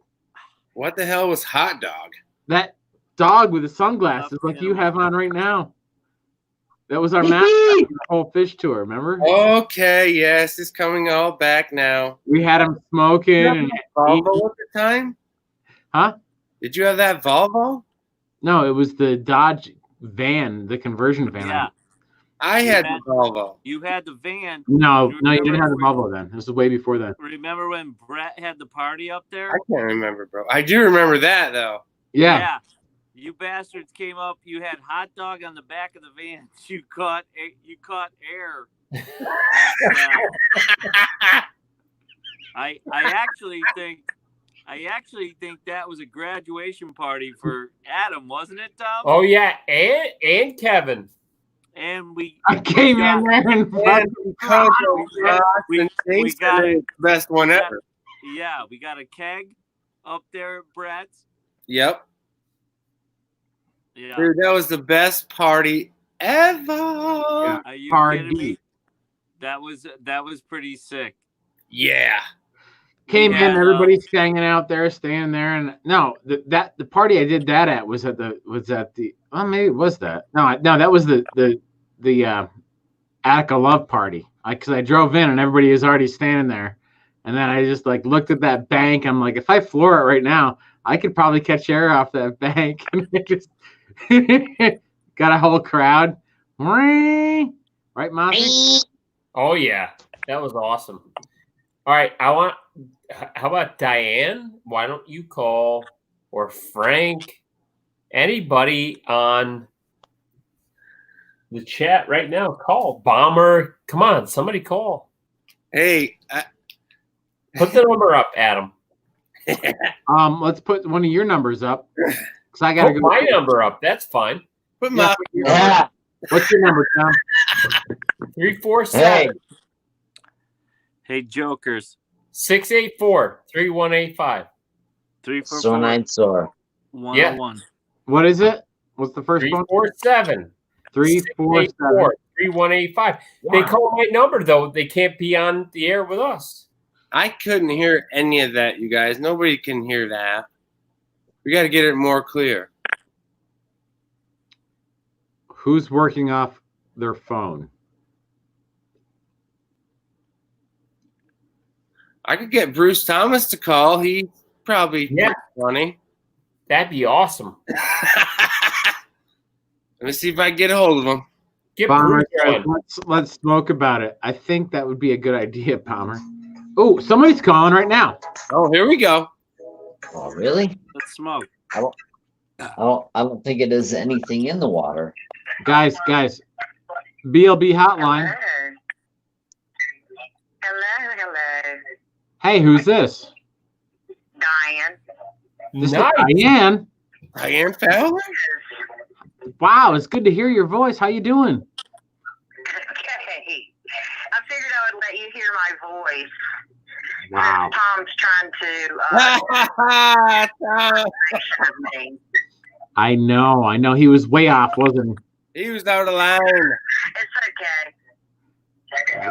Wow, it's really nice of you to call in here, Diane. Well, you're welcome. I love you guys. Wow. You're so funny. Well, it's great to hear your voice. It's great to put a voice to the character and the nice personality. Well, thanks. I'm glad that you'd have my voice on here. Oh, it's always going to be on here too. That's awesome.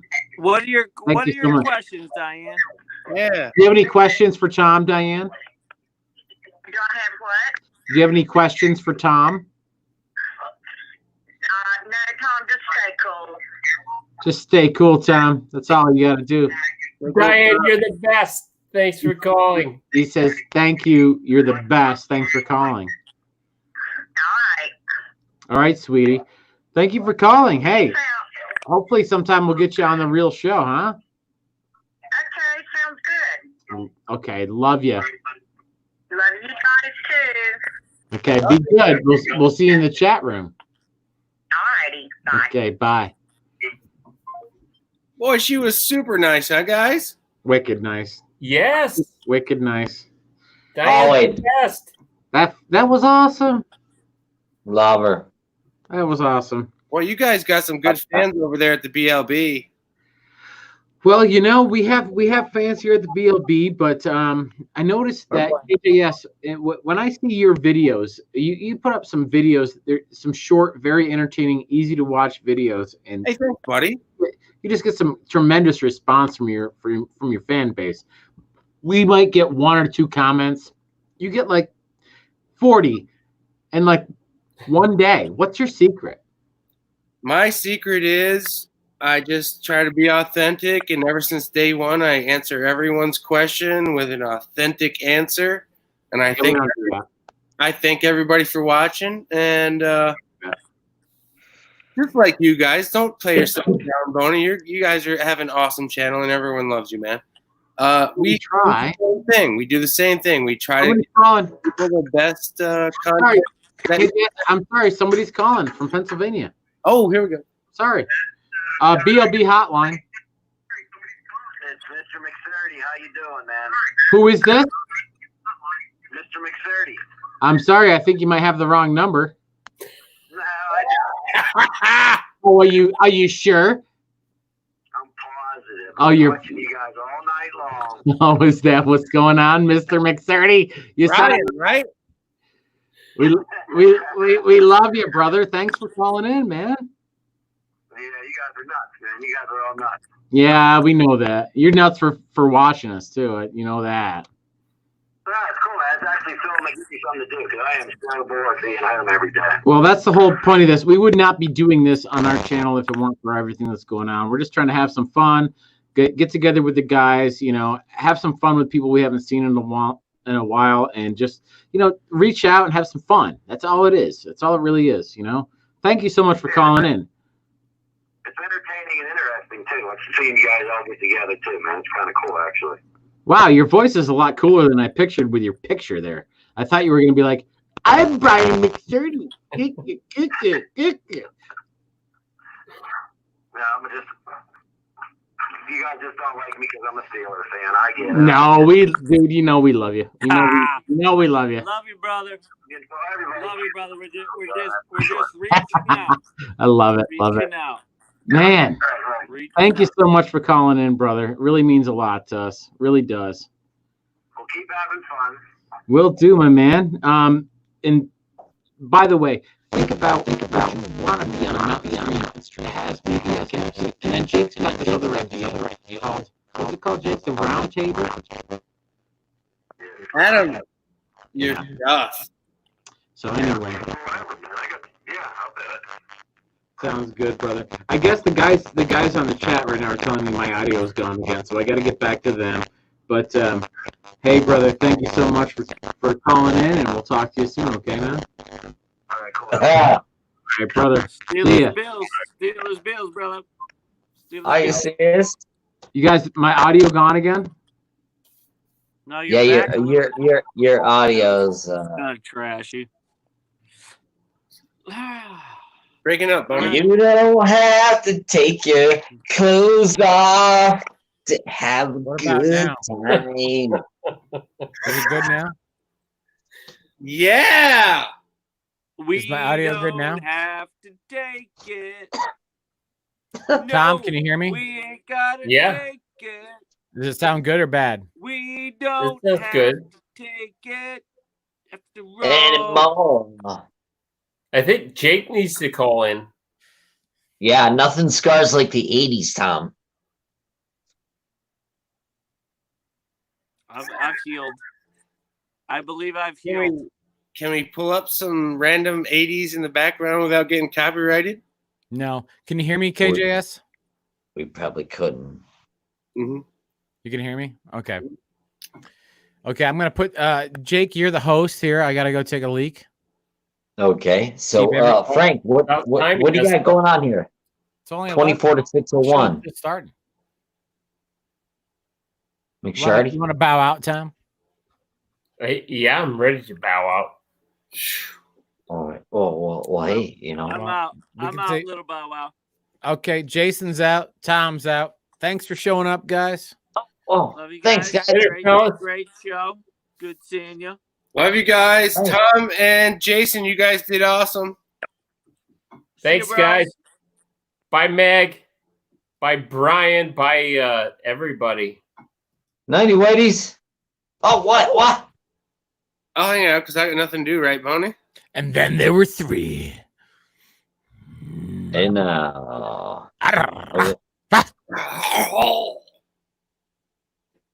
we're only gonna be here for an hour. Guys, I'll be back. I just gotta go take a leak. I'll be right back, okay? Yeah. If you say so. I mean, night, you guys. So, Jay. That was worse. Jay. Tell me. How you been? Bro, I gotta tell you. Yeah. I mean, what with all these crazy times? Yeah. I'm going stir crazy, but hey, you know it's all right. Yeah. I had a couple people. There were 4 people here today. We were like 12 feet apart, and we had a couple beers and everything. But that's a lot of math. And after a while, you just, it's hard to really judge distance. You know what I mean? Yeah. So yeah, there's that. And how do you think the stream's been going, bud? But this one, well, geez, Louise, yeah, I don't know. I've never been on this long in my life. Yeah. Hey, good night, Big Rob. ROB, we love you. Out in Cali. He's our ranch. I can't see the comments, guys, unfortunately. Yeah. Oh, sorry about. Remember that time at Squatchathon where you were reading them comments live? Yeah. That was a lot of fun. Yeah. Totally. Good times. See? Word. Yeah. Yeah. But I mean, okay. So listen. Let's get back to what we're in the COVID times, and here we are in the middle of April. Supposed to be like tax time. Supposed to be like census time. Supposed to be like all these things going on. Only no, we're on lockdown, bro. Well, you don't want to get the COVID is the way I look at it. You sure don't. Because if you did get that, then that would totally blow. Yeah, 98% of you would recover from it. But hey, let's shut down the whole world's economy and shut down the whole global. No, just kidding. It's all right. It's nothing to see here. We're all good. Just guys, be safe. All right, just be safe. Jake, on a positive, kind of funny note, related to said affliction. Today I never thought that I would be asked to wear a bandana over my face to go into a store. Oh. I'm like all bandanaed up. I'm like, so let me get this straight. I got to carry my own bag from home into the store with a bandana over my face. Yeah. No one wants to touch me or look at me. Like, if I was one of those crooked type of folk, and the people who have to, I'm just saying, like, this would be the ultimate easiest time ever to jack shit. Word. That's I mean, something. I'm not that guy, but hey, you're making me wear a mask. And yeah, so it's just very strange. I know you got to do what you got to do, and I just want everyone to be safe, but it is strange times. Sure is. Strange It times, sure guys, is. you know. Yeah, it really is. Strange times, boys. Strange times. Yeah, it is. Yep. It's strange times, guys. Now this is what I'm talking about. Okay, people might not think that what we're doing is relevant, but one person saying this, I'm actually hurting from laughing tonight. Thank you all. That right there. What? Yeah. Oh my God. The best thing I've ever Gotta heard. be on something. Yeah. Gotta So be on something. I'm talking about. Reflections. doing it all the way. God, no. Lord. Guys, thank you so much for staying on with me this long. It really means a lot. Hopefully the fans, or not the fans, but the followers, people that get us, stay on with us for as long as they have, which is crazy. Who would? Not me. Uh-huh. Except it's the BLB. It is. What? It is a BLB. Are you serious?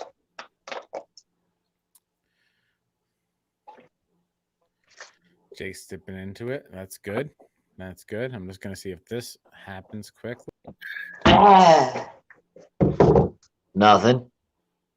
I like that Miller Lite, Jay. I got that Tito or the Tino's vodka Yeah. from her. Yeah, this was from Austin City Limits. I think I have one of those. You gave me one of those. Or Hertzy sent them up. Yep. So let's talk the real deal. What are we going to do to try to get our channel more shares, more views without selling out? Trying to get people on things that might help them. I don't know. I'm just spitballing here. I mean, I'd like to have go real. Yeah. Yeah. So what do we got to do? I mean, KG, yes, he puts up a video twice a week. Yeah, I try to do 2 a week. Yeah, that's good. That's good. It's hard though, man. You know what I mean? Sure. I can't always do it because where we live, you know what I mean? I don't want to divulge everything, but it's not like you could just go out and blow stuff up every night. You got to be discreet about it. And you don't want all your friends, neighbors hating you. So you got to drive in the middle of nowhere, which we are blessed to have the middle of nowhere. So, Yeah. you know, we get out on snowmobiles, and then I try to make my video like, all right, we go out on the snowmobile and make it like part of the video.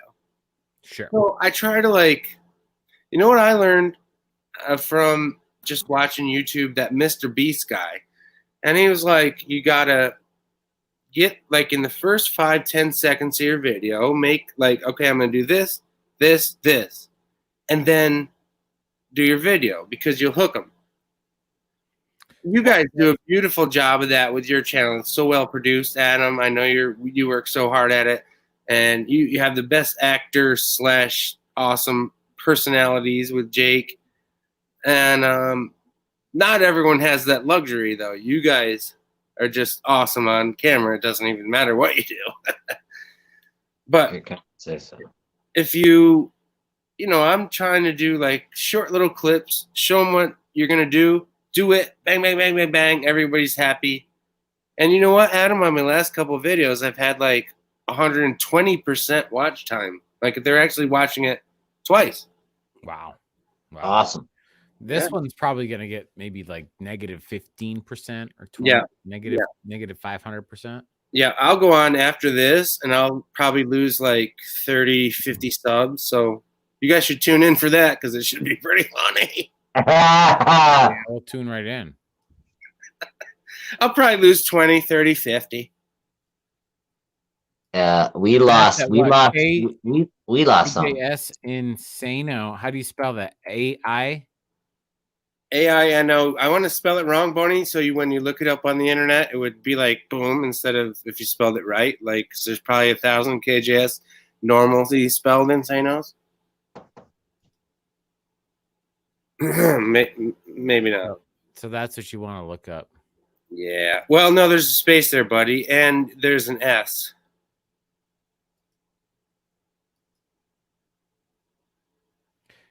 KJS space. It's not Inano.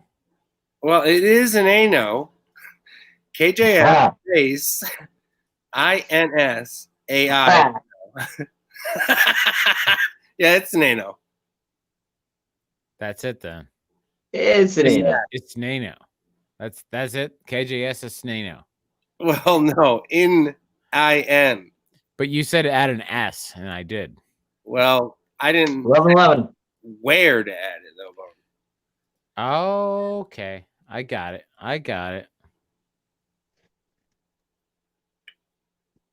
We're gonna have to make a road trip.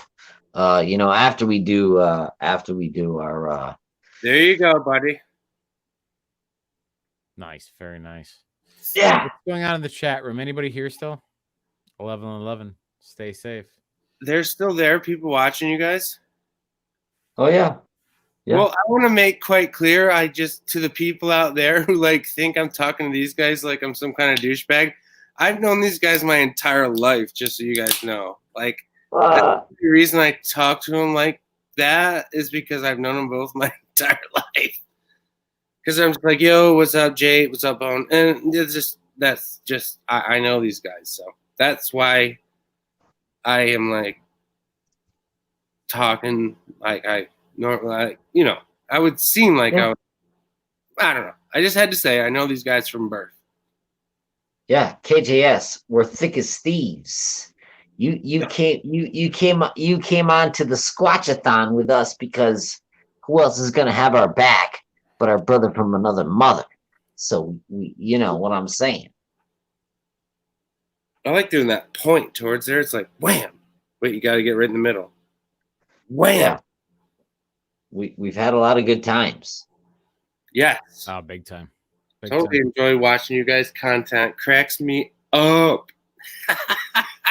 That last one, man, I wasn't sure if you guys were going to find the base camp. We were so close. And isn't it weird how, Tom brought up out of nowhere how, he saw that rock wall. Yep. Yeah. No, but the compasses going weird and other hunters in that area. We lost our compass outright, but he was saying people get turned around there, and we were turned around for a good 2.5 hours. Yeah. Yeah, we didn't think we were gonna be making it back that night. It was fun. It was unbelievable. And you can tell in the video, I've known you guys my whole life, and you could tell the expression when you guys are hugging at the end. Yeah, they were lost. Yeah, big time. It was funny because when we were out there, it was like I was like, "There's no way we're getting back." And then when we finally heard the generator, was that whole thing, when with the video and the way it was if you watch it, it shows we're going over to make sure that the generator has gas. I know, I love that. It's why that was totally unscripted. It was just what it was. And if it weren't for that generator, you'd been screwed, bud. We stopped and Nolan heard the generator or Jake. No way. Yeah. What's that sound? And then we're like, oh my God, that's the generator. And then we walked towards that sound. And then all of a sudden, before we knew it, we saw lights. Yeah. We're like, okay, that's our camp. There's no way around it. And we got back to our camp. It was unbelievable, man. It was sketchy. It went from being totally freaked out with all the Squatch sign and everything that was going on in the woods to being scared that we weren't just going to make it back to our camp. You know? I could tell, man. I was watching the video and I was like, "Oh man, this is real. They're worried," and you could tell. And then when I saw you guys give the hug at the end, I was like, "Yes, that was such a good episode, you guys." Well, it was real. I mean, the whole entire idea was like originally we were going to produce a little first season, and the second season was just going to be the true story of us going to Squatch Notch as an overnighter with a big time campsite. And that's what we did. I mean, Jake, was that not awesome? We planned that for months, man. Months. Yeah. Big time. I mean, that whole thing with the real tent we had set up and everything we did in there, it was in the middle of nowhere. It was awesome. It was really awesome. And there's also, like, by the way, there's like B-roll footage from the next day that we're probably going to put in these little segments that kind of like put in little things in our channel, little nuggets of gold, right, Jake? Absolutely. From like the next morning with the breakfast stuff and all that stuff. You know? Oh, you have more like extras or whatever? Extras? Yeah, there's a lot. Nice. Yeah. I'm ready to see some of that. I would like to. Yeah. Yeah, that's back in there quite a ways away from any houses or anything like that. And we're planning on going back there again this week, me and Jake, on foot from the very beginning. So we're going to be instead of having the BLB unit to drive us in there most of the way. Yeah. To walk from the road, we're going to be walking in. So it's going to be an interesting expedition. I think it's going to be a good one because we've always gone in back deep in there with an ATV, and you can hear those things coming from a mile away. I'll tell you what, though, Adam, I don't know. I know actually that maybe you and Jake haven't done this, but I have. I've had a hunting license forever and had an ATV forever. And I'll tell you what, you can drive with that ATV right past the deer and they will not flinch. Whereas if you're on foot, you could never get that close. So I think that a Squatch would be the same. I don't. Well, I could be wrong, but I mean, a deer just lets you drive right up on it. Yeah, but lots and lots and lots and lots and lots of humans have killed deer. And it's very seldom that there's any record of anybody killing any Squatches. So, well, probably because you can't really drive ATVs where they live, I would think. I don't think so to that either. And I don't want to get too political here, but I mean, it's been known that Squatch can be in suburban areas and be so elusive that they can just be there. And like, you'd think like there's no way a Sasquatch can be here, but for whatever reason, there's like evidence that they're there. Well, totally. I could believe that, man. I believe it. But I was just thinking maybe they wouldn't run away from the ATV. I don't know. But if they don't run away from ATVs, then they would probably be shot by now. The way I think about it is this. It doesn't matter if it's an ATV or on foot or whatever. They're going to know you're coming regardless of what you have. Oh, absolutely. But, I mean, at the same time, it's fun to think about me and Jake going into the woods from the road into this place we've been at tons of times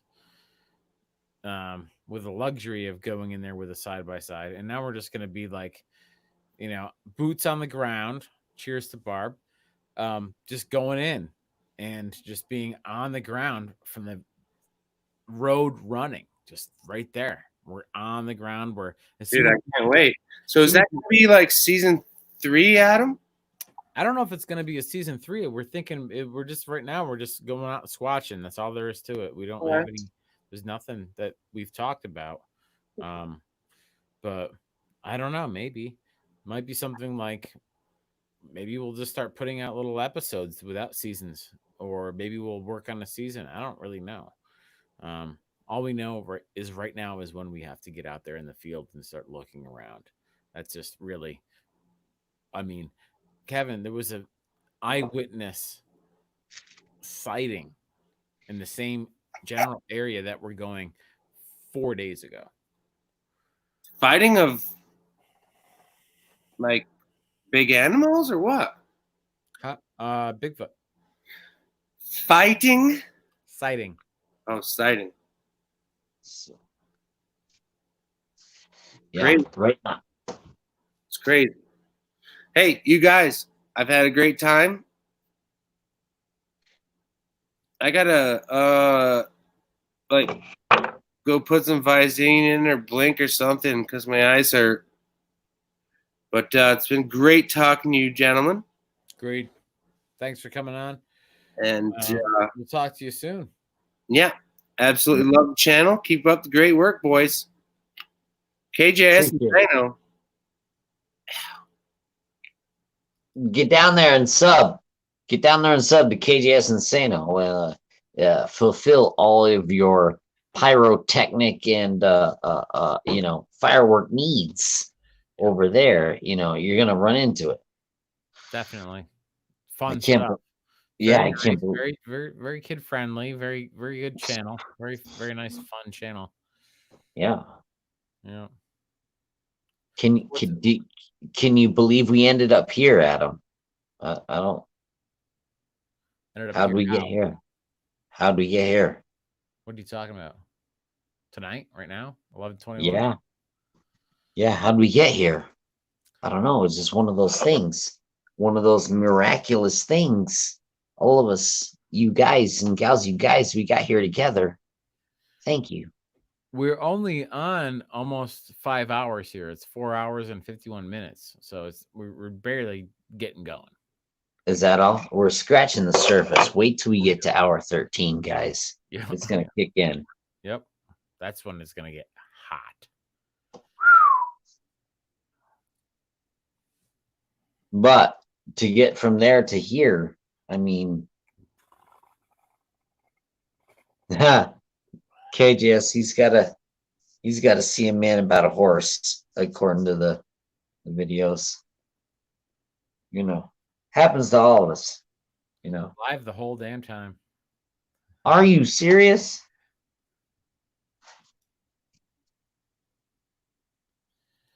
We love you, Bomber. So we're Flying gonna our go from colors. here, Jake. We gotta come up with a are we doing Tuesday, Wednesday? What day are we gonna look at the weather before we go back into Squash country? Yeah. Yeah. We definitely have to get on it, dude. Yeah. What with the sighting and all. Dude, that's like so crazy. Like, we have to do this. And I know that just because he's seeing something in his area, it doesn't mean that there was this one in this whole area. That one's hanging out there, Yeah. like over in our spot. They're in there too. I know it. They're in that whole spot, that whole entire. Yeah. You remember I showed you the map? Yeah. And they're in that whole area, man. There's not just one. He might not have seen the same one both times. Who the fuck knows? All I know is like he's seen it, and it's dude, right here, right now. Like an old Van Halen record. Yeah.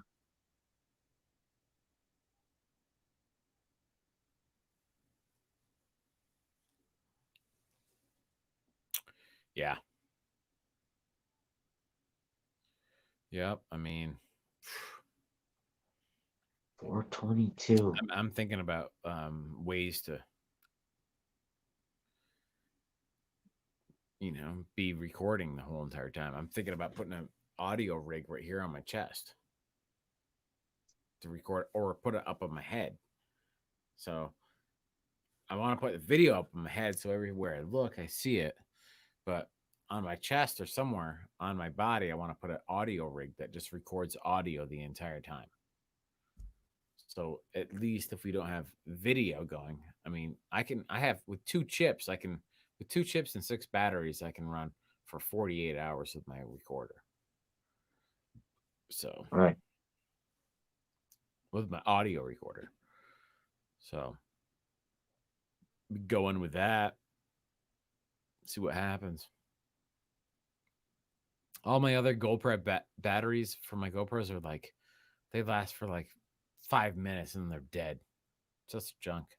Terrible. Hardly even used. Totally ruined.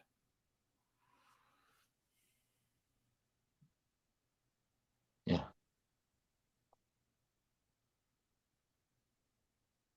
Well, should we call it or what should we do here? I mean, you've been a Well, trooper, Jake. The whole time you've been a trooper. You hung out with me and Tom and Jason and everybody else. And well, yeah, back at you. And everyone else back in the chat, we got Nemesis and Bar still hanging out. Nematos, not Nemesis, sorry, Nematos, he's over there in the UK. And yeah, do we have any plans for the immediate future? Yeah, hopefully to get out of this lockdown, but we're not there yet because we're in the well, this is the hot spot. This is the hot zone. Guys and gals, you guys, we think this is the time when they're moving through our territory. So, it's killing us having to sit home. But we're gonna try to sneak out and do something cool, right? well, hopefully we can line that up over the next couple days. I mean, talk about social distancing. I don't want to be anywhere quite near you, but I want to be within talking distance of you. We'll both be completely fine. We're going to be fine, dude. It's Yeah. not like we're going to be doing anything crazy or be near or breaking any social distance rules at all. You'll drive up, you park your car, I'll park mine. We'll Other meet. side. We'll be on opposite sides. We'll have the whole plan together with the cameras. We'll start recording, and we'll hit the hit. We'll hit the hills. We'll go. Sounds good. Get back in there. And my plan originally was to leave later in the afternoon, but now I'm thinking with what Tom said about the compasses and everything like that, we should probably definitely bring survival packs with plastic and everything like we did in that one video no one's seen yet, which is going to be a great video. But we should do that, but we should also maybe leave earlier and bushwhack our way in, leaving a blazed trail on the way back somehow. Oh. And what Tom said with that Onyx Maps thing, you can track your GPS track where you go, and that might be the best bet. So maybe we should do a little experimentation with that before we head in, because when we get in there, Jake, and we go beyond where we've been before, when you look at it through like Google Earth and you see the vast chunk of land that's there, I mean, we could be lost within that for days and never know where the hell we are. Yeah. It's so big, and you never know this time of year, especially. You never know what the sun's going to do. Is it going to get cloudy the next day? Is the sun going to come out? Can we see the stars? Can we navigate at night? Like all that stuff is like such a gamble that I don't really want to gamble on it. Really, I would rather like know what we're doing. Get in there, blaze a trail in there, find a spot, do some investigation in that area, and then come home at night. So we come out at night. I want to come out during the nighttime. So I want to be there when it's crepuscular, when the it goes from day to night or night to day. During that hour is basically when I've had the most activity, and it just stands to reason that we probably will have the best luck. The one sighting over on Bird Pond Road, the first one happened early in the morning. The second one happened into the evening. And that just tells me, like, these are crepuscular beings, and that's just all there is to it. I mean, more than maybe they're more nocturnal. Maybe they're more. Who knows? But the more they definitely have more. They're around. There's more sightings and more sign during the crepuscular hours. As far as I've been told, and as far as I personally have experienced, Jake. Yeah. Yeah, we're all living it. We're all living it 1 foot at a time, 1 step at a time, you know.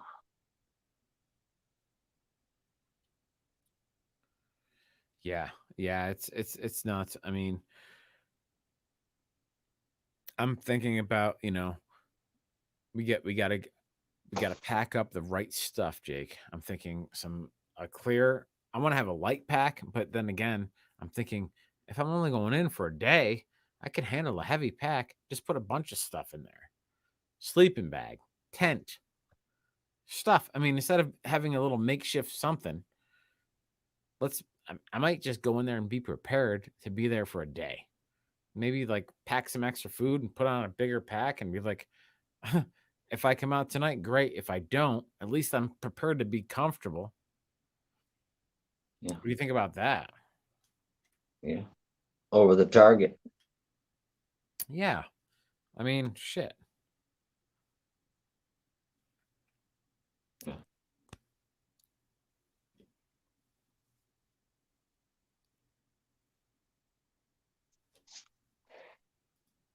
Oh, Frank's gonna call in. He's asking, he's still taking calls. Well, we're on the cops, but hey, We're taking calls.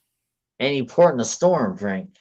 You know, we're 5 hours in. We never expected to go this long. We were just gonna go an hour, hour and a half, 90 minutes tops. One thing leads to another. Jake, I had an idea about this whole going long thing. I think there should be like some kind of advertisement where we don't leave these long videos up for the general public, but we put an advertisement for them with like the link to it. So it's like it's not a private video, but it's like a unlisted video. And if anybody's concerned enough about it and they want to get it, we'll send them the unlisted link. Oh, really? Like a little, a little. Do you like BLB enough to watch this whole thing, or yeah, maybe you don't? Yeah, it's COVID times. I mean, I wouldn't watch this thing this long, but if it's Wait till something, if it's something that people can actually watch and hang out and not be bored out of their mind, then dude, we're making it exactly what we're supposed to be making it, dude. You know what I mean? Yeah. Yes. When Bomber said, "I love your extracurricular activities, Adam," I mean that meant a lot to me, man, because I was only putting that stuff up because it was COVID time, and I'm like, I don't really know if this feels good. It felt good to put it on there, but like, not a lot of people really liked it. You got to give Frank your phone number. It's area code 518-260-5565. Right? Is that what it is? There it is. Send it, Frank.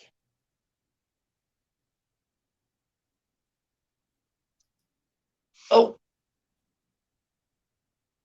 I say I'm naked, but that is by the by. Oh, I was gonna go with that same. Thanks, Meg. Meg, that's just awesome. It's awesome that you're there hanging out with us. We're just doing our thing, hanging out, not doing anything, just hanging out, and you're just hanging out with us like a friend, and that's awesome. Feels good. I love it. Jake? Yeah, I gotta step out quick. Be right back. 90 seconds. Damn, Bomber.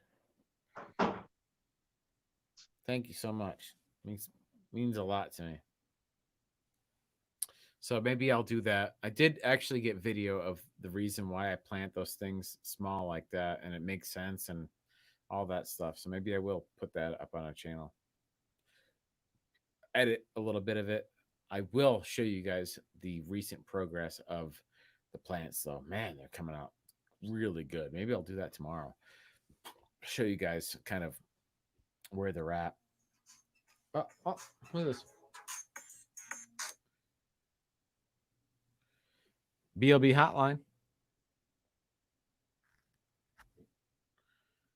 BLB hotline. Are you there? Hello, you've reached the BLB hotline. This is Adam. Adam, it's Frank here from UK land. Frank from the UK. No kidding. Are you really there? Is that really you? It's really me. I'm not a hologram. Wow, you're not a hologram, and it's actually you. It sounds like you. Now, Frank's here. And I'm sober as well, so it's a bonus. Oh, that's a shame. You know, I know I'm only on the coffee, so you know, I'm letting the side down here, I'm afraid. Oh, I got you, buddy. How's everything been for you? Oh, very good, very good. Right, yeah. Not too bad here. Nice sunny day, but it was earlier. I mean, it's now another day now. And Sure. the sun will be up in a matter of an hour or so. It's 4:36 a.m. here in London. Oh, Yeah. you're over in London. Pretty early. Oh, that's nice. Wow. That's cool. How is everything going with your channel?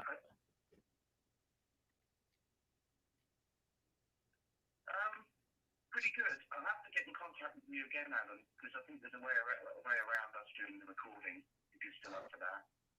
Oh, definitely, Frank. Of course. I did one recently, just came out, and I got round the recording problem. Quite an easy solution to it, actually. Oh, very cool. Switching from video to audio only, and it worked fine. There was just a couple of little drops, but nothing major, and the whole half hour went fine, you know. So I think we could do it that way, you know. That sounds fantastic, Frank. I can't wait to be on your show with you. Me and Jake have been looking forward to it. Yeah. Yeah, man. I'd love to. I'd love for you fellas to come on, you know. Oh, absolutely. It's going to happen. It's just a matter of time, buddy. Matter of time. We'll do it quickly, hopefully, because it sounds like a lot of fun. So thanks for calling in, man. It really means a lot to us. No worries, man. And keep up the good work. You're doing a great job there. That means a lot. Wow. I tuned in a bit late tonight, so I'll go back and watch the rest of it. Awesome. Hey, Frank. Thank you so much, Frank. Good to hear it, man. Thanks, man. Good to see you, Jake. It's good to finally see you. Likewise, brother. All right, guys. Take it easy. Thanks for calling in, my man. We'll talk to you soon, okay? All right, then.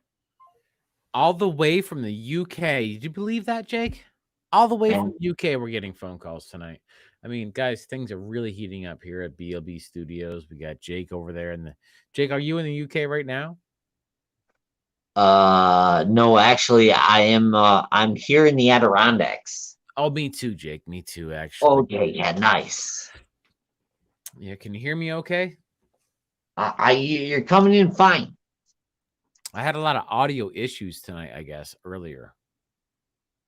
Yeah, but you're clear as a bell now, so thank goodness. Yeah, I know. Thank goodness. You know? I mean, I thought the questions went nice tonight with Tom, right? Oh yeah, was Tom on here? Did we have questions? And then Jason wanted to have some questions too, but he unfortunately heard the last part. So when he started talking about one person, he already answered it. And Jason does own the record right now, 40 seconds and 69 tenths of second. Tom is in second place with 45.71. And then we have Howie at 58.36. Now, what Jason was saying was that maybe the way that the person says things isn't going to be exactly the same, or maybe they say things a little bit slower or here and there. And what he doesn't understand is that it doesn't matter. We just say things the way we say them, and the time is what the time is. And if you don't win, then you're not as good as the person that did. All there is to it. Pretty much. Yeah. That's all there is to it. Yeah. Yeah. That's it in a nutshell, Adam. So I was thinking, you know what, Jake, I was like, throughout this process, I'm thinking, I mean, is Buckner watching this? Do you think Buckner's watching? You think he is? I don't know. Do you think he might be watching and being like, I'm going to be in that hot seat at some point? He's got to. Dude, he's going to totally be. Huh. I wonder if he's like watching it, wondering like, I'm going to be in that hot seat. How am I going to perform? And the questions are just questions. They're not tailored to anybody's needs. They're just questions, and we put them together, and it's not about any of the questions. We just put the questions together that might be this there, and random, Yeah. totally random, and we just ask the questions, and you answer them, and that's what it's all about. Flowing through the rapids, Jake. We're coming through.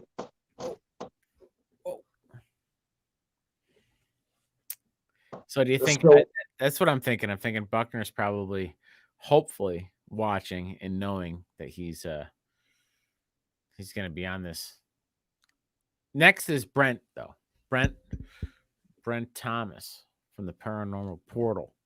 He's going to be in a hot seat next. This is all for me. I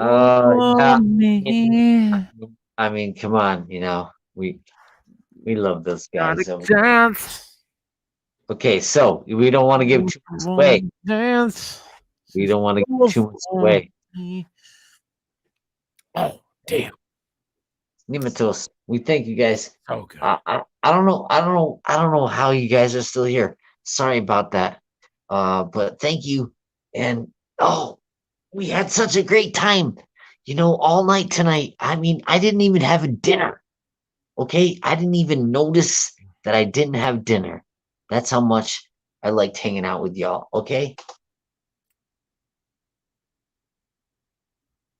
I agree. I'm the same.